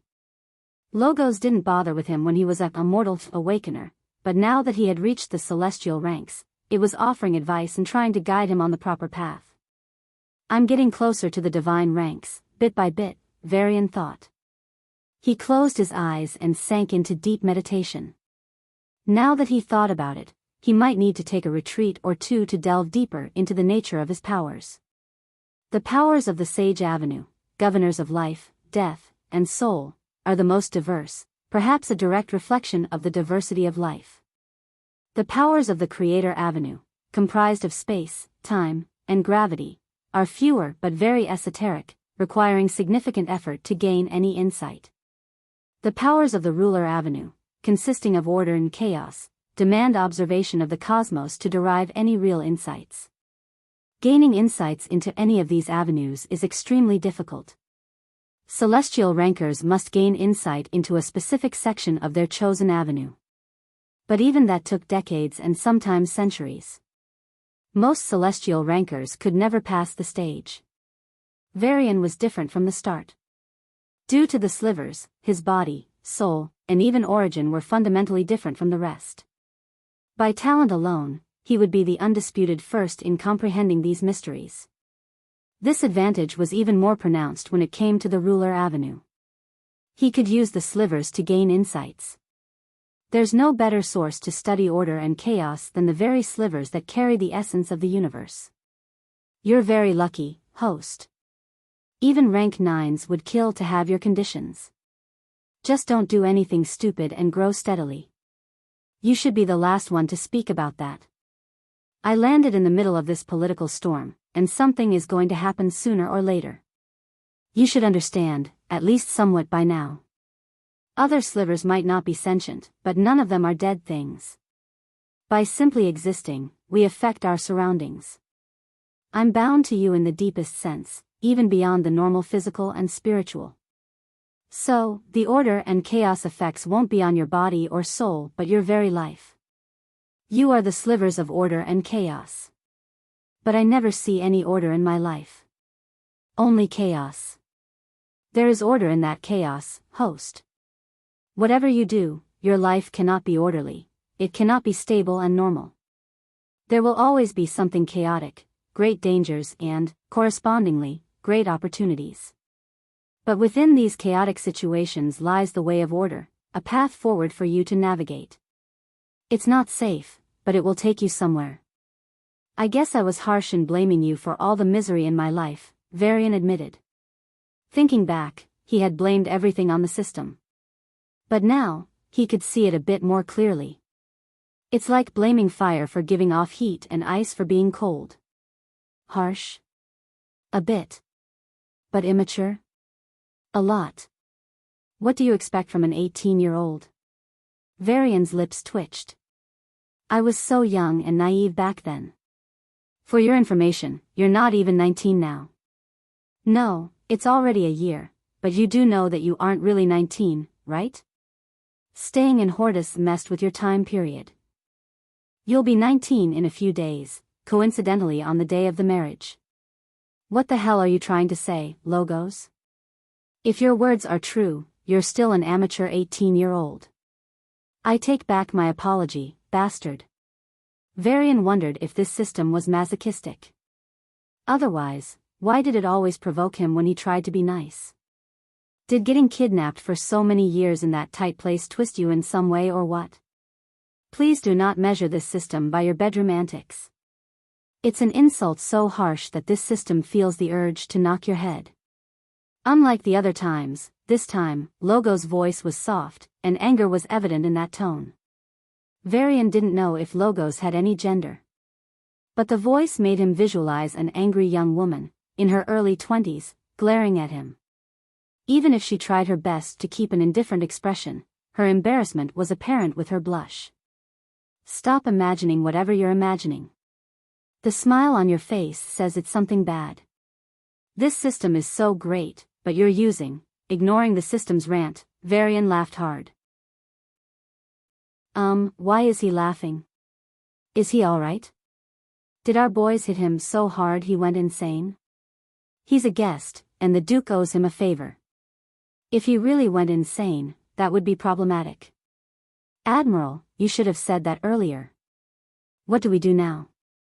Oh, look, he's normal again. He should be fine. The Admiral sighed in relief but soon frowned. Is his source really clean? This man is strong. Chief Akira personally guaranteed it. Moreover, anyone with nefarious intentions would try to hide their power rather than show off. Even a fool knows it would draw more vigilance. A rank 3 officer reported. Indeed, from now on, the Imperial Guard would keep an eye on him. They couldn't afford to let a rank 3 powerhouse run amok. He's a rank 3, mid-rank 3 at least. Not really a threat to the Imperial Guard or the Duke, but if he tries something dangerous, it would be too late to stop him. Admiral Yaras shook his head. But I don't know how to judge him. This man wants to mess around. Toying with rank 1s as a rank 3. Of course. He taunted them from the start. A clear trap which our boys fell for. The officer also shook his head. The taunting was reinterpreted as a senior rank 3 trying to bully junior rank 1s. The soldiers were left with mixed feelings. Pride that they fought a rank 3 for so long, but also shame that they couldn't win even after he lowered his strength. Whenever something extraordinary happens, people will always try to fit it into their worldview. So, I should be a rank 3 in their opinion. Then I simply have to make them believe it's true. Varian stood up after 10 hours. This time, what he faced weren't rank 2s as he had requested but a dozen rank 3 officers. I said rank 2s, he reminded them. Don't play around anymore. Fight your equals, the leading officer said bluntly. Fine, Varian sighed in resignation and revealed his aura. It first showed itself as mid-rank 2, which was his real rank, and then other powers began to mix in. His aura quickly rose to rank 3. Celestial rank power shifts only occur between ranks 3 to 4 and 6 to 7, so Varian could easily present himself as a rank 3. Essentially, a mystic can't pretend to be a Forsender or Adept, but a mystic rank 1 could pretend to be a mystic rank 2. Let's fight. Pick who you want, the peak rank 3 officer said, arms crossed. I know you came to fight and taunted them for it. So, here's the deal, you can fight to your heart's content. Pick whoever you want for however long you want. But don't complain when your bones are smashed into pieces. Oh, Varian's eyes lit up, and he looked at the dozen rank 3 officers with a predatory gaze. The 12 officers felt a chill down their spines and wanted to step back subconsciously. Let's start small before going big, Varian licked his lips and pointed to a low rank 3 officer. He's growing strong a bit too fast to be honest. Even kingdom geniuses in rank 1 would spend 2 or 3 years to advance to rank 2. But when did these rules apply to him? Hermand, take good care of our guest, the leading officer patted the low rank 3 officer and said with a friendly smile. Of course. Hermand walked into the large bubble and invited Varian with a please gesture. You don't know how much I love fights, Varian said, rubbing his palms with an excited smile. This is like a dream come true. Oh, trust me, I do, Hermand said with an indifferent expression, retrieving a long club into his hand. I've seen many battle junkies. The only reason they like fighting, or so they claim, is because they are fighting weaker enemies. When they meet their equals or superiors, they fold faster than a pack of cards. Varian laughed and shook his head. Hermand narrowed his eyes. If you aren't convinced by my words, I'll convince you with my actions. Their silhouettes blurred for a moment before they clashed in the middle of the bubble. Varian felt his hand go numb as it struck the club, and a large line starting from his knuckles to his shoulder appeared. Boom! The two of them were blasted back. Varian landed unsteadily, and the thin line on his arm split open, with blood gushing out like a flood. His whole arm was shaking violently as he struggled to adjust to that violent physical power. When I combine all powers into one path, the overall power is weaker than when I use the powers individually, Varian observed. Maybe the mix wasn't perfect, and he needed to improvise. Or maybe it was just that the mix could never be perfect and would always be weaker than using the genuine powers. Varian didn't know.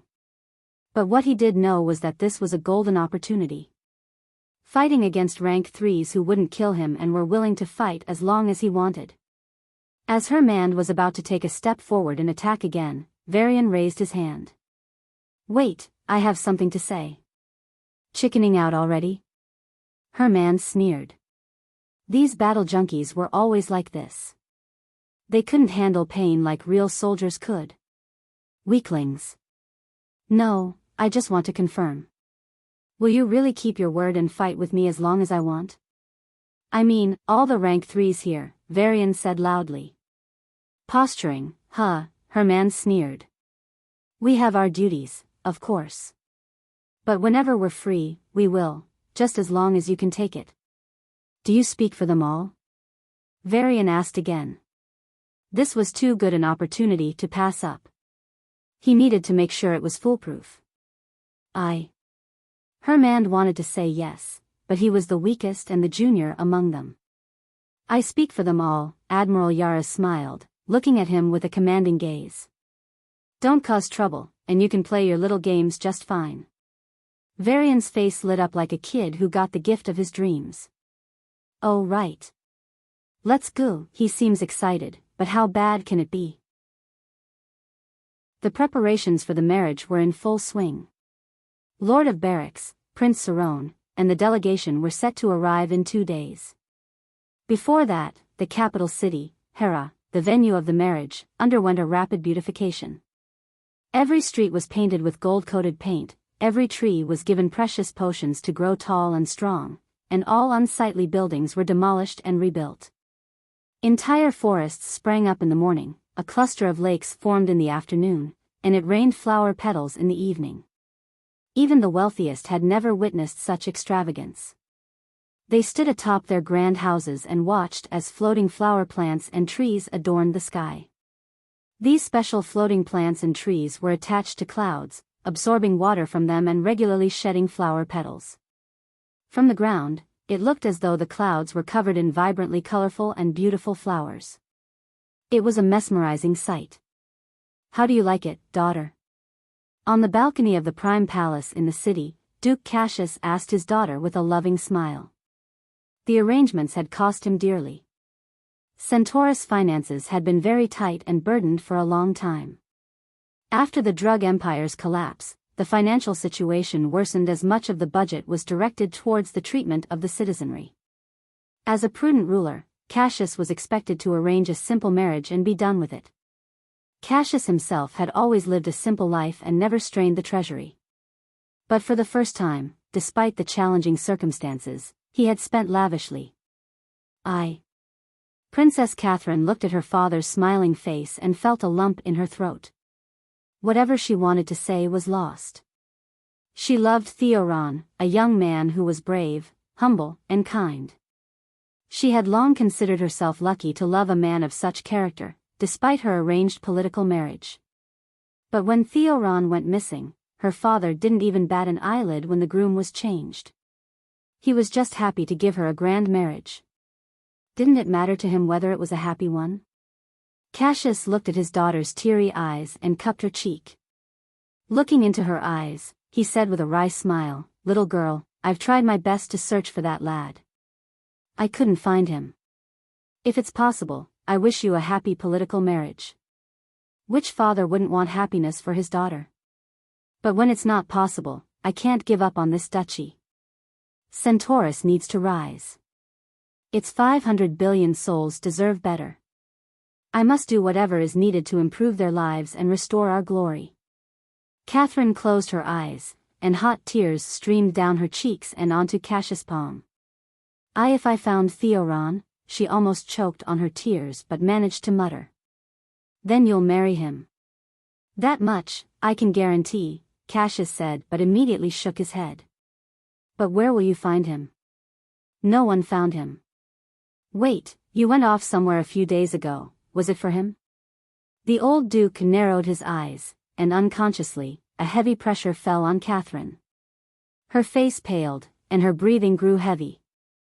Sorry, Cassius withdrew his aura almost right away. Father, I'll take my leave." Catherine bowed and walked away in a hurry. If only Centaurus wasn't so weak, she would have been a great duchess.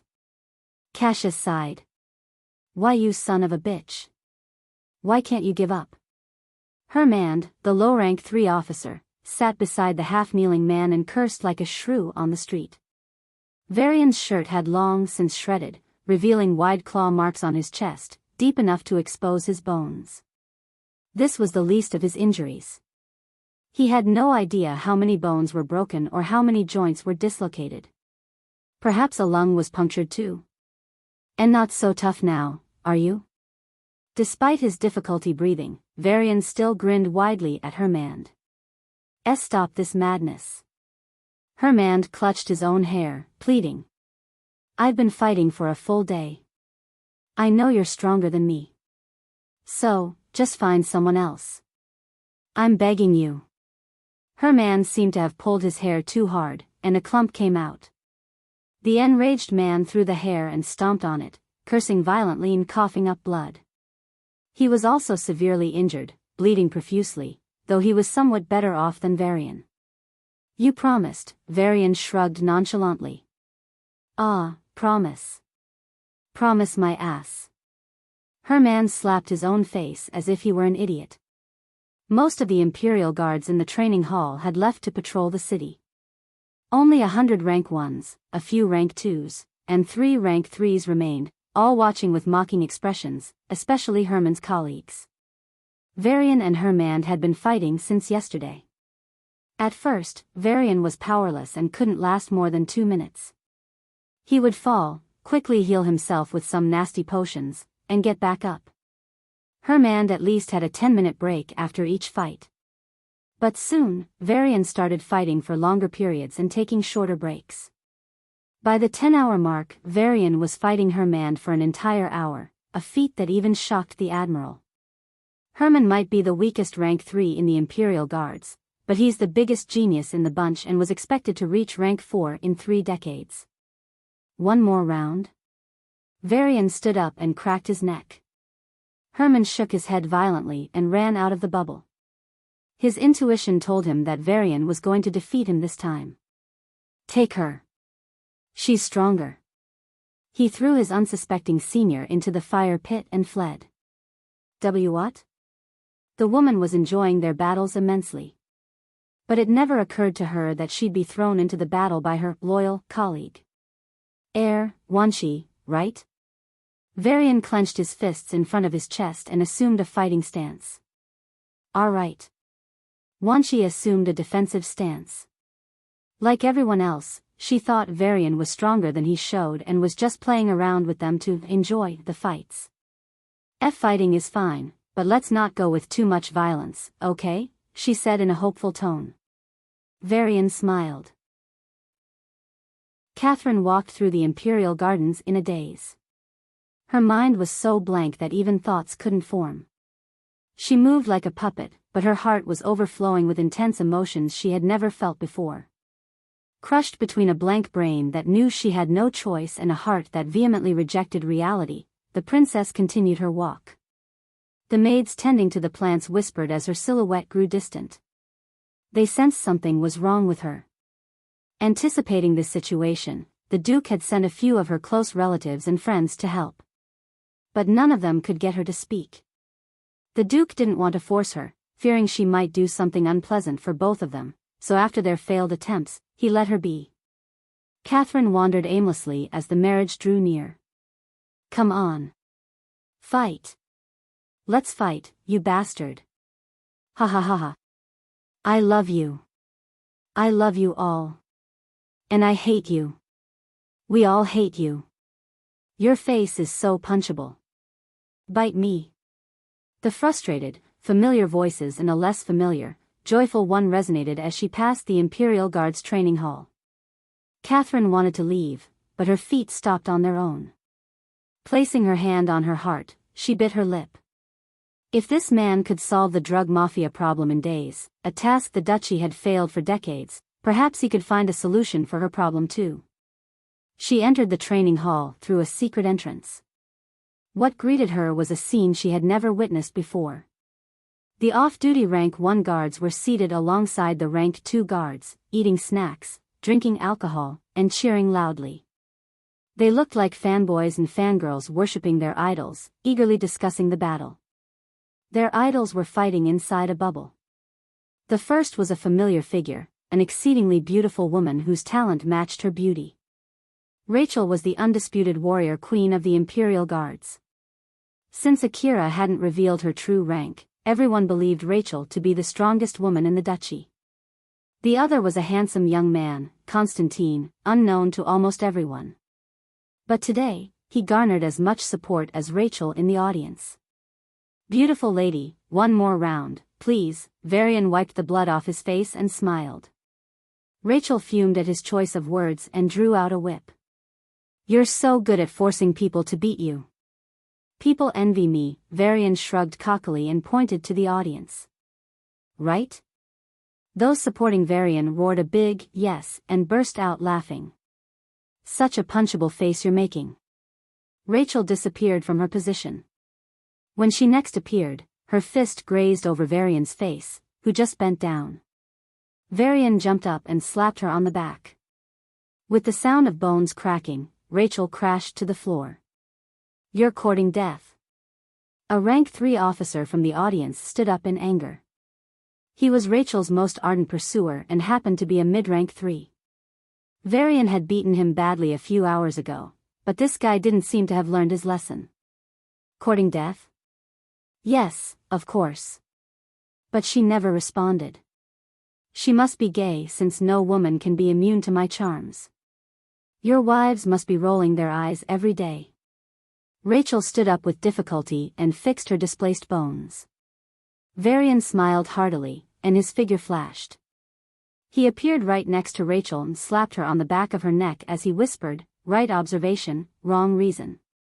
Rachel fainted on the spot, and everyone stood up in shock. "Next." Varian crossed his arms and asked. One of the few peak rank 3 officers stood up and was about to go when a heavy voice sounded. "None. Everyone else will be busy with security arrangements. You brats, go to the barracks and take up the work." Admiral Yaras didn't give Varian a chance to refute his words and disappeared. Even the old man had learned over the past 2 days that this bastard could annoy people to death. If he stayed any longer, he might be drawn into a debate he would almost certainly lose. The guards began to disperse with the Admiral's order. Varian remained in the hall with a pitiful face that screamed he was abandoned by the world. But after everyone left, his expression changed to joy, and he checked his status. Mystic rank 2, 175/250, plus 75. Famine rank 2, 125/250, plus 75. Spirit rank 2, 75/250, plus 75.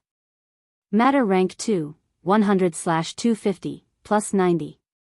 Energy rank 2, 100/250, plus 90. Space rank 2, 100/250, plus 95. Time rank 2, 100/250, plus 95. Remarks: fighting against rank 3s who actively avoid killing you is a rare opportunity. You've squeezed it dry and gained as much as you can. You once again broke the previous record. This is the largest strength increase you've ever seen. You tried to use other powers while fighting and tried to bring them up. If you hadn't done that and had focused on improving mystic powers, you could have reached rank 3. But this is better in the long run. P.S. Even if you feel full of strength, don't fight rank 4s. They'll slap you to death. Pretty good, except for the unnecessary postscript. Do you think I'm mad enough to fight a rank 4? Even I'm not that crazy, you know? Complaining inwardly with a small smile, Varian turned around to leave. But a familiar aura, detected with the power of his slivers, appeared in the vicinity. Varian narrowed his eyes and turned toward the top right of the training hall. There was just a wall there, but he said without hesitation, "Princess, what are you doing here?" "I still don't give autographs to my fans, you know." Catherine opened her mouth in shock. Even the Admiral couldn't find her in this secret room. So, just how did he? The tiny hope in her heart blazed up again. Maybe he can tell a way. The space rippled, and Catherine landed in front of him in an instant. She looked around vigilantly and tapped her blue necklace. A barrier formed around them, and she said in a pleading tone, "I'm sorry for disturbing you again, but I need some help."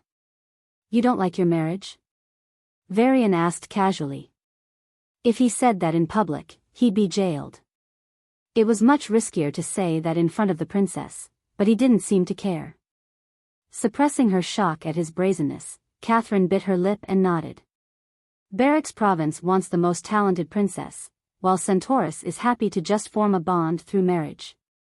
I like Prince Theoron, but I can't reject the marriage. It's the key to my father's dream. So, what do you want me to do?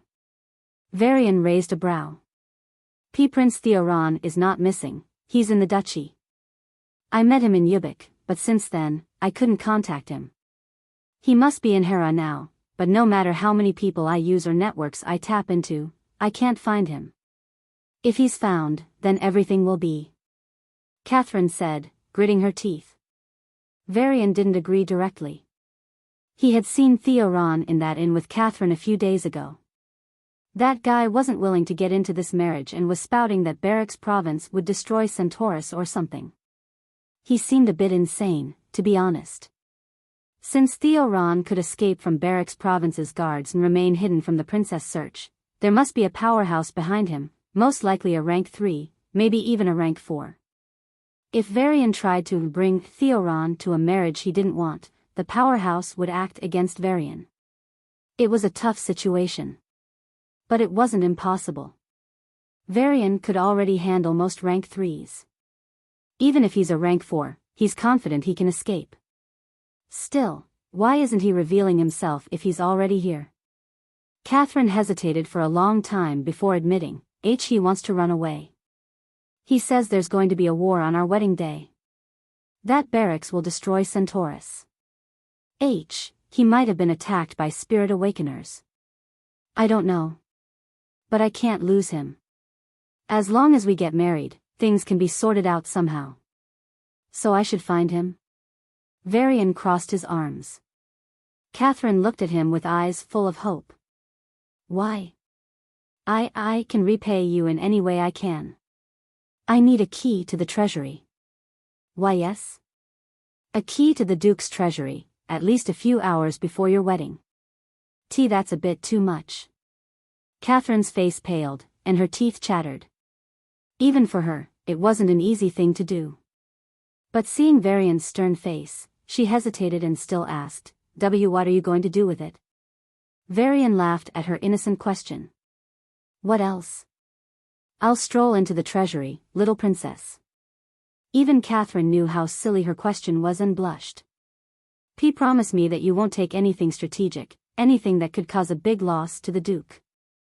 Once I have the key, do you think I'll still follow a promise? Varian shook his head in disbelief. What the hell was this girl thinking? Catherine straightened her back and looked him in the eyes with a serious gaze. I judge people fairly well. You're not an innocent or naive person, perhaps not even a good guy by normal standards, but you have a basic conscience. Now that's going a bit too far. Varian shrugged. I do have a conscience, but I stopped letting it influence my decision-making a while ago. A few weeks ago, when he first discovered the blood race, they declared they'd rather die than submit. Varian had two choices then, take the long path and slowly persuade them, or take the short path and let the blood overflow.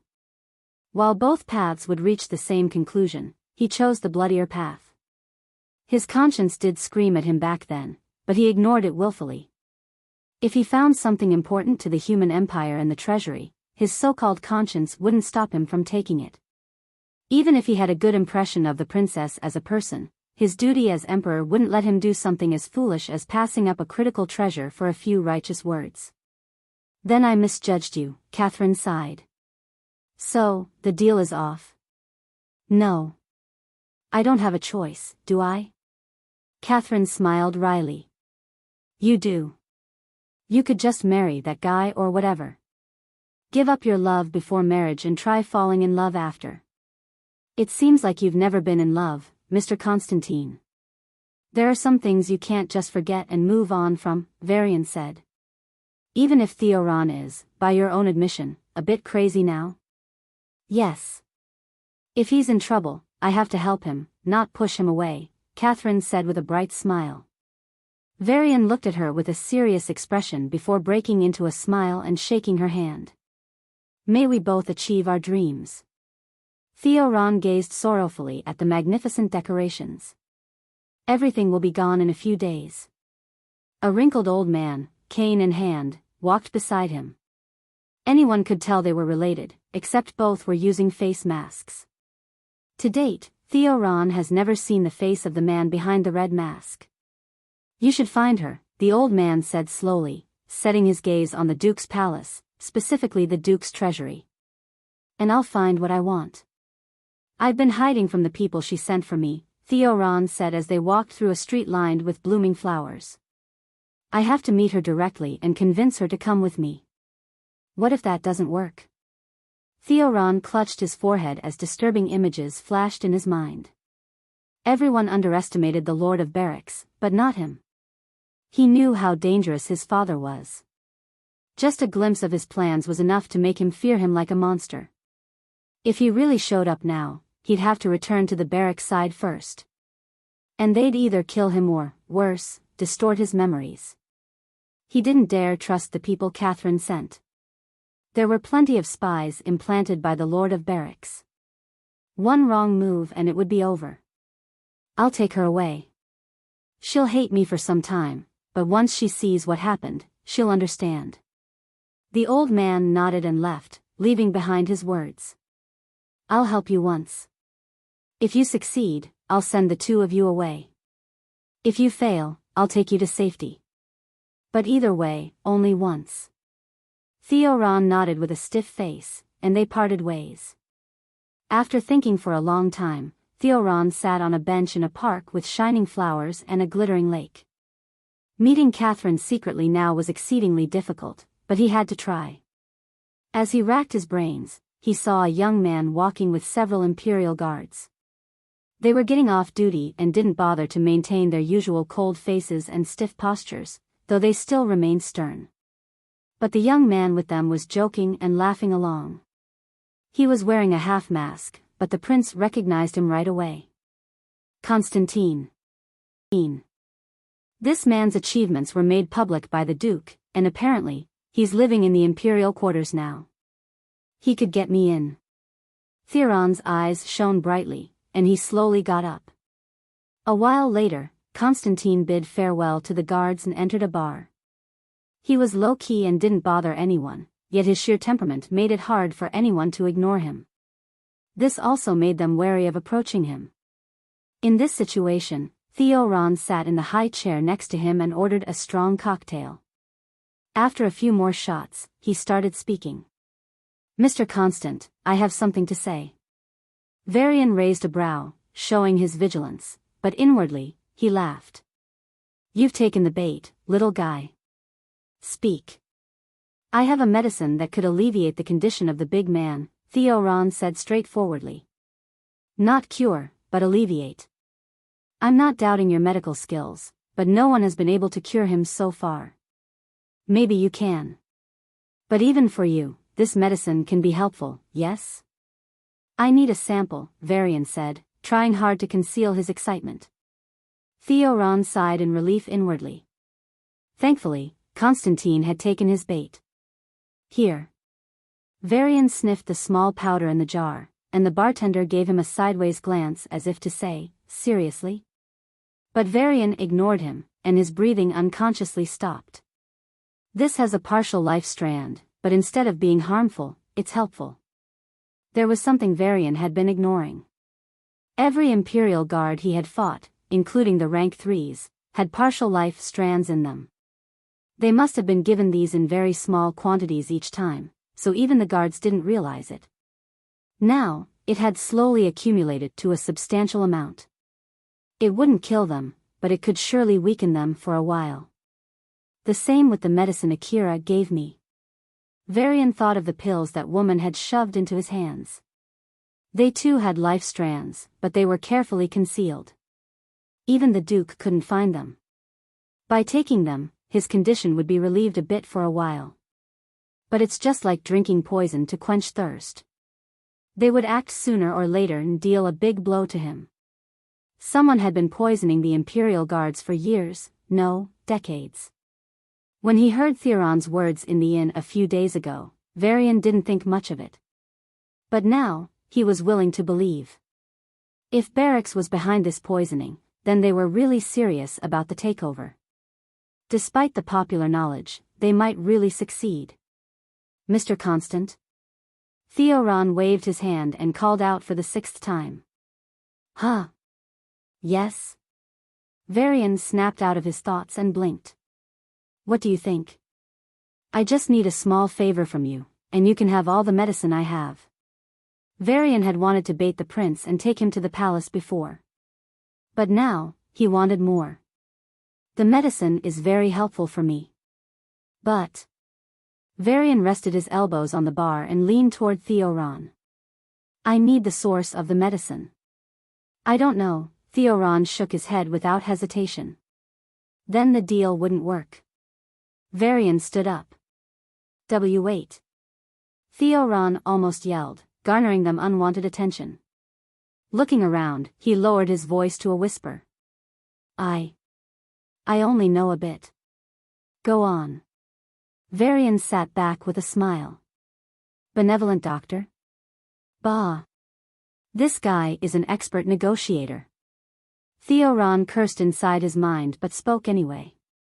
It's taken from the remnants of strands of life that I found on a frozen star in the Barracks province. A powerhouse then retrieves it. So the Barracks lord found it on a frozen star. Wait, a frozen star? Varian tapped the bar in contemplation. Even with his current power, Varian couldn't break the sun into pieces. He estimated he would need to reach at least rank 4 for that. But even at rank 4, freezing a star without breaking it? That's much harder. How do you freeze a star? You just stop the nuclear fusion and then suck away the heat energy. So, a lot of matter and energy control? At least a rank 7 celestial ranker. Why did people from Nexus fight there? Varian wondered, but it wasn't something he could delve into right now. The best guess he had was that it was related to the war 500 years ago. It seemed he would have to visit the Barracks province sometime in the future. This is all I know, Theoron sighed. This was a big secret he was never supposed to learn. The so-called conspiracies of Barracks he had learned were nothing compared to this. While he told Catherine that the reason his memory might have been distorted was because he learned about Barracks's conspiracies, he was certain it was because of this. I could kill you and take your possessions, Varian said lightly. Theoron froze like a statue but eventually gathered his courage to say, you wouldn't, or you'll never find the medicine. I can call the guards and have you tortured to make you spill their location, no? Varian asked nonchalantly. Please stop the childish threats. Since I appeared in front of you, I have confidence in escaping. Theoron did smile a confident smile. Yes, fake it till you make it. Varian nodded inwardly but maintained a serious expression on the outside. Very well, what's your request? He jumped into my trap. Theoron and Varian both sighed in relief. I want to meet someone in the Imperial quarters. That person can't come out because of the marriage, but I have to meet her. Who? Your lover? Varian asked with a joking tone. Yes. She is, a maid, yes, a maid. They wouldn't let her out, but I have to meet her. I'm going on a long journey and need to take her with me. Theoron said with a heartbroken expression. Varian almost spat out the cocktail he was sipping. Catherine would be very pleased to learn she was called a maid. I can't trust you. There's no evidence. Varian shook his head. Theoron clenched his fist. This was something he couldn't control. What should he do? How could he convince him? But I trust my eyesight. You're not lying. Varian said with a profound expression. Thank you. Thank you for trusting me. I should be the one saying that. Varian cringed internally. Let's go, junior brother. Varian wrapped his arm around Theoron's shoulder and walked towards the palace with a bright smile. As for Theoron's identity? Didn't he have a good friend who worked as the chief of intelligence? His junior brother was sought by the drug lords and needed a place to hide after helping him. Akira would help him.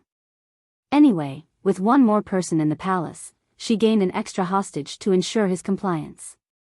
It went as he imagined. With Akira's help, Theoron entered the Imperial quarters smoothly. The man gave him half of the promised medicine and vowed to give the rest once he met his lover. Just a few hours later, Varian was called by the Duke for treatment. Whatever Varian knew about Duke came from others. Catherine respected him and wished to fulfill his dream of Centaurus revival. The Imperial guards had mixed opinions, but most were less than supportive of his passive stance toward the drug mafia.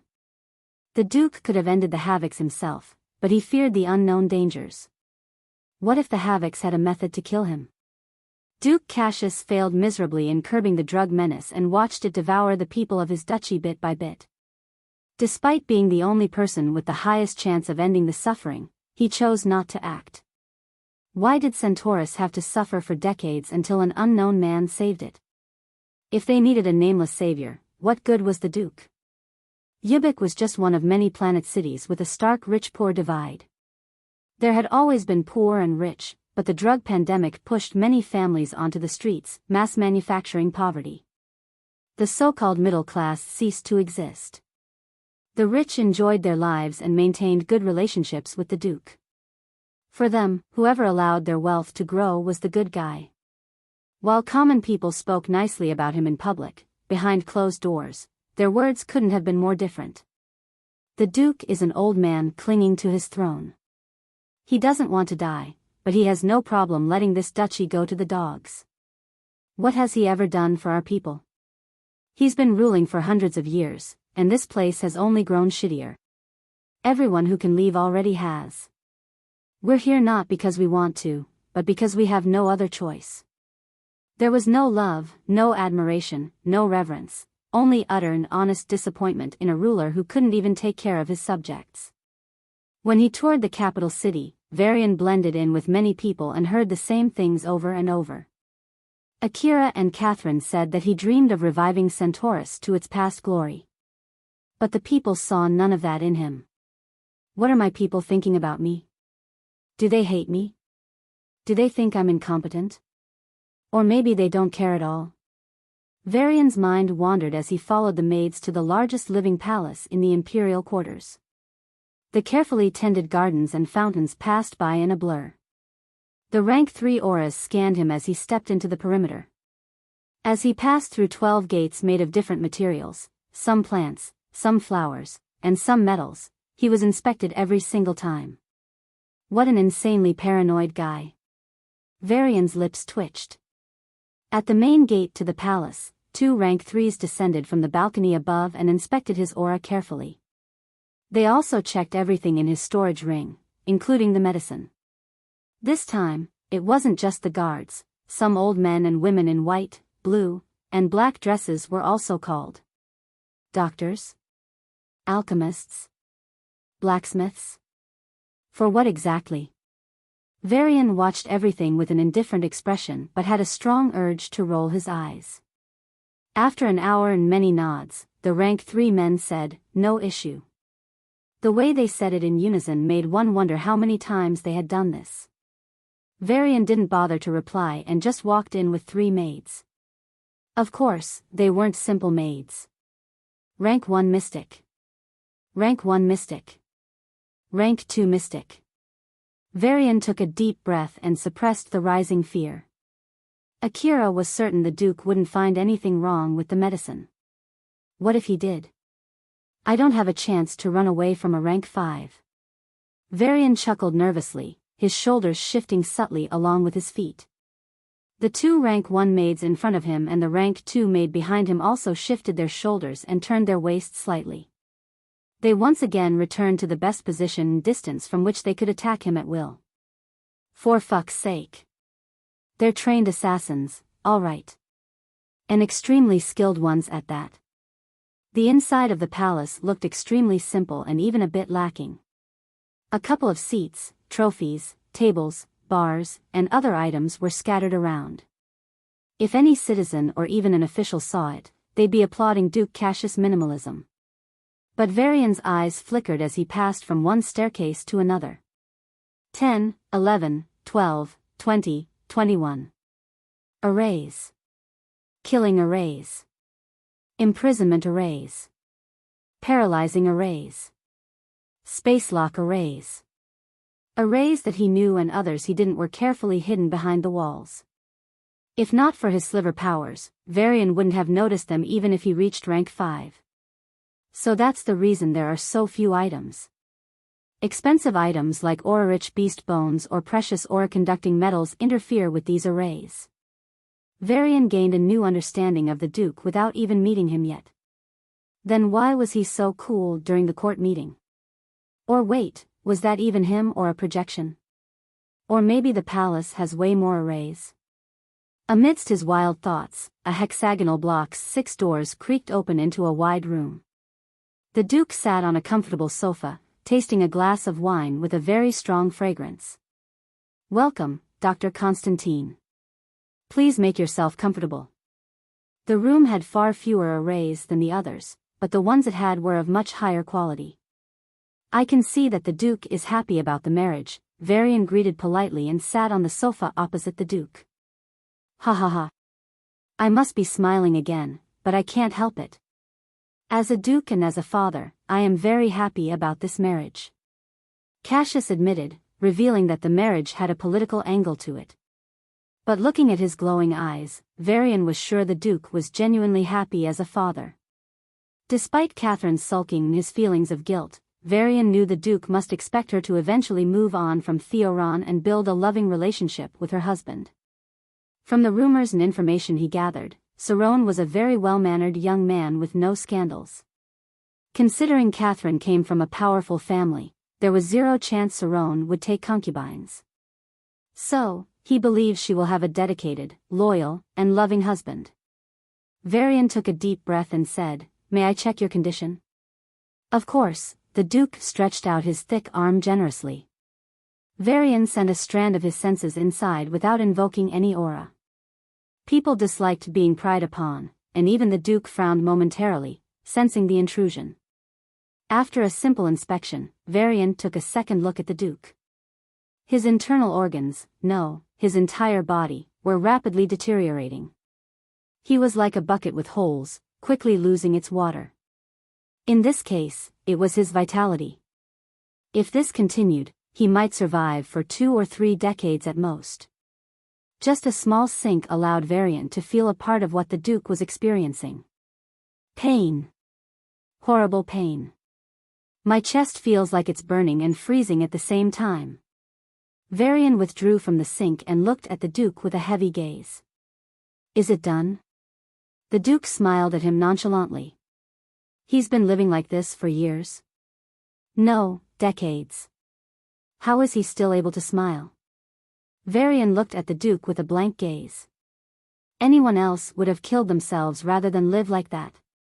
"Dr. Constantine? Dr. Constantine?" The Duke waved his hands in front of Varian's face. I apologize, it's worse than I thought." Varian shook his head. Instead of making an issue of it, the Duke smiled wearily. "It gets worse every day." The Duke was a selfish man. He was so scared for his life that he didn't dare to touch the drug mafia. He had the power to save everyone, but he let us rot. He had the nerve to speak of the Duchy's revival. When Varian wanted to visit the Duke, he already grasped the immensely negative public opinion. It wasn't just bad, it was downright malicious. He should just drop dead. If I were the Duke, I would have. If I had powers like the Duke, I would. If I were also a rank 5, then I would. But after meeting the man himself, a trace of respect rose in Varian's heart. "It's been very tough, hasn't it?" Varian sighed. "It's been more than a century. It was very hard, but I got used to it." "A Duke can't show weakness, young fellow," Cassius chuckled, saying it in a casual tone. Then he drank another glass of wine and slammed it on the table, just hard enough that it wouldn't crack. He then mixed a drug, a very powerful painkiller, apparently, into a new wine bottle and started drinking again.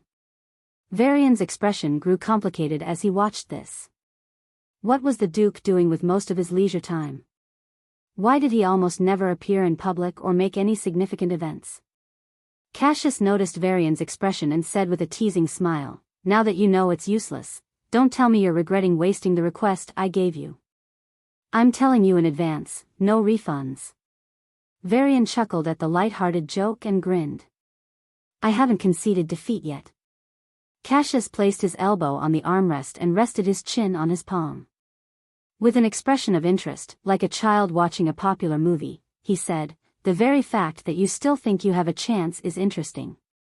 If nothing, your confidence alone will take you far, young man." "It has brought me here, that's for sure," Varian said, stretching out his palm. A glittering crystalline powder floated above it. In an instant, the plants in the pots and the flowers in the vases began to grow and shake. The pots exploded, and the vases cracked. "That's quite a bit of life force," the Duke remarked, crossing his arms and nodding. "But life force alone can't solve it. The special mix of herbs that went into it can," Varian said confidently, offering the powder to the Duke. The Duke inspected the powder one last time. Unlike before, Varian didn't grow irritated by his behavior. Instead, he empathized with the Duke's actions. He was scared of dying. Yes, his fear was almost paranoid. But was he a scum who only cared for his life above everything else?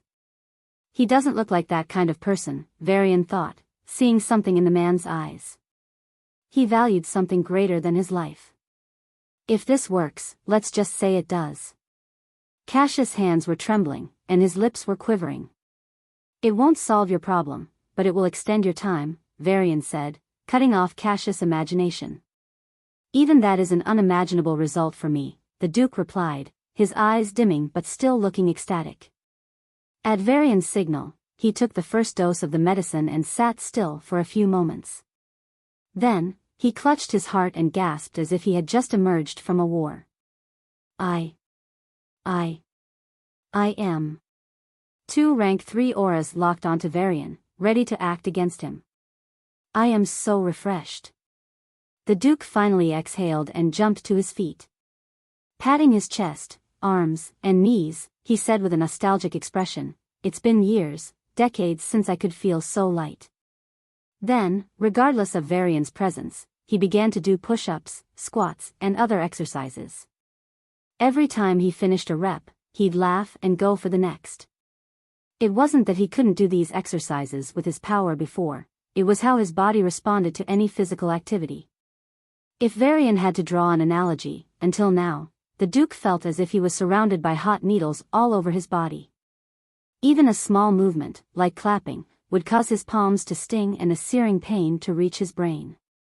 But now, looking at the old man's happy smile, Varian felt conflicted inside. "You'll keep taking a dose 3 times a day for the next 3 days. It will make you well for 3 days, but on the 4th day, it will weaken you and make you a lamb ready for slaughter." Cassius patted Varian's shoulder appreciatively and said they'd have a deep talk after the marriage. There won't be anything left after the marriage, though. Varian couldn't bring himself to say those words to the man. The Duke chatted enthusiastically, recounting his childhood when he was very reckless, his youth when he was very overbearing, and how he participated in the war 500 years ago and made some minor achievements. For his age and rank, this was shocking. Varian listened carefully, asking small questions from time to time. "And sometime after the war, I ascended the throne," Cassius said, looking out the window into the vast sky beyond. "Was there an intense fight for it?" Varian asked. Cassius' eyes flickered, and he shrugged. "It's complicated. It's one of the things I regret a lot. Maybe I should have done it differently." Varian nodded. "Would my children also fight for the throne?" "After I took the throne, I tried everything I could. I went to distant lands to bring back resources, made friends with former enemies, and strengthened old alliances. I opened new trade routes. But when you're very weak, there are no enemies or allies. When you're poor and deprived, no one wants to trade with you." Varian sighed softly. "People can't even revive their own past glory. For some, it was their brilliance in middle or high school. For others, it was their top performance in college. For most, it was a certain point in their career when everything was going well, and then it stopped. If reviving a single individual's glory is so hard that few ever achieve and surpass it, what about reviving an entire duchy? And in one of those adventures, I got injured by a nasty fellow."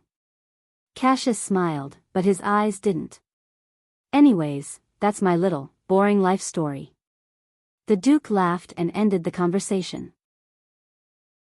"Looks like it went well." When he returned to his bedroom, Akira was sitting on the edge of the mattress, one leg crossed over the other and her arms folded. The look in her eyes, as she stared at Varian, was one of disdain and suspicion. You killed the 2 peak rank 2s that day. To think you're actually a rank 3. You hid well. Akira's gaze was piercing, like a scientist's gaze toward an experimental monkey. You don't seem worried about it. Without much concern, Varian sat right next to her and said, Akira's brows furrowed, and she scowled at him. How dare he? How dare he sit next to her and talk like an equal? Do you really think I won't kill you? Your job is done, and that means your use is over. She clutched Varian's neck before he could react and leaned her face toward his. Her crimson eyes gazed into his pitch-black eyes, and a thick killing intent enveloped Varian. Varian could escape this predicament by elementalizing and teleporting. Of course, an adept, the pursuer of a perfect cosmic body, could still injure him badly, but the surprise element would ensure he could get away. But he didn't make any attempt to escape. He simply stayed still and looked at Akira as she tightened her grip. Her finger impressions slowly imprinted on Varian's skin, and the bones began to crack slowly.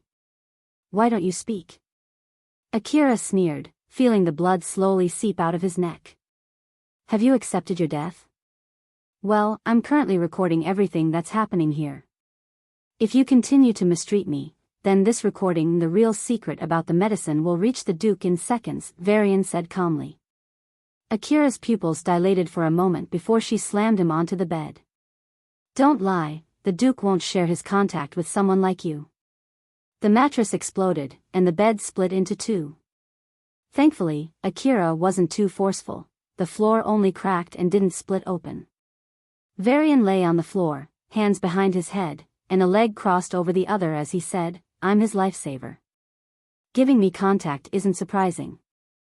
With a swipe of his fingers, a small holographic card popped up in front of Akira.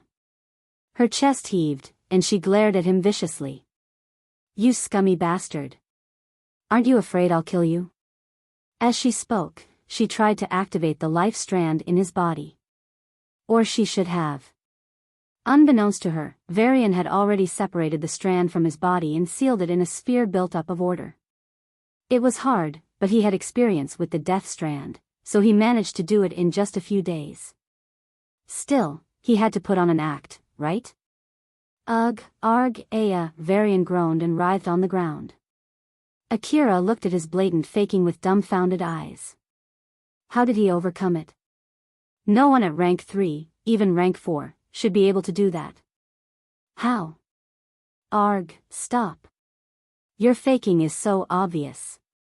Stop it. Akira screamed. Varian sat up and looked at her with teary eyes. But I tried. His voice was on the verge of breaking, and he choked back his tears. I really did.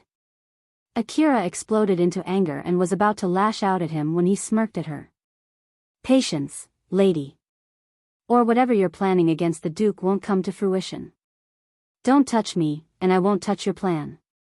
We'll go our separate ways after that day. You'll pay for this one day, I swear, Akira vowed and left. Varian cracked his neck and stretched his arms. His posture was casual, but his eyes were bone-chillingly cold. He caressed his neck, where deep fingerprints still lingered, and said word by word, pay? Of course, I'll pay. With your head. A rank 4 was a big deal for him just a few weeks ago, but now it was inevitable, sooner or later. If Akira knew Varian, she would be questioning how many months she had left. Anyway, Varian snapped his fingers. A white light spread from his fingertips, enveloping the exploded mattress, split bed, and cracked floor. The mattress reassembled, the bed mended, and the floor returned to its former state. Manipulating matter isn't very hard when you have the power order in your hands, Varian smirked. His bracelet glowed, indicating a message from Theoron. Mr. Constantine, the guards have suddenly changed their treatment towards me. They aren't letting me out. I'm under house arrest, I'm afraid. Varian's lips curled into a smile. Good job, Akira. He then sent a message to the princess. Your boy is waiting for you in the Eagle quarters, room 5C7Y. He didn't need to tell her to watch out for guards or keep the meeting a secret. Catherine was emotional and even righteous at times, but she wasn't dumb. What would people say if the princess met an unknown man in his house before her marriage? That was obvious to everyone. He wasn't much worried about their meeting. What really bothered him was the Duke and the future that awaited him. In his room, the Duke was still drinking a strong wine. As he stared into the distant sky, memories of his younger years flashed through his mind. I was so energetic, so bright, so hopeful about the future. How long had it been since he felt this old? Cassius looked at the wrinkled skin on his arms and gritted his teeth. I regret going on that adventure. I shouldn't have been so reckless. I regret. His eyes grew moist as he dreamed of a life where he hadn't made the wrong choice. A life where he left the duchy right after the war and established himself in better, larger places. I'll be a rank 6, I'll have a good family, I don't have to be Duke, I can just enjoy my life. Tears slowly slid down his wrinkled cheeks. Why? Why was he so obsessed with reviving Centaurus? The Duke wiped the corners of his eyes. It wasn't that he loved Centaurus to the point of death. No. It was just that, in his hellish life, it was the only thing that kept him going. It was the only thing he could do so that reality wouldn't catch up to him. If he left the dream, then he'd have to confront the fact that his present was terrible, his future was hopeless, and his past meaningless. There's nothing more terrifying to a man than such a bleak reality. So, Cassius dreamed. He dreamed of a Centaurus with no poverty, no fear, no hunger, no crime. He dreamed of a Centaurus whose ruler was praised, not just in public but also in private, after people were drunk and spoke their minds. He dreamed of a life where he didn't regret his actions. A life where his struggle amounted to something. Anything. He dreamed of a death where his chest was light, free from the weight of regrets. Yes, one day, Centaurus will be revived, Cassius muttered his obsession once more. The guests of barracks arrived at the newly constructed guest quarters, a bit far from the imperial area. It was equally extravagant but certainly a notch lower in importance. While members of any province would be happy with such treatment, the members of barracks thought that Centaurus was trying to show them their place. That old man's ego, just like himself, refuses to die, Jorand, the lord of barracks, sneered with a disdainful smile. No one in the room, including the great admiral and the chief counselor, uttered a word in response. Jorand wasn't asking for a conversation, he only needed obedient listeners. A heavy silence occupied the meeting room in the large guest palace until the doors slowly creaked open. Except for Lord Jorand, everyone looked on in startled surprise. A woman with features that couldn't be more ordinary and a presence that could never stand out in a crowd walked toward the large table with confident strides and took an empty chair. It's dangerous to appear here at this moment. All it will achieve is raise suspicion. Lord Jorand looked at her from his grand seat at the other end of the table. I've been here for decades. I can cover this small thing without an issue, Akira said in a leisurely tone and slid into the chair smoothly. Crossing her legs, she placed her elbow on the precious gemstone table and supported her chin with her hand. For a moment, she looked like a witch who reads crystal balls and predicts the future. There is a variable in the plan. Contrary to her posture, her voice was bone-chillingly cold. The Lord of Barracks raised an eyebrow and clapped. Everyone, leave. Constantine, or whatever his real name is, Akira's fingertips dug into her cheek, and blood splashed onto her nails. Her calm eyes were now blazing with volcanic fury. He broke out of control. If I harm him, he'll reveal the truth to that old bastard. Jorand's gaze sank, and a hologram of Varian in his current disguise appeared. The Lord of Barracks stared intently at the young face, as if burning it into his memory. Then, he turned to Akira with a calm face. When the Duke is gone, so will he. Until then, don't touch him. So, are the preparations complete? Akira's fury cooled, and her voice grew calmer. Lord Jorand's lips curled up, answering everything. I'm looking forward to that old bastard's face when he learns that I'm his nephew, the son of his real blood sister. And learning that his trusted subordinate betrayed him, Akira's eyes glittered as they imagined their dazzling future. Will he be able to bear the truth? That the daughter of his once closest teammate hates him so much that she'd rather burn down the entire duchy just to see him cry. Jorand and Akira laughed, but their eyes were icy, and their hearts were filled with fire. You aren't allowed inside, Mr. Constantine. The two rank 1 guards blocked Varian at the main entrance of the manor. The manor was isolated, situated at the edge of the guest residence area. There were only a few gardens nearby and a small lake with invisible fish. No one can stop me from meeting my brother, Varian said, his tone impassioned and his gaze cold. Especially not when I am the benefactor who helped the Duke himself. The guards exchanged conflicted looks.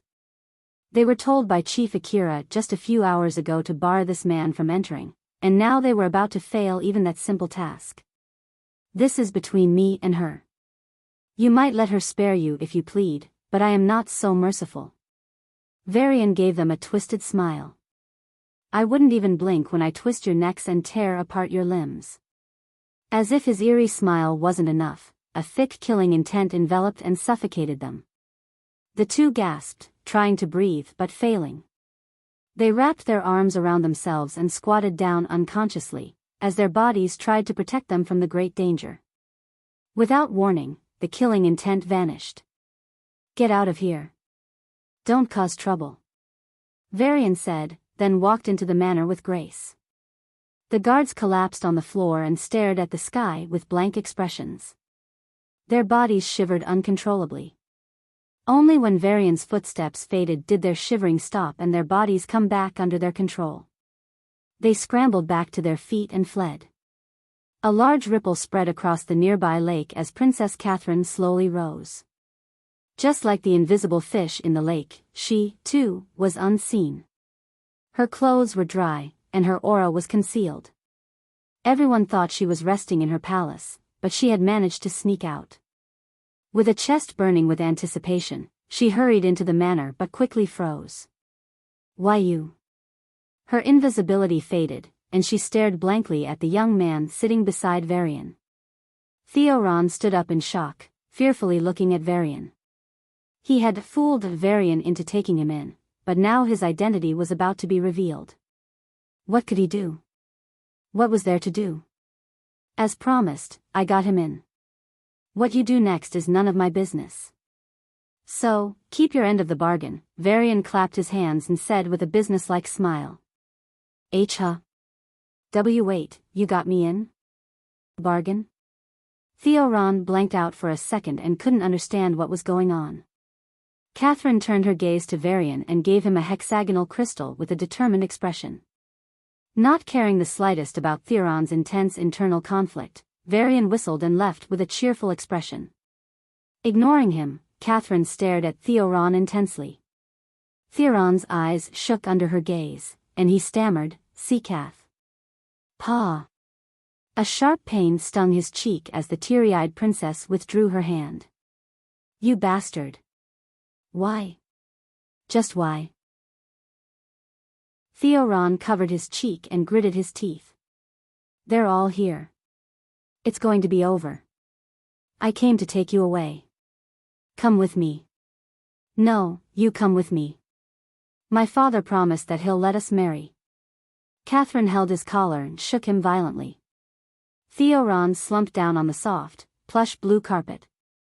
Catherine sat in front of him, holding his hand and looking into his eyes with intense emotion. He knew what the problem was. This wasn't working. They couldn't convince each other. Theoron had no evidence for the things he said. His mind was clearly tampered with, and even any truth detection treasures wouldn't help. Without enough evidence, it was foolish to expect Catherine to run away with him. If he went out in public and slandered Lord Jorand, he'd be treated as a lunatic and captured. No one with a sound mind would actually think a province could ever win against a duchy. What should I do? Theoron held Catherine's soft, cold hand and looked at the ground with a lost gaze. Seeing him on the verge of a breakdown, Catherine started sobbing. This stupid fucker, he's too useless, Varian thought, listening to their conversation from the next room. He curled his lip in disdain. He has genuine problems, host. If I were in his position, I'd have knocked her out and taken her away. Talks can come later when the duchy is literally about to be burned. That sounds more like a villain. Varian smiled nonchalantly. As long as you get the girl at the end of the day and are happy, does it matter? Even though it's for a good cause, knocking her out, in other words, forcing her against her will, seems dishonest for her feelings.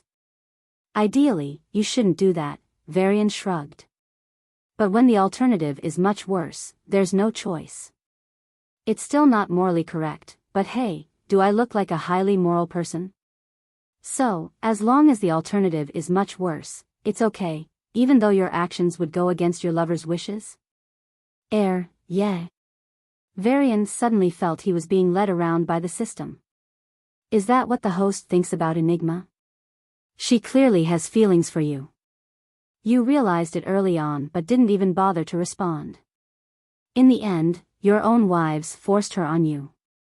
The alternative here, Enigma living a life of loneliness, witnessing the stark contrast between your treatment of her and Sia, is also very terrible. It's a living hell she can't get out of. But you hated it. A lot. You just didn't want to take out your anger on your wives. So, you left. Isn't that hypocritical? Varian's expression darkened. Since when did you care about my love life? I thought Miss Logos was too high-end to care about the lowly lives of mortals. Don't dodge the question. Varian exhaled deeply and looked up into the night sky. 3 moons, 2 purple and 1 white, shone softly. Enigma and I are in a fundamentally unequal relationship. She had been watching me for years, but I only knew her for months. The time we spent together is a fraction of what I spent with Sarah or Sia just in the past year. There's an underlying assumption you're making with no basis. Why do you think she wants as much attention from you as your other 2 wives? Or even love? A small bit of what you give them might be plenty for her. Varian fell silent. I don't know. Or maybe deep down, you do know. But you just don't want to think about it. Oh, you're damn right, Varian said, a bit annoyed and obviously irritated. Piercing through my layer of lies and making me feel guilty. Happy now? Very. Logo's voice was cheerful and very, very annoying. Many times, you don't think you have a choice. That it'll be fine if you just go with the flow and do the necessary. But don't lie to yourself, host. You always have a choice. By choosing not to act, you are still making a choice. This is madness. Why are you behaving like this? Catherine slumped weakly on the sofa. I'm sorry. I can't convince you. I don't even know what to do. I want to run away, but not without you, Theoron said, covering his eyes and sighing in defeat. All right, fuck it, a sudden, unexpected voice startled them both to their feet. They looked ahead with vigilant eyes, like cats caught stealing food. Why didn't you leave? Were you eavesdropping? Ignoring their shocked gazes, Varian said, your love story, I'll solve it. What the? Varian took out an inscribed cloth and slapped it on Theron's face. The prince froze and collapsed back onto the sofa. What did you do to him? Catherine caught him in her arms and glared at Varian. Used a treasure to fix his broken brain, duh, Varian lied with a straight face, using the cloth as a cover to use his spirit power. Theoron, who had fainted from a single slap, twitched as a foreign power invaded his mind. See, can I trust that you won't harm him? Catherine looked at Varian with a conflicted expression. He wasn't the hero she thought he was. A hero wouldn't ask for the treasury's key. So, she didn't know how to view him. Varian simply smiled and drew a pattern on the cloth covering Theron's forehead. A light projected out and began to display fleeting images with sounds. Catherine's eyes widened as the images passed. A familiar man, her soon-to-be father-in-law, proclaimed revenge. Dozens of powerhouses knelt in front of him and vowed vengeance. He met with several of the infamous drug lords of Centaurus. A meeting with the Havocs, where he passed some special materials to them. A meeting with a few key members of Centaurus, including a few notable alchemists. Catherine covered her mouth as her body collapsed helplessly onto the carpet. Her eyes shook violently, and her lips trembled while her body twitched. She seemed uncomfortable, gasping for breath, struggling to even stay in place. Theoron rubbed his eyes, and his vision slowly returned. The first thing he saw was the floating image of memories he couldn't perfectly recall.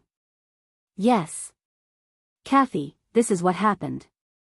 Trust me. Catherine's eyes were blank, and her voice was hoarse. What should we do? Can we show this to my father and have him stop? It wouldn't work, Varian shrugged. Memories can't just be revealed, they can also be manipulated. Barracks will just claim the neighboring duchies hired a powerful spirit awakener to mess with your alliance. And it's not like you have any physical evidence, right? What's more, Princess, his memories might have been manipulated. Unless a very powerful spirit comes, it's hard to tell. Catherine fell into silence. I wish you good luck, Varian said, not staying any longer. What do you even intend to do? Help or not help? I don't know, Varian shrugged, his eyes slowly growing indifferent. The Duke seems like a good person, but I can't judge someone who lived for a few centuries in just a few hours. But the Lord of Barracks wants to attack. He'll be spilling a lot of blood. There doesn't have to be a good guy and a bad guy in a conflict. Both can be bad. Varian chuckled and returned to his quarters. You're being indifferent to an impending massacre. Doesn't that prick your conscience? Varian tapped his mattress and jumped onto it. Putting his hands behind his neck, he rested his head on his palms. Conscience? I guess not. It's a risky conflict involving a rank 5 and rank 4s. Even if I wanted to, I don't have the power to go against them. Besides, I don't want to. I just want to get the treasure and get out of here. You don't look like a hero at all. Batch after batch, powerhouses from Barracks province entered the capital city as guests.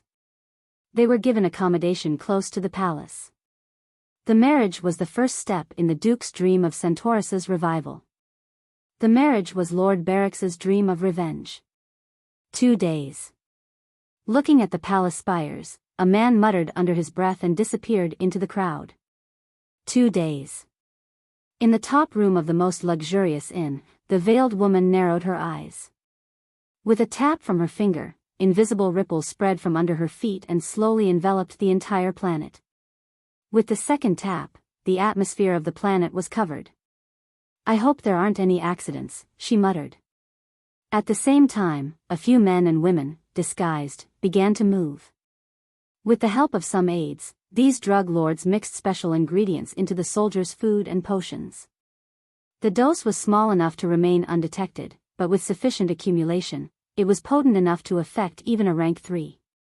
For this gamble, the drug lords bet everything. With the duchy cracking down on the drug mafia with an iron fist, this was their only chance to rebel.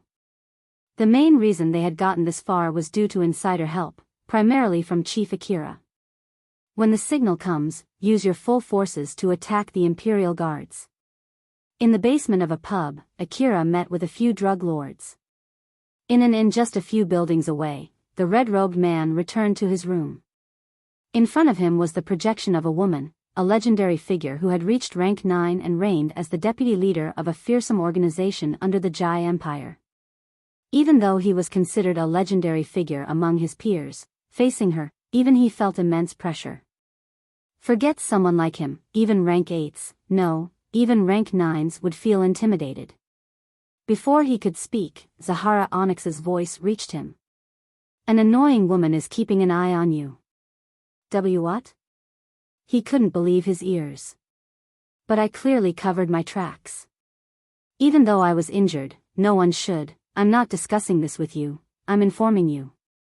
Zahara's face couldn't be seen in the transmission. All he could see was a figure shrouded in pale purple light, but in that light, 2 beautiful red eyes were visible. It was as if the light from those eyes was breaking even the purple light that covered her. I was too presumptuous and didn't show proper respect. Please punish me. The man lowered his head. Zahara waved her hand dismissively. It was surprising even to her that she would come here personally. To be honest, even now, it was still a conjecture. But Zahara always trusted her intuition. It's not that she couldn't understand the behavior. Even though this man, Crimson Spectre, was just a Duchy-level agent, his brother overlooked the entire kingdom and was a rank 8. His rank wasn't important to that woman, but the information he held was. Or was she also looking for? Zahara Onyx shook her head and refocused on the red-robed man. As if waiting for it, he began. What should I do? If someone even your highness speaks of appears, then I am willing to throw away my life at any second, but I don't want to fail my task. There will be no failure. Either you come home with what you're asked for, or you get buried there. Zahara sneered. I'll take care of her. But you still have to deal with her clone. See clone? How strong would it be? Rank 6 or rank 5, since she'll be in a hurry. An uncomfortable silence filled the room. Rank 6 if she's a bit more focused. But the minimum was rank 5? Was this still supposed to be a normal conversation? I could have sent a shade over, but they're all under tight watch. Any movement now will be dangerous and expose their position. Moreover, it'll bring unnecessary attention to that duchy. Zahara said in a light tone. The man wondered if she even remembered the name of Centaurus. But perhaps not. She'd be dealing with the entire alliance. What was a mere duchy in her eyes? He still wondered why she personally ordered him on this mission. But he didn't dare to ask and risk his life. Bowing deeply, he said in reverence, Thank you, Your Highness. Zahara Onyx repeated her instructions. Princess Ashala asked me to take care of this matter. You better not fail me. Hearing that name, the man's body shuddered, and he slammed his head against the floor. Yes. Zahara Onyx was a legend, but Princess Ashala Starlight was akin to a myth. Crimson Spectre wasn't even qualified to learn about her. All he knew was that she had crossed the celestial ranks more than 500 years ago.